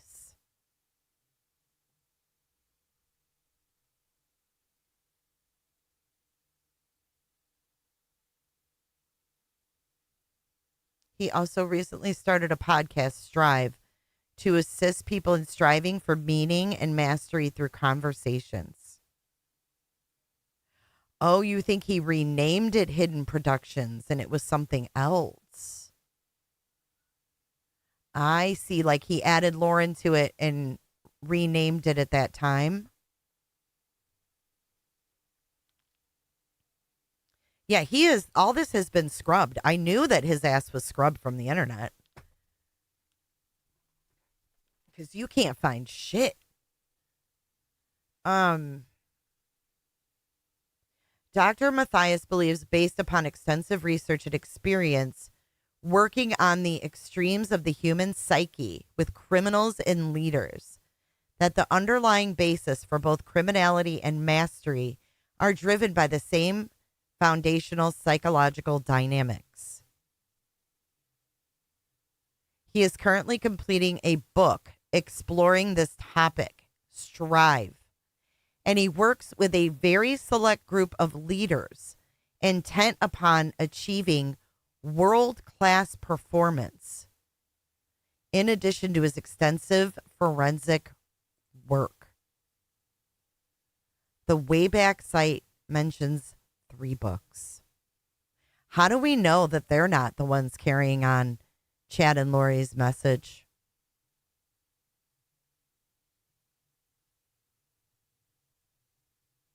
Who fucking published his books? I'm not liking this. And then it says that about what I already read. Right, it's lies. And why does this look photoshopped?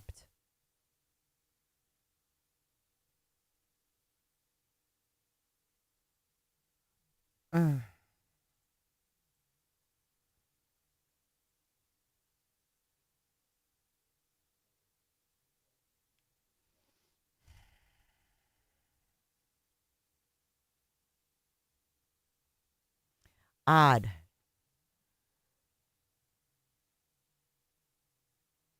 I don't know. It keeps coming up this Rainbow Boulevard. Instagram.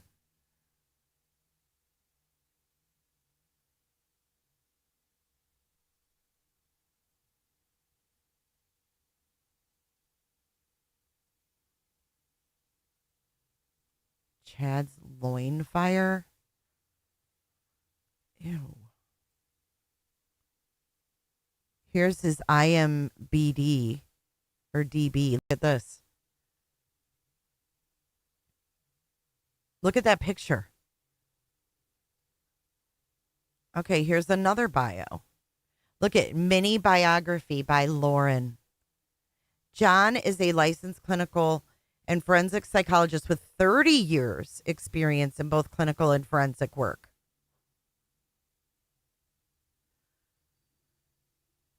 Oh my God, Lindsay.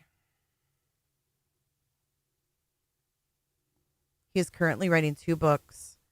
Strive, The New Psychology of Meaning, and Mastery will be published in 2018. The second book, Leading Lives Wednesday with Warren Bennis and the Search for a Grand Unified Theory of Leadership, will be published in 2020. Oh my God. And a third book? Let's see.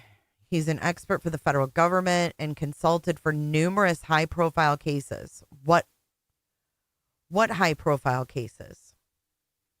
He's appeared in documentaries and long-form newscasts and hosts the popular Hidden True Crime podcast with his journalist wife, Lauren Matthias. He has developed expertise in personality assessments, hidden behavioral. This is all the same.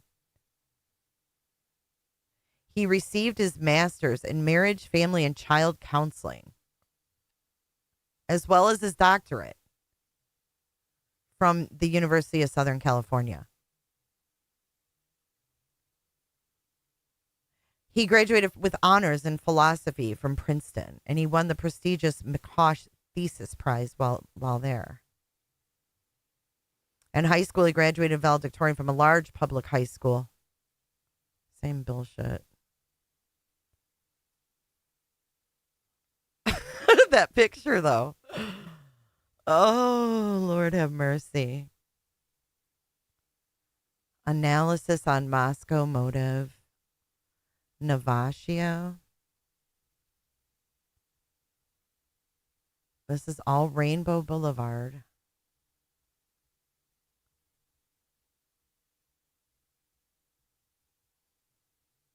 I don't know, guys.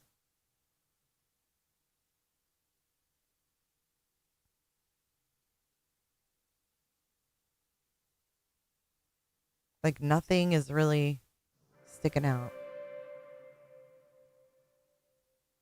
All right, tattoos. I'll take you up on that. Thank you for your super chat. Send me an email. Here's my email.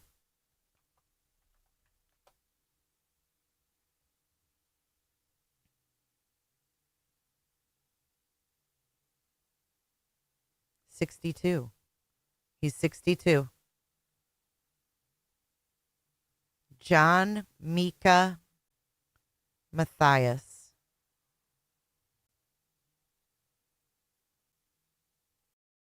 Yep, that's him. Yep, there's Lauren Ruth.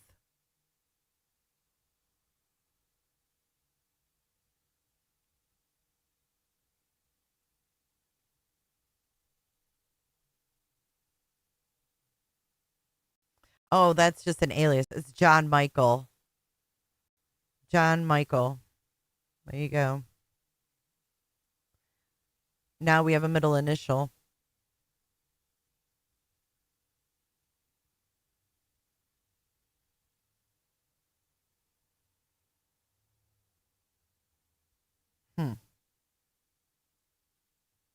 Here's his Instagram at Dr. John.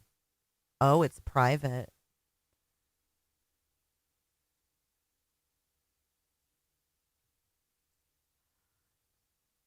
Who thinks Lauren made this? Look, Love letters to my son. Psychologist. Princeton University to USC. Chicago to Southern Utah. Married to at Lauren Mathis. Or Matthias. Warren Bennis. Okay. Warren Bennis. California.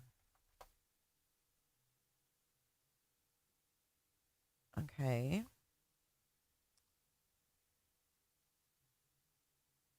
Oh, he died. He died in 2014.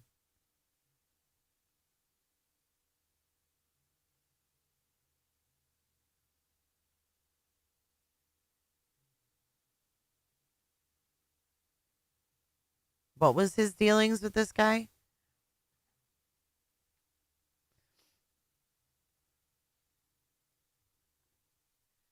He taught at Harvard. Oh, God. During the MK Ultra days in 67. This guy has a really interesting past. Then he was the 22nd president of the University of Cincinnati. He received honorary degrees from 15 institutions. He was a consultant to John F. Kennedy, Lyndon B. Johnson, Gerald Ford, Ronald Reagan. A heart attack in 79 in England sidelined him. After returning to the U.S., he joined the University of Southern California as a business professor.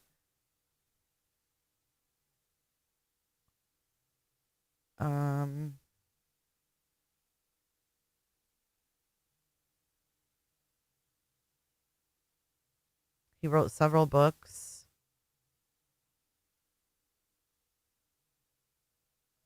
Yeah, he's John's mentor. But he died in 2014. This is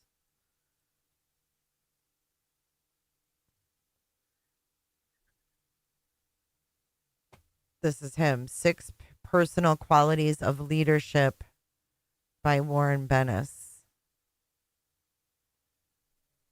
Is he just using the name though, right? Because he's done a lot. He's got quite the background.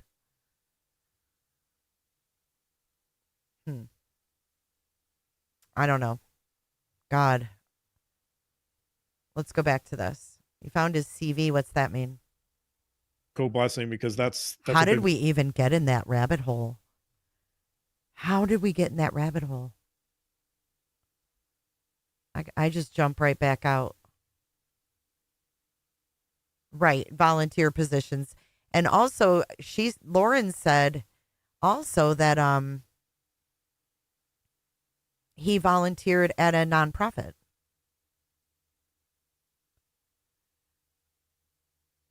Oh, his resume. Oh, is it? Yeah, but that's self-made. We've just read it, right? There's no way to prove what he puts on his resume is the problem. Good one. That was a deep one. Thank you, Miss Mary, for your donation. You might be really interested we delve deep into Tylee Ryan's police interview, and that answers your question about a child who needed to be mature, mother figure. I'll try to share that too. I'm going to try to share a bunch of videos that I think people would be interested in, especially those who are just jumping on this case. But John did assess Tylee. Let's talk about in a nutshell, though, to this question here about a child being a mother figure. Tylee, I think, undoubtedly saw herself as a protector of JJ. And that's one of the reasons she moved to Rexburg, is because I think she felt like she needed to be there for JJ because she didn't trust her mother and she didn't trust what was going on. And I think Tylee had a really strong intuition that something was really off and something bad was about to happen. So I think that's right. I think she did in many ways become a mother figure to JJ. 7:30, Marissa. Because her mother wasn't necessarily around or emotionally was distant from JJ. And so, yeah, I think this question and this observation is right on track. So thank you, Miss Mary. I just assessed Tylee. Yep. Not to mention the sick comments he made about Chad having impulses towards Tylee when we had no evidence of that. posted just now. Thank you, Ramble On, about thank you so much. The video about Tylee was amazingly profound.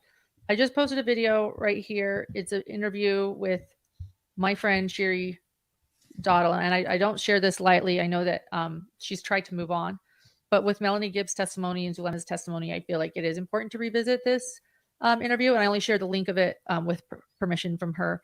But it is a profound interview, and I'm really proud of her for being brave and coming forward. And I think that what she did was really brave. So I recommend that.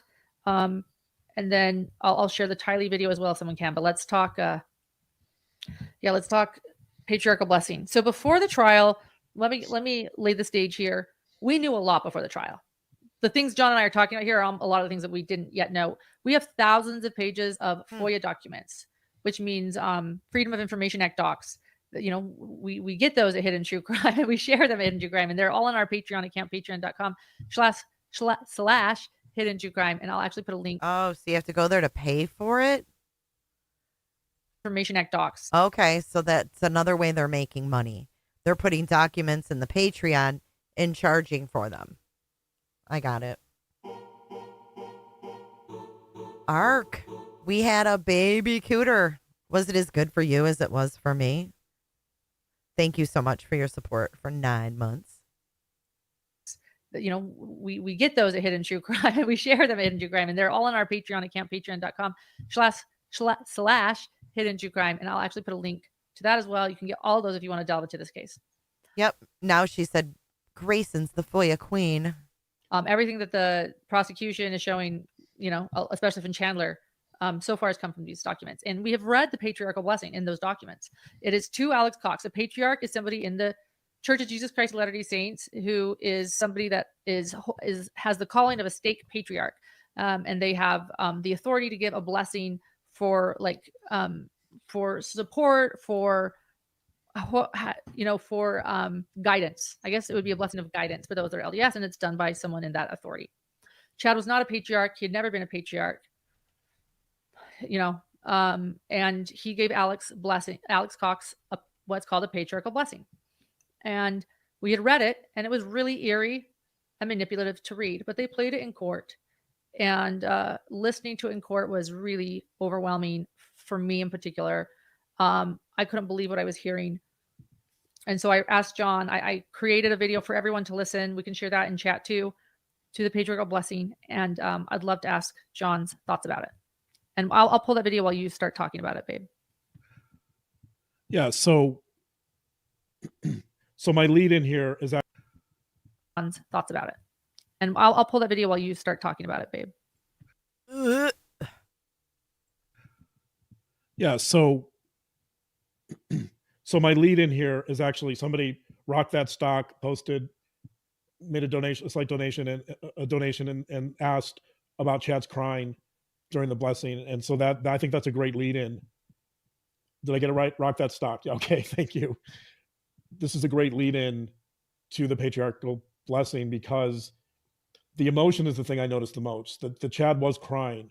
And it sounds like, I could be wrong, but was Lori there? Was she in the background? Sounds like there was other crying. It could have been Alex, but it was Lori as well, I think. Lori was in the background, and they made that clear in court that Lori was there. Chad being so emotional, to me, I think was indicative of the fact that I think he really, that seems to me to show that he was a true believer here. That, or at the very least, that this system of thought and these ideas that he created had credence and that they were coming to fruition. And so he was getting emotional about it because I think he not only did he believe it, but I think he was seeing a lot of his ideas coming to fruition. And he was really emotional about that fact, that his visions and his everything that he had hoped for and planned, his relationship with Lori, by this time, by the blessing, the children had been murdered and were buried in his yard. Charles had been murdered. That Chad was seeing some, I hate to use payoff. I don't know if that's the right term, but that's how he saw it. Chad was seeing some results from his visions, and he was emotional about it, which indicates to me that he truly believed this stuff. You might question whether Melanie Gibbs she said in her interview with the police that he would change his ideas quite a bit, that he was inconsistent, and that the system of a belief seems to evolve.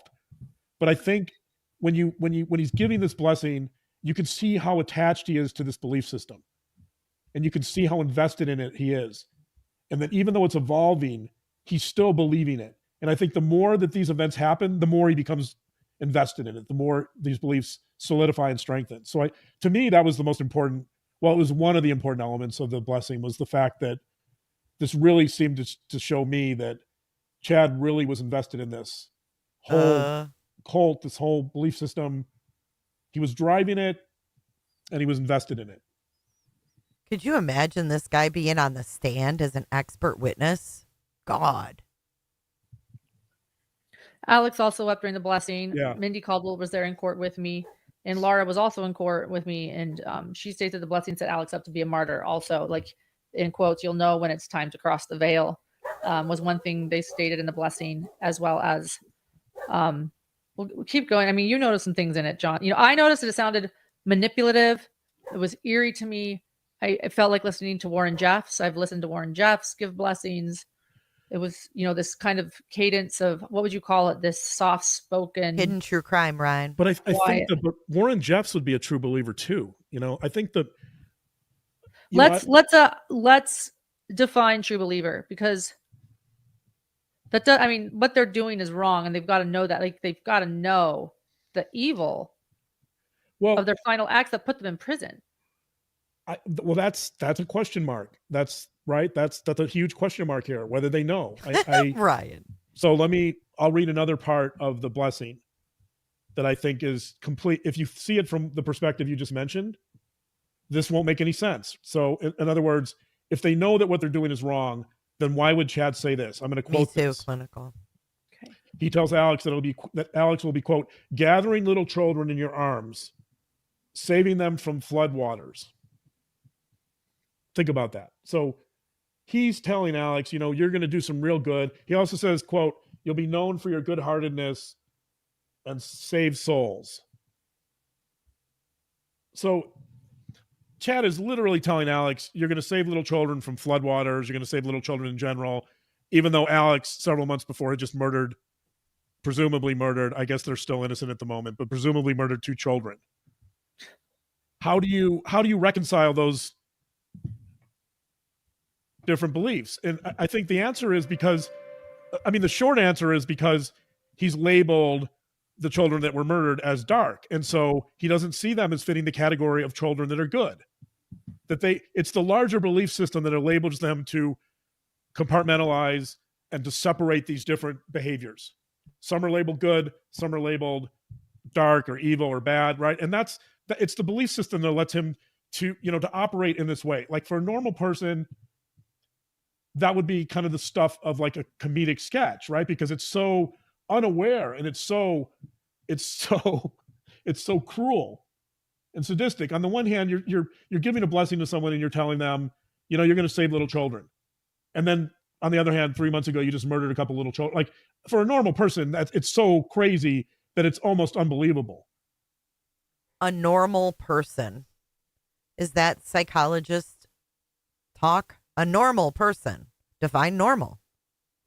But within their belief system, I guess it makes, I think this is what troubles so many people about this case, is because you have these disparities and you have these inconsistencies, and how does it all fit? How does it make sense?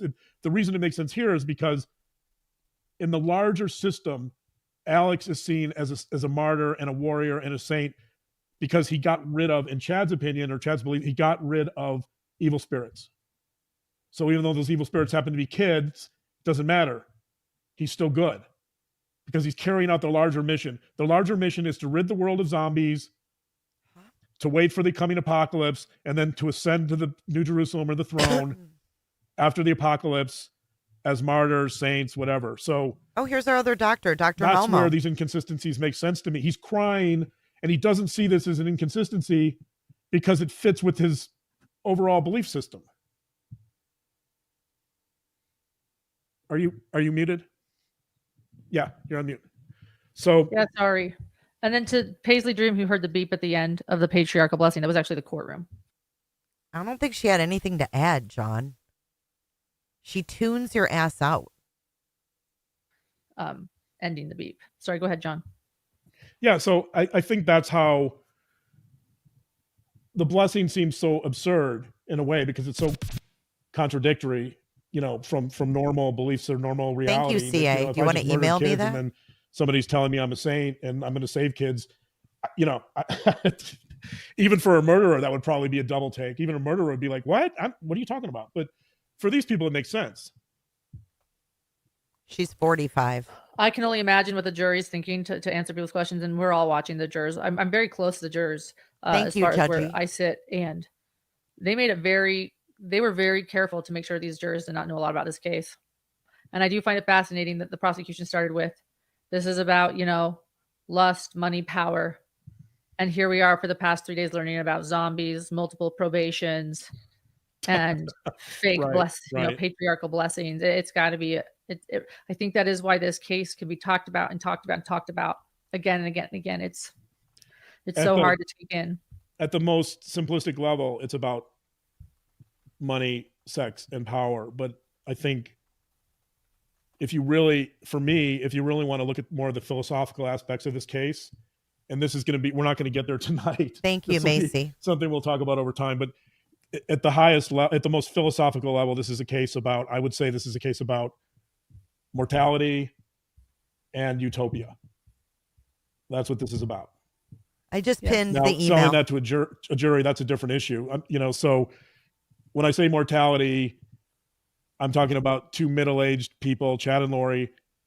Chad happens to work in the grave digging business. That both of them are confronted with their mortality, and both of them are very concerned about the afterlife and ideally creating a utopia that will make their lives meaningful and worthwhile and give them a lot of power. So I think those are the two elements I think that are at the most philosophical level that are driving this case. From a psychological standpoint, money, sex, power, those are elements that would play more into the psychological elements. Yes, he did, Blue Eyes, talk about the bee thing. Yes, that's true. Thank you so much to Blue Eyes for Lauderdale. The bee thing? I saw one question. I know we need to conclude, and I don't know what you want to conclude with, John. I'll let you do that. God. We had one question about if they still believe, which I thought was an interesting question, but I also saw somebody else referred to terrorism. And extremism. And I thought that we should bring that up too, because it's also something we've talked about in our original podcast, Beyond the Veil, which again, the link to all of our podcasts is in the description of this video. Yeah. Because it did remind me a little bit of that too. Someone believing something really deeply, Muhammad Atta, one of the pilots that drove a plane into the World Trade Center. He seemed to truly believe in his mission. And I do want to state that it was less than a month after this patriarchal blessing was given by Chad Daybell to Alex Cox, which states that Alex will know when the right time is to go to the other side. Just a few weeks later, he died suddenly after he received another blessing from Chad that morning. It was deemed natural, but you have to wonder. And so could you talk to us, John, about... Yeah, the common element, I think, between terrorism in this case is this idea of utopia. That somehow... Tanya... this world is less important than the next world, and that you can justify certain actions, even if those actions involve mass murder, like the World Trade Center, or killing children, because of this utopian vision you're trying to bring to life, or this utopian vision you're striving for. And so I think that type of vision can create some real problems in this world. Really? So wow. Profound. If that's the goal, if that's the outcome you're looking for, then... Took him an hour and a half to get to this. Whatever you're doing in this world is going to have less importance than that you're creating a utopia somewhere else. Oh my God. Utopia? Yes. And the money. Yes. Oh, this is something new too, John. That's all she says. And I don't know if you saw this in the tweets, but what? I know you didn't finish all 5 days of the audio, although you finished a lot. That they really, you referred to a utopia.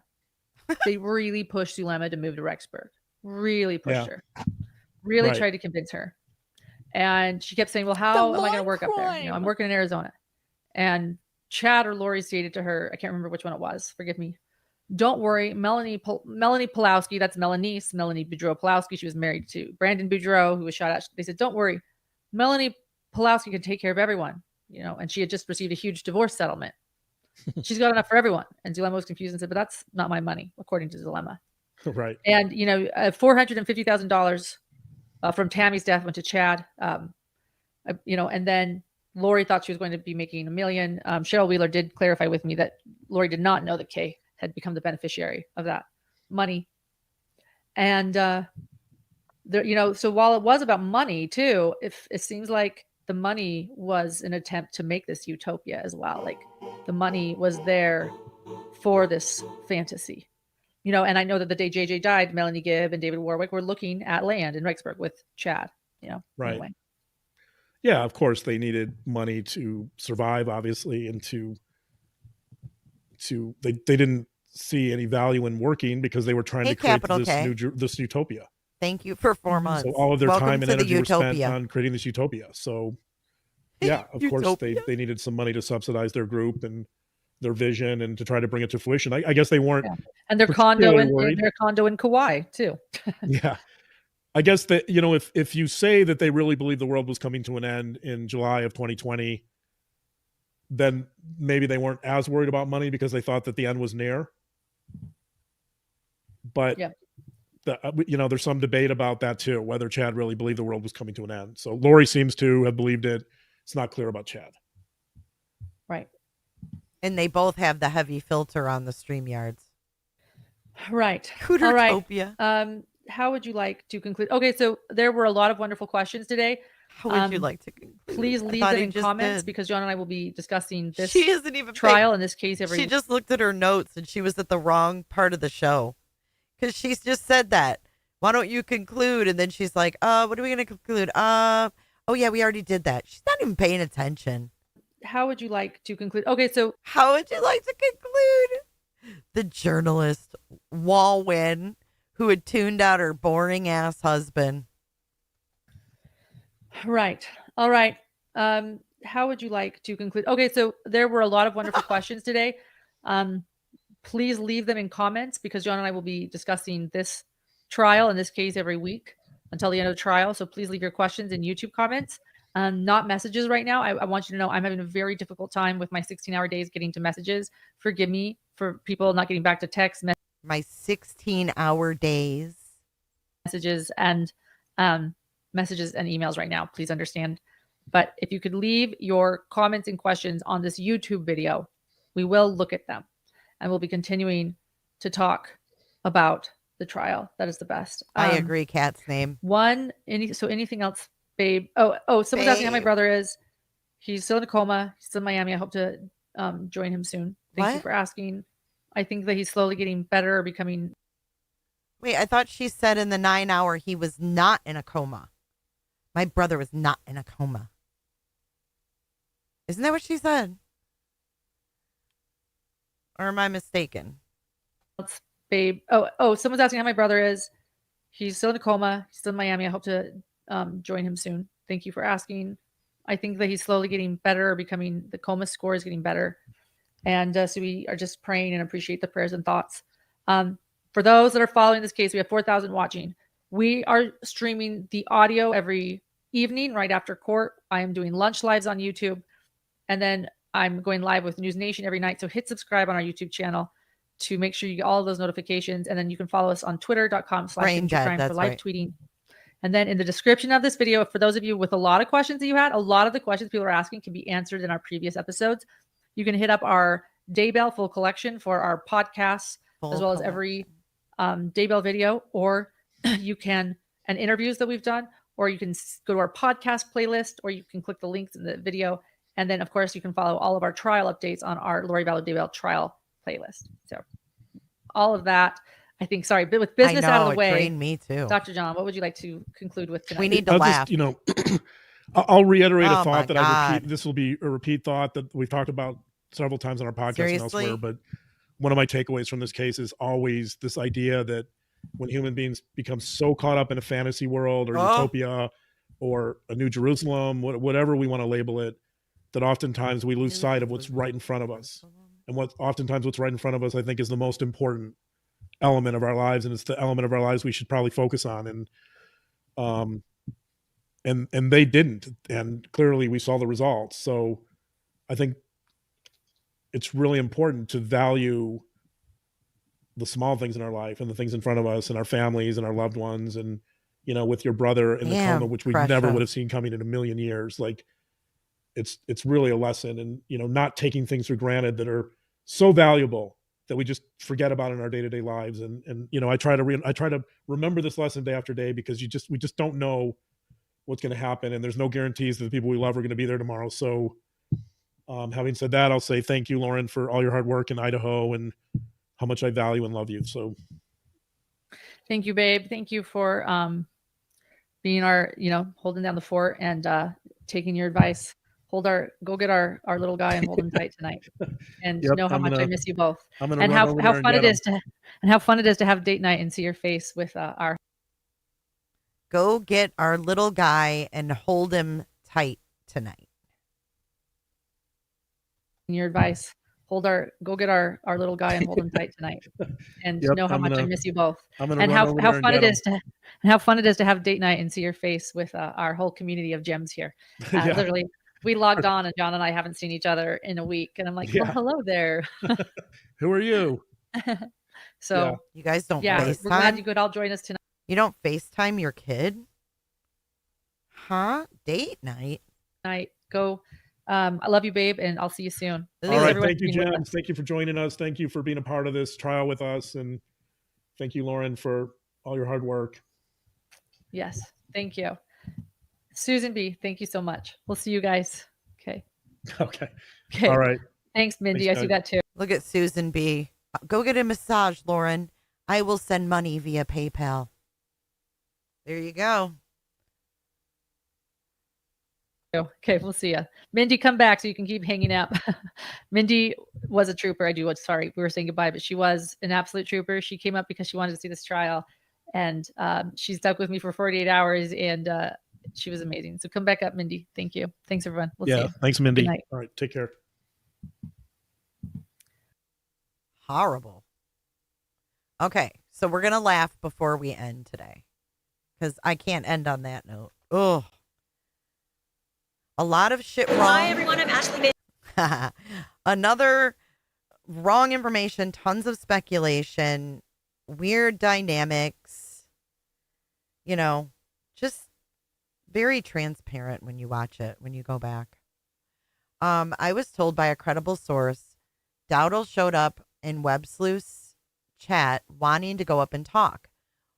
Lawin yelled at Trisha because she said it would ruin her premiere interview that was coming out the next day.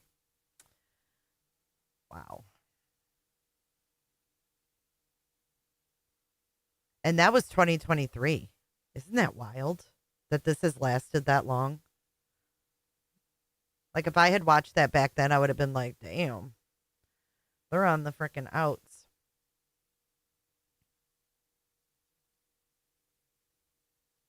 Is it Mindy, the chick that's on the Mormon stories that was at the trial with her?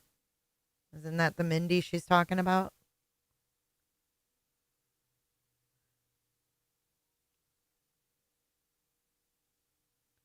Yeah, why would, if you're such a professional, and why would you scrub everything? Why wouldn't you say what high school you went to? Like, if you were the valedictorian for your high school class, why would it hurt to say what high school it was? When people hide shit like that, there's usually a reason. They don't want you to find something. They're hiding something, hence the name Hidden True Crime. So our last thing we're going to watch is, this is live from CrimeCon 2025. And you will see here that if you were to go right over here at these tables over here, this is where Walwyn and Joe Schmo and who else? Grayson and all those people, they kept scooting closer and closer and closer. They were right over here, and she is live broadcasting from the bar.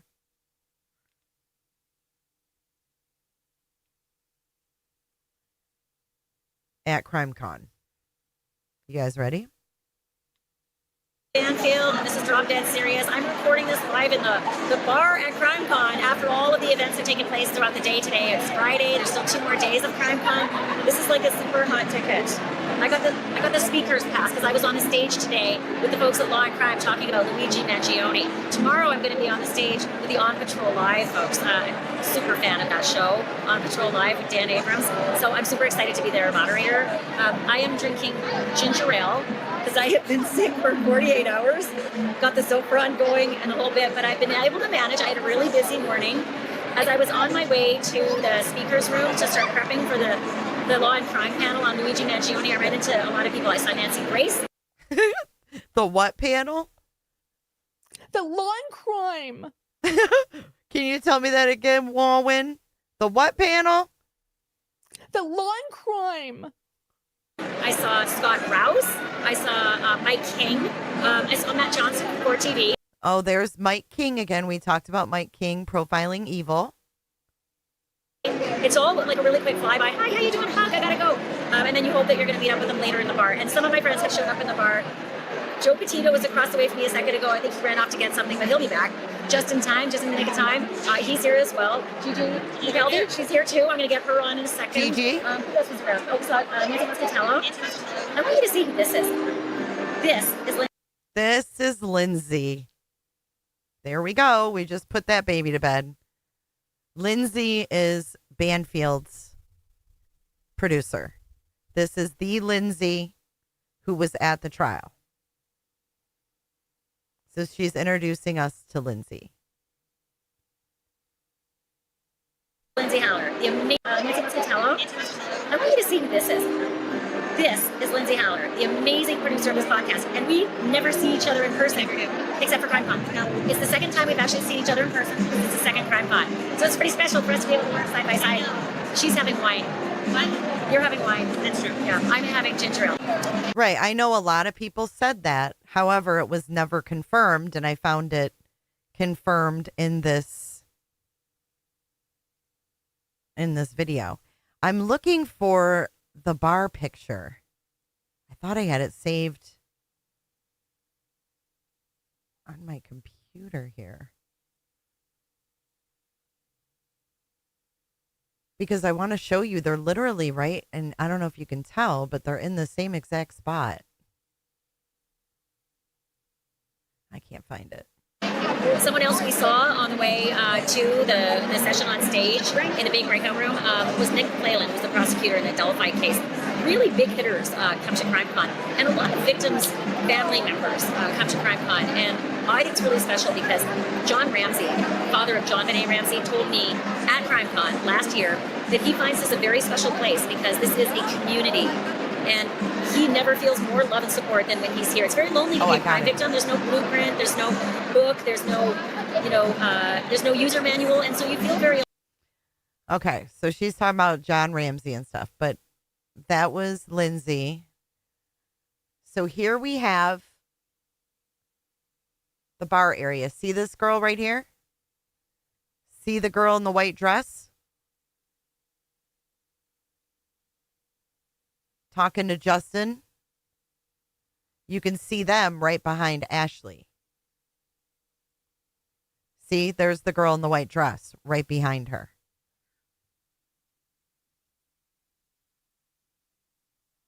Alone, and especially for John, he was so maligned for so long.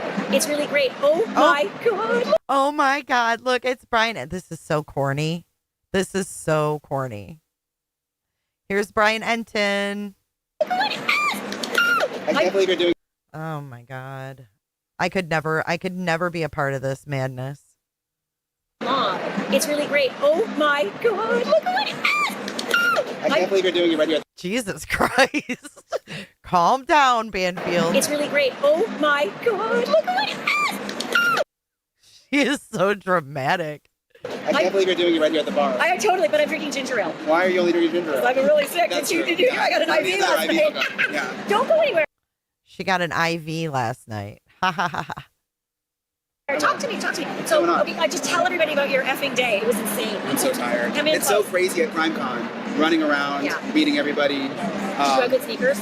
I did. I had good sneakers. Everybody's so nice. Right? It's fun. Yeah. It is a real community. Yeah. Everyone's friendly. There's no, I don't know, there's just no animosity. There's no nastiness. No one's jockeying. No, it's the nicest crowd. It really is Yeah. a nice place to be. Just really kind people. Yeah. I think it's because they care about victims. Yeah, I think when you hear Crime Con, you think like Comic Con, jokey, and it's really not. No. Like they're invested in the cases. There's so many like police officers, prosecutors, victims. Victims' family members. Yeah, it's nice. You interviewed Ethan Chapin's. Yeah, victims. See, that's where they lose me with victims' family members. I did. Yeah, Stacey Chapin. Yeah. And I mean, it's just heartrending, right? Because you want to just hug them. I know. Joe Petito was just sitting across the way a second ago. He's going to come over here in a bit.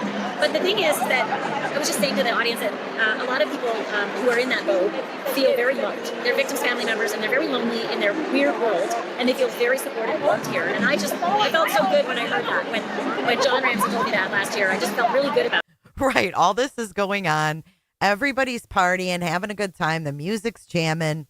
And Lauren's having people follow Christina to get her arrested.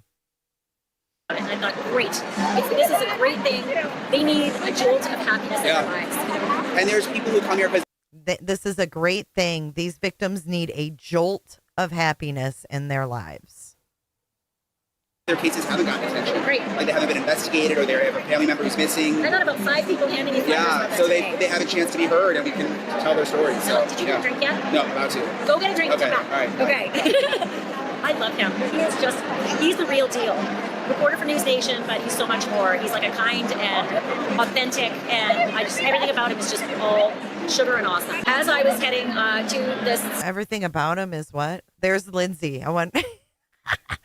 Hold on. And everything about him is just all sugar and awesome. Sugar and awesome? Is that what she said? No, the Mathiases have not been speakers at CrimeCon.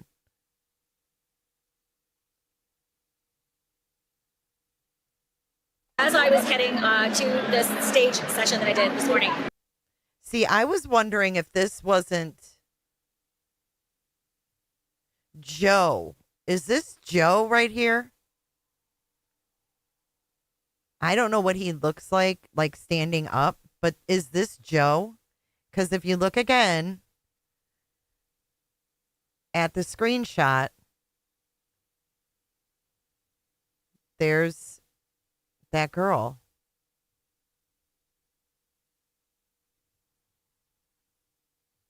I told you what the folks I ran into, but I got up on stage with the folks from Law and Crime. Oh, look, she's on stage with the Law and Crime.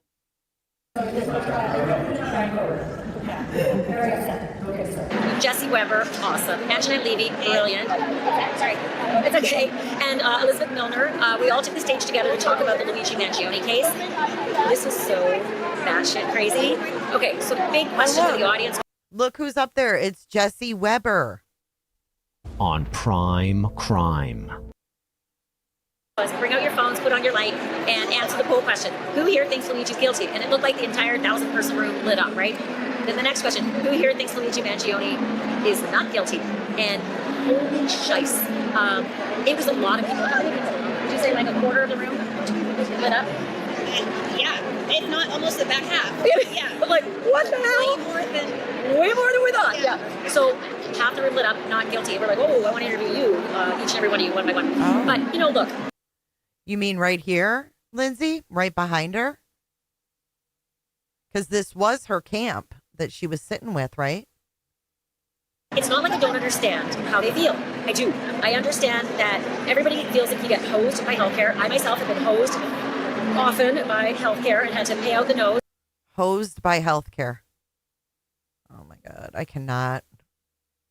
I just can't. I could never excuse shooting another person in the middle of the street in Manhattan. I'm sorry. I can't get down with that. Reasons or no reasons. Yeah, the healthcare sucks.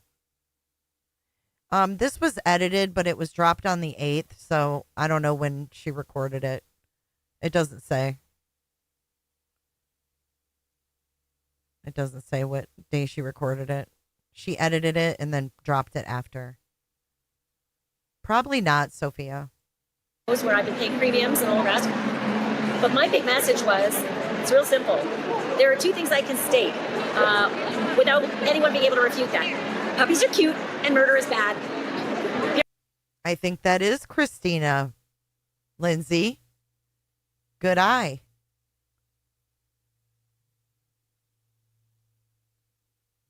She got up to take that picture, and that was when Schmo got the picture of her. Unbelievable. Period. We are not a nation of vigilante justice. I've been to countries like that. I don't want to live in a country like that. Oh. This country's incredible. So this was the 5th. This was the night that the picture was taken. See? Told you. Look. Boom. Same night.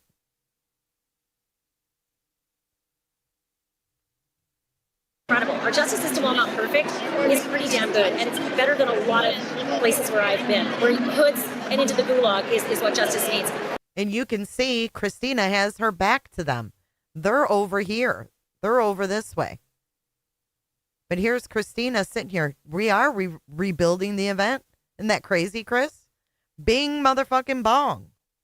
Bing bong. Is this Lori Hellis right here? And so I'm just upset with the number of people who think that because the cause was laudable, the murder was acceptable. So that means if you're now against fast food, does that mean I need a doorbell? I think it is. Is that Lori Hellis? I wonder who this guy is right here. Is that Defense Diaries guy? Oh, you guys can't see him. Hold on.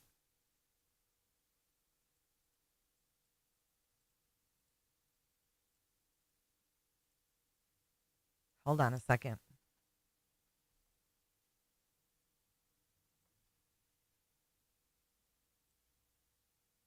You know what I'm going to do? I'm going to get rid of the chat and make it full screen.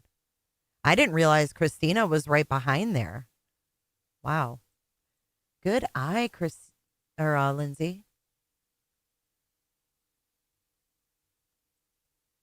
Okay.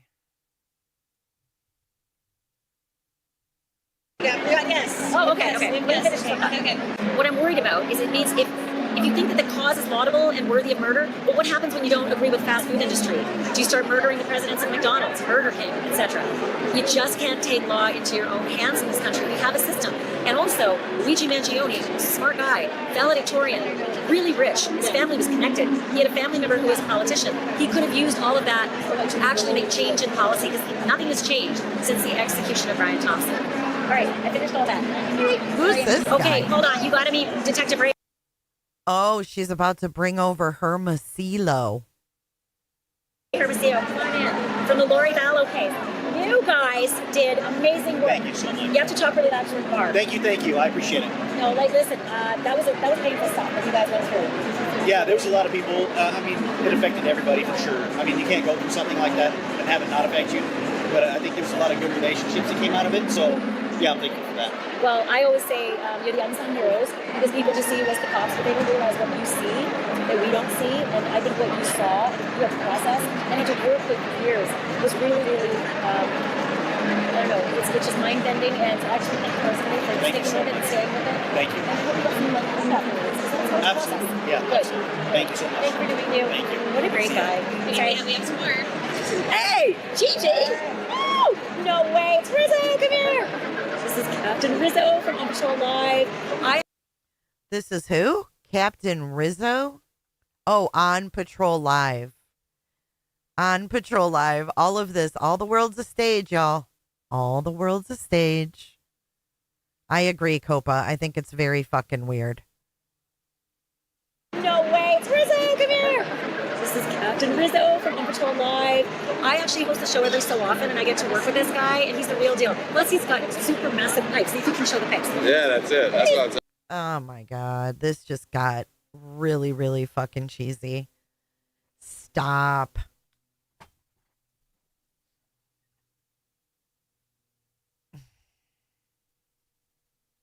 Look at this. This is like superhuman. How are you? Are you fine? I'm doing well. This is your first CrimCon? Yes, ma'am. Well, I'm doing a big session with you tomorrow. I can't wait. Yeah, me too. Yeah. Listen, don't drink too much in this bar. We got to rehearse. No, I didn't pay my sale. Love you. That's it. I love you. Oh, watch the lipstick. That's it. All right, it's all good. See you later. Come here, Gigi. Look, I got Rizzo. Love ya. Oh, I'm sure Walwyn, she hated that Christina was hanging with these people. Are you kidding me? Gigi McKelvey, Pretty Lies and Alibis. You know I'm like a total girl fan, right? Oh, well, it's mutual. Supergirl. I was fanning out. Gigi has a booth here, and the whole thing is being manned by her family. My mom and dad are here, my daughter. I just can't tell you how much. Aw, you don't get any more real than that. You know what I mean? Her mom, her dad, and her daughter were manning her booth. You don't get much more real than that. I love it. Also, how much you look like your parents. I know, right? They can't deny me. It's like total spitting Yeah, image. the DNA was strong. But I think it's really nice that they came out to do this with you. They are my biggest supporters, and I love them so much. We have. Where do you guys see Lauren in the back? I don't see Lauren. The closest family, and I'm just so blessed. You are blessed. That is amazing. And I'm blessed to have you as a friend. I think the same thing, and I only get to see her here in person. Otherwise, it's always via these like screens. So this is really special. It's so good to see you. Are you having a drink, or are you like holding off? I'm holding off. I had coffee, which is my fuel. My blood type is medium roast. So yeah, I'm just doing the coffee tonight. I'm doing ginger ale because I'm still dealing with I'm still dealing with the food poisoning. Oh, you had food poisoning? Oh, I had an IV last night. Oh, girl. Food poisoning. She had food poisoning. Yeah, right. Not a good trip here. Yeah, no, it doesn't sound like it. I won't gross you up with the details. Yeah. I'll see you later. So, like, this is what CrimCon's about. The audio is probably terrible, so I'm sorry because I'm moving stuff around as we speak. But it's great. You just bump into all these amazing people and all these great collaborators and contributors and influencers and people like Chris Hansen. I bumped into Chris Hansen a while ago. Okay. See this person in the jean jacket?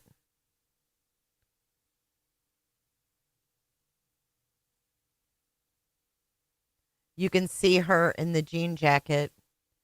I don't have my pointer, but look right over Grayson's head to the left. That's that same person in the jean jacket. Christina has black on.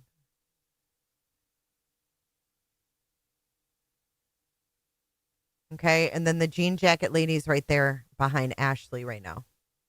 He's probably somewhere. I'll find out. Justin in the Nick of Time is here as well, and I love him because he is really committed to his work. He's super investigative. Come here. Oh, that was Gabby Petito's mom. That's Gabby's mom right there. Wow. Hi, girl. Look who's here. Linda, who said we don't like Ashley Banfield? When we critique something, it doesn't mean we don't like the whole package. We can critique the shit out of something and not dislike the person. You guys are so sensitive. Oh, you don't like Ashley either? You must have a boring life. You don't like Lauren or Ashley. It must be a really boring life for you. The lawn crime. Yeah, I told you, Emmy Joe. I was like, is that Justin from TikTok? Y'all were like, no. He's another one that puts out misinformation. Justin from TikTok. Justin, the Nick of Time. Good, how are you? Favorite thing you did today? You know, honestly, we didn't hang around here too much. We actually went in Colorado and did a train ride in Georgetown. You're kidding. With my wife and daughter. Wait, you didn't do playing money stuff? I might have played hooky. What about tomorrow? I will be here all day. Are you doing any sessions or anything like that? To be determined, I suppose. You gotta look at the schedule. There's really good stuff. I know there's really good stuff. You should come to the On Patrol live one. Because I'm going to be the What time is moderator. it? Oh, I can do that. Okay. Oh, she gets to moderate for all the cops on Patrol. Going to be there. I love your work. Well, I love your work. This is like a love fest, I'm telling you. Thank you, darling. And thank you for always having me on the show. I appreciate it. We love it. And the Banfield show. We love having Justin on. Okay, so where did I leave off? I was on the stage with the Law and Crime folks. Then I got off the stage and went to the Law and Crime booth. and holy moly, I just went to say hi to them. But suddenly there was this like massive long line of people who just wanted to say hi, autograph, picture, just like they were sharing a lot of love. And it was super nice, and I met some really great people who were here just to take part in CrimeCon. They're not presenting, they just came as guests, as attendees. And they're loving every moment of being able to like be a part of this and meet some of the people that are their heroes, and it's just great. So I had a really nice time with all those folks, and if you're watching, I love meeting you today. And then, as if it was busy enough, I had to race off to another room and like work on my live show that I did tonight. I actually just wrapped it from a mobile van outside. I am live at CrimeCon in Denver, Colorado. This is a place for true crime fans and content creators, investigators and advocates. And then came into the bar to do the podcast. So it's been a very busy day, and I did this all while recovering from food poisoning.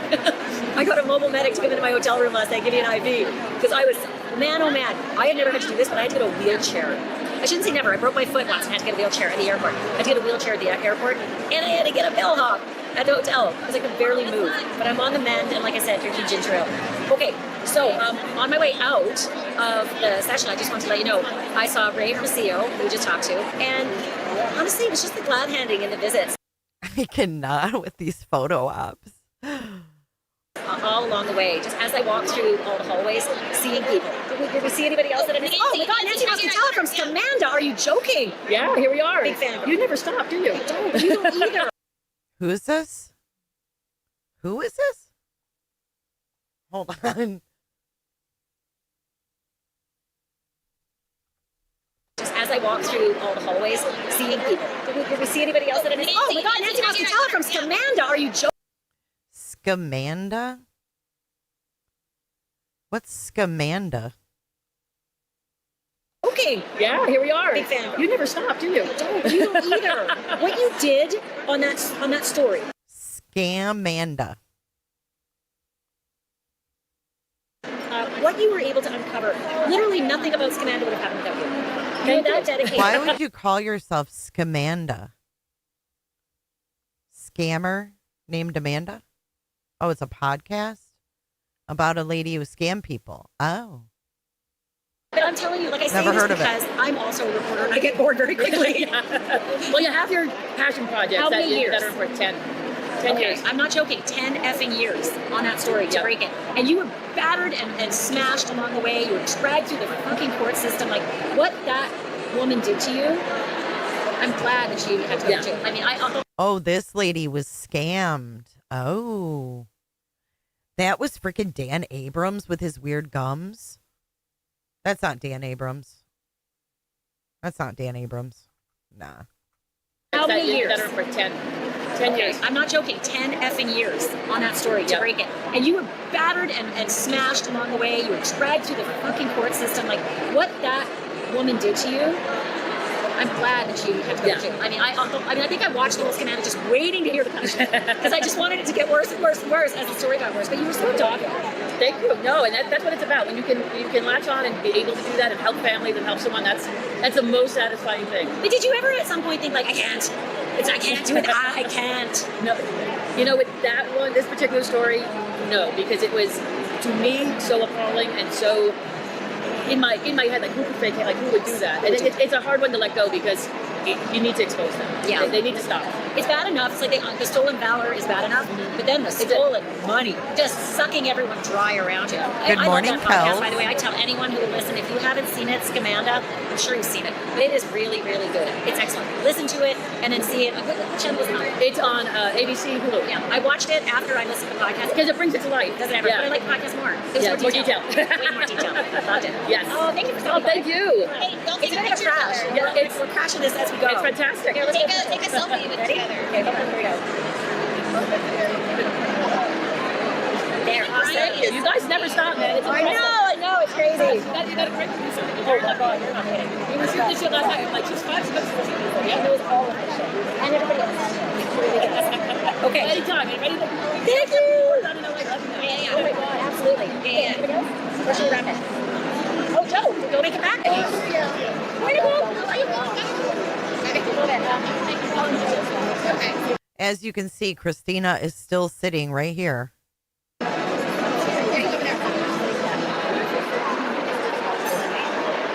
come on over to the podcast side. I want to grab you. I like it. I can't with that thing she has on her phone. What are those called? Pop something. What are those called? We'll talk real quick. We're still rolling? Yeah. Okay. All right. Hey, this is Nicole Schmidt. Gabby Petito's mom. Oh my God. It's so good to see you. Here, come on, Rita. I'll twist this so you can see, and then I'll twist the mic because it's loud in here. Yes, it is. Tell me about your experience. How are things going here? It's great tonight because I get to see all my friends. Brian Enten is the Brian Enten. Pascal, Justin. Pascal and Justin. She said, I get to see all my friends. Pascal, Justin. Oh, a pop socket. What's the obsession? Good to see you. This is so incredibly clicky. I wanted to go to CrimeCon 2026, but this makes me think twice. Yeah, same. I'm going to do a deep dive into CrimeCon, like from the beginning to now. All these great people are here, and everybody's so kind. I told you. Everybody's so nice here. There's not one mean person here. I told them. There's not one mean person here except Lauren. The audience before that John Ramsey sent me last year. I love it here because I have such a community that loves me and supports me. And I thought, well, thank God. That makes me feel so good. I wonder if you feel the same way. Absolutely. It's like family. It's like an extended family. I actually just had a photo with John. He gave me a big hug, and he's just the most gentle, kind person ever. John Ramsey is the shit. He is. John Ramsey. She just had her picture with John Ramsey. He's so sweet. I love him. He's been through so much. Yeah, they're a great family. I adore them. They're a great family. And everything went okay, like anniversaries, everything okay, like. Yeah. So I don't know if you noticed, but Netflix had released the Lifetime movie about Gabby, and I was very upset about that. Were you? Yeah. It did come down though. So I don't know if people maybe complained, but it came. I don't know how you can be upset about a Lifetime movie when you're at CrimeCon. I don't know how you can be upset about a Lifetime movie made about the crime when you're at CrimeCon. I don't understand that. Where does that line get drawn? No, it's not on there anymore. They didn't do you. Yeah. They didn't call you and ask for your input? No, I don't think that it works that way when they're just putting shows on. But it was on her anniversary. That's what really annoyed me. Oh, that's not right. We did the right thing. That's good. I'm glad to hear that. Everything's amazing. It's doing great. We're traveling all over the place skiing and that's great. It's doing great. Okay. That warms my heart. That does warm my heart. I'm glad to see you again. It's like, once again, it's a CrimeCon thing. We only see each other at CrimeCon once a year. Or like sometimes a virtual interview. A virtual interview or TV. It's true. I know. Hey, look who this is. Speaking of the devil, it's Joe Petito. Are you live right now? Yeah. Oh my God. Say hi. Hi. Okay. Speak into the microphone. You gotta come close to the mic. Okay, how's your experience going? So they get these victims' families all juiced up on alcohol. She's pissed because Judith Light is playing Nicole. Melmo. You do, easy peasy? Yeah, me too, Pearl Strand. CrimeCon, listen, I was very nervous back in Orlando because I didn't know what to expect. Yeah. And I find since coming, everyone's really respectful. Oh yeah. Like it's not what you would expect, and I would encourage others to come because everyone that's here really wants to try and help others that are either missing or in a situation where resources are available. So seeing all the caring and the respect that goes into an event like this, I'd come back every year if they have. So this is, I said it, Brian said it, you just heard Nicole say it. People are really nice. Yeah. See, and the thing is, and I don't blame him because he has a foundation and he has a goal and he's using this industry to boost his Gabby Foundation. And I don't blame him. I don't blame him at all. You got to fucking hobnob with these fuckers. That's where the money is. It's unfortunately, you can't do shit with a foundation without money and donors. And I don't blame them one bit because Gabby is more important and they can be fake for Gabby and get through this shit for her to save other people from domestic violence. Yes, networking. Their intentions are, I agree. This is like a convention of nice. It's a weird thing to say CrimeCon is super nice, but it is. It's really hard to distinguish the fact that there's real people behind these stories. And when you come to an event like this, you would expect them to say things or be a little too confrontational, and they're not. Or too demanding of you and your information. Yeah, you went through a really hard tragedy. Let me take a picture. It's more like, can I give you a hug? Is that okay? And I'm like, yeah, let's do that. So everyone is really nice, and seeing all that, it makes you want to come back. I mean, this is how many years did you come here now? Oh God, it might be my 4th, I think. Right? Yeah, I think it might be my 4th or 5th. So when it was your first, like when they asked you, hey, listen, do you want to come to CrimeCon? Like, what was your initial? You know, I'm glad you asked that because I thought it was a little too prurient. I thought it was too voyeuristic because I didn't know. And then I kind of got ordered to go by the employer. Okay. And then I had the same epiphany that you did. It's like, wait a minute, I had it all wrong. These people are amazing. It really is. It really is like a nice group of people. And so, like I said, I'll come back any year that they want me to come back. There's no blueprint for what you've gone through. There's no manual. There's no flyer that you can get handed when you go through what you go through. And so, as I always say, John Ramsey said to me, these people love me and support me, and I am very lonely otherwise in my life, in my world. You know, this is a different world that very few people live. So now, if I can give you credit for a second, because you got to go and tell these stories, and do it in a way there where you show very little emotion, because you have to get through that story. And I don't think people understand how difficult that is, because you have opinions on these stories internally.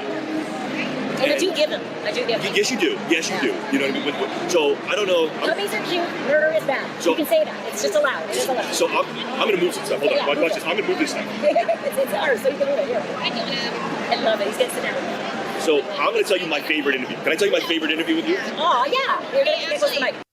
Okay, wait. Christina got up. Oh, awesome. Hold on. When did she get up? Like Ramsey said to me, these people love me and support me, and I am very lonely otherwise in my life. Oh God, it might be my and your information. Yeah, you went through a really hard tragedy. Let me take a picture. It's really respectful. Oh yeah. Like it's not what you would. We did the right thing. It's doing great. We're traveling all over the place singing, and it's great. It's doing great. Okay, that's one I heard. It's like, once again, it's a CrimeCon thing. We leave each other.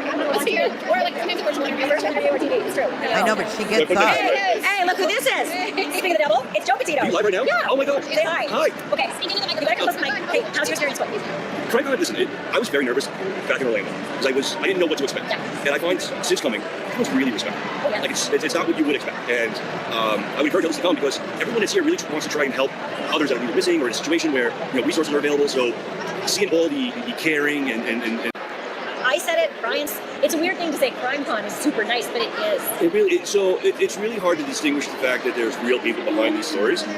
And when you come to an event like this, you would expect them to say things or be a little too confrontational, and they're not. They're too demanding of you and your information. Yeah, you went through a really hard tragedy. Let me take a picture. It's more like, can I give you a hug? Is that okay? And I'm like, yeah, let's do that. So everyone is really nice, and seeing all that, it makes you want to come back. I mean, this is how many years did you come here now?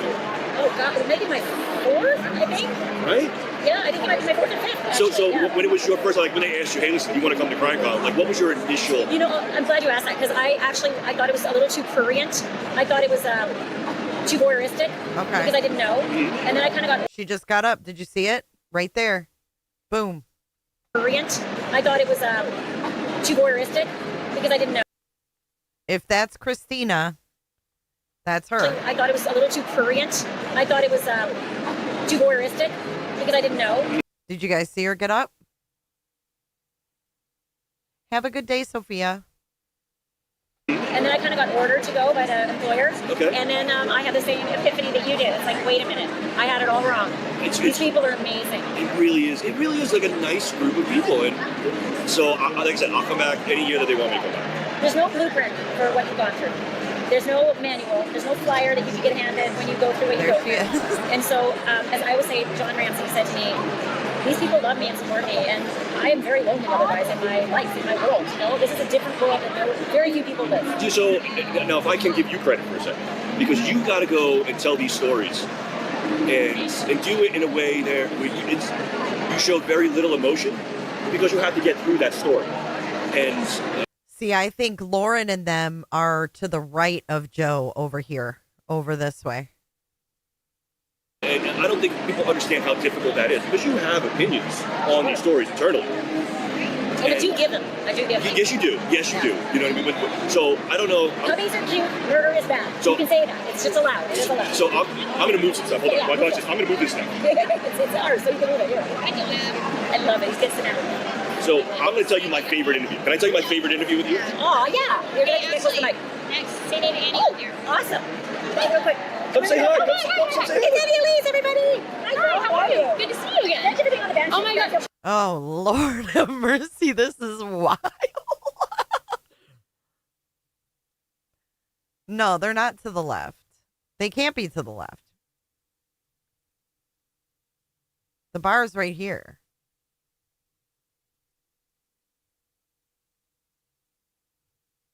It's Annie Elise, everybody. Hi, girl. How are you? Good to see you again. Everything on the bench. Oh my God. I was telling Brian, I was like, I hear myself in my ear. This is tripping me out. But it was great. Yeah. It was good. great. Thank you so much. You hit all the notes. Oh, thank So you. we get distracted. We're like squirrels. No, honestly, I know. We're actually at a bar, so whoever's watching, like, I'm sorry. It happens. Okay, Annie Elise, everybody. Serious. Oh my God, Joe is drunk.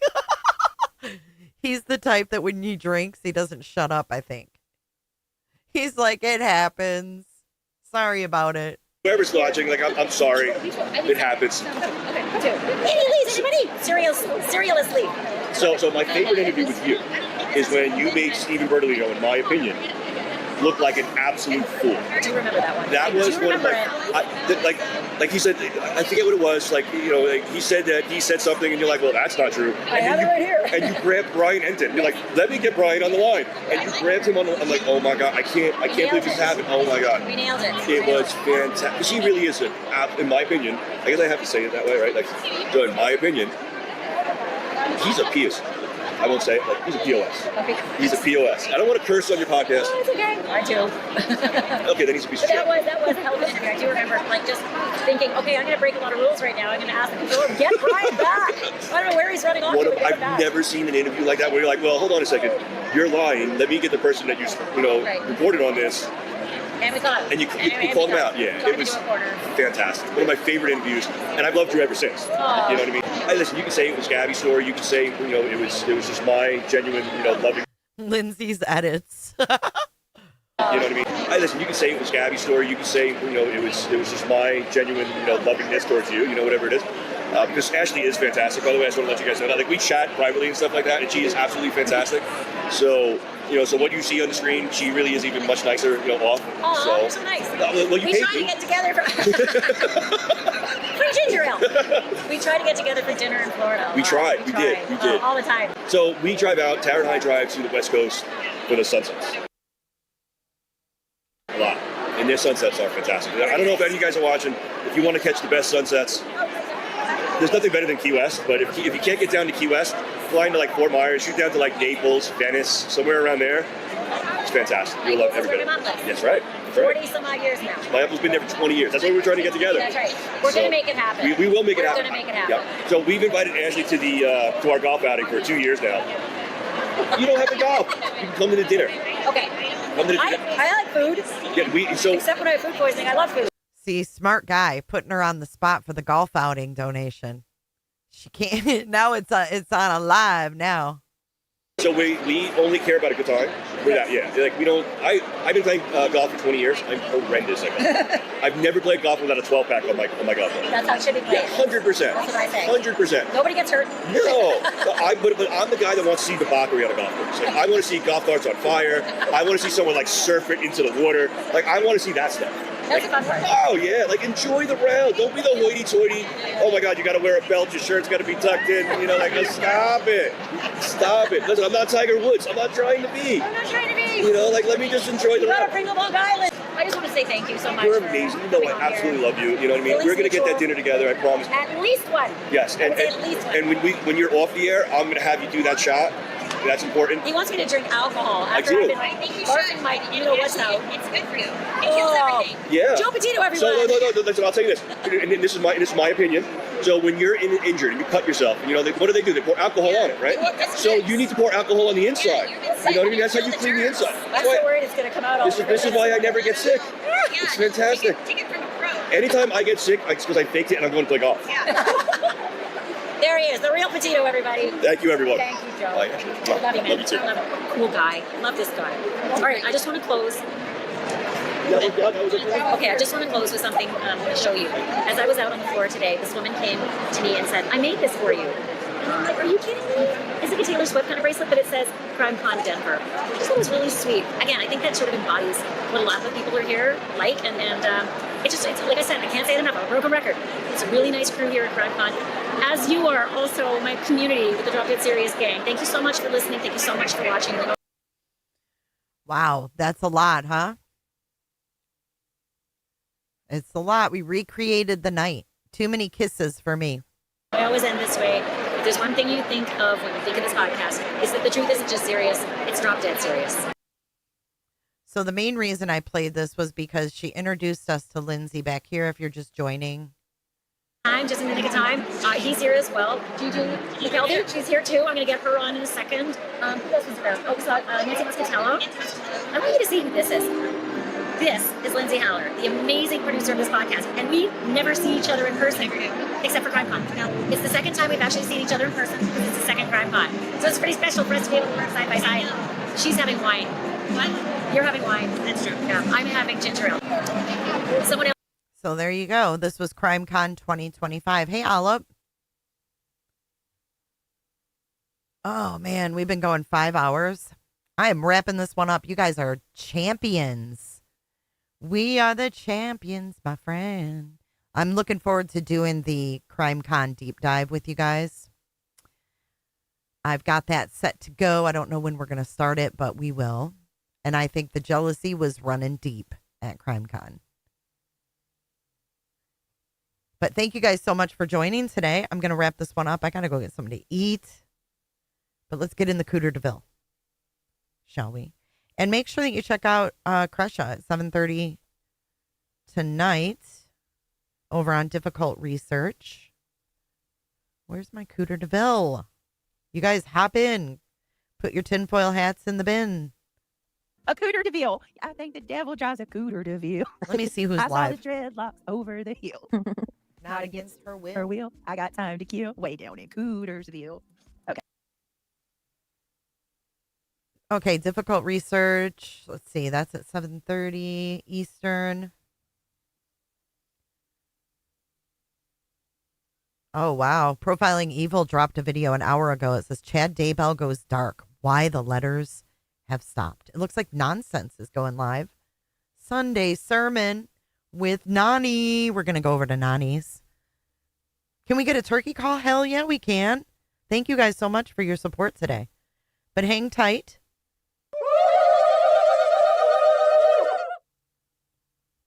I got to get rid of my bats. It's no longer Halloween. But look for your name on the screen today. If you were gifted or you were generous and sent a super chat. We're going to end the poll as well. Looks like 66% of you came over from HTC, and I'm so happy that you have found me. Thank you so much, guys. We're going to redirect to Nani. Just stay in the Cooter DeVille. Profiling Evil is compromised, you think? Look at all the new Cooters. We got a whole slew of doctors today. We got a whole practice. Thank you, XIXI.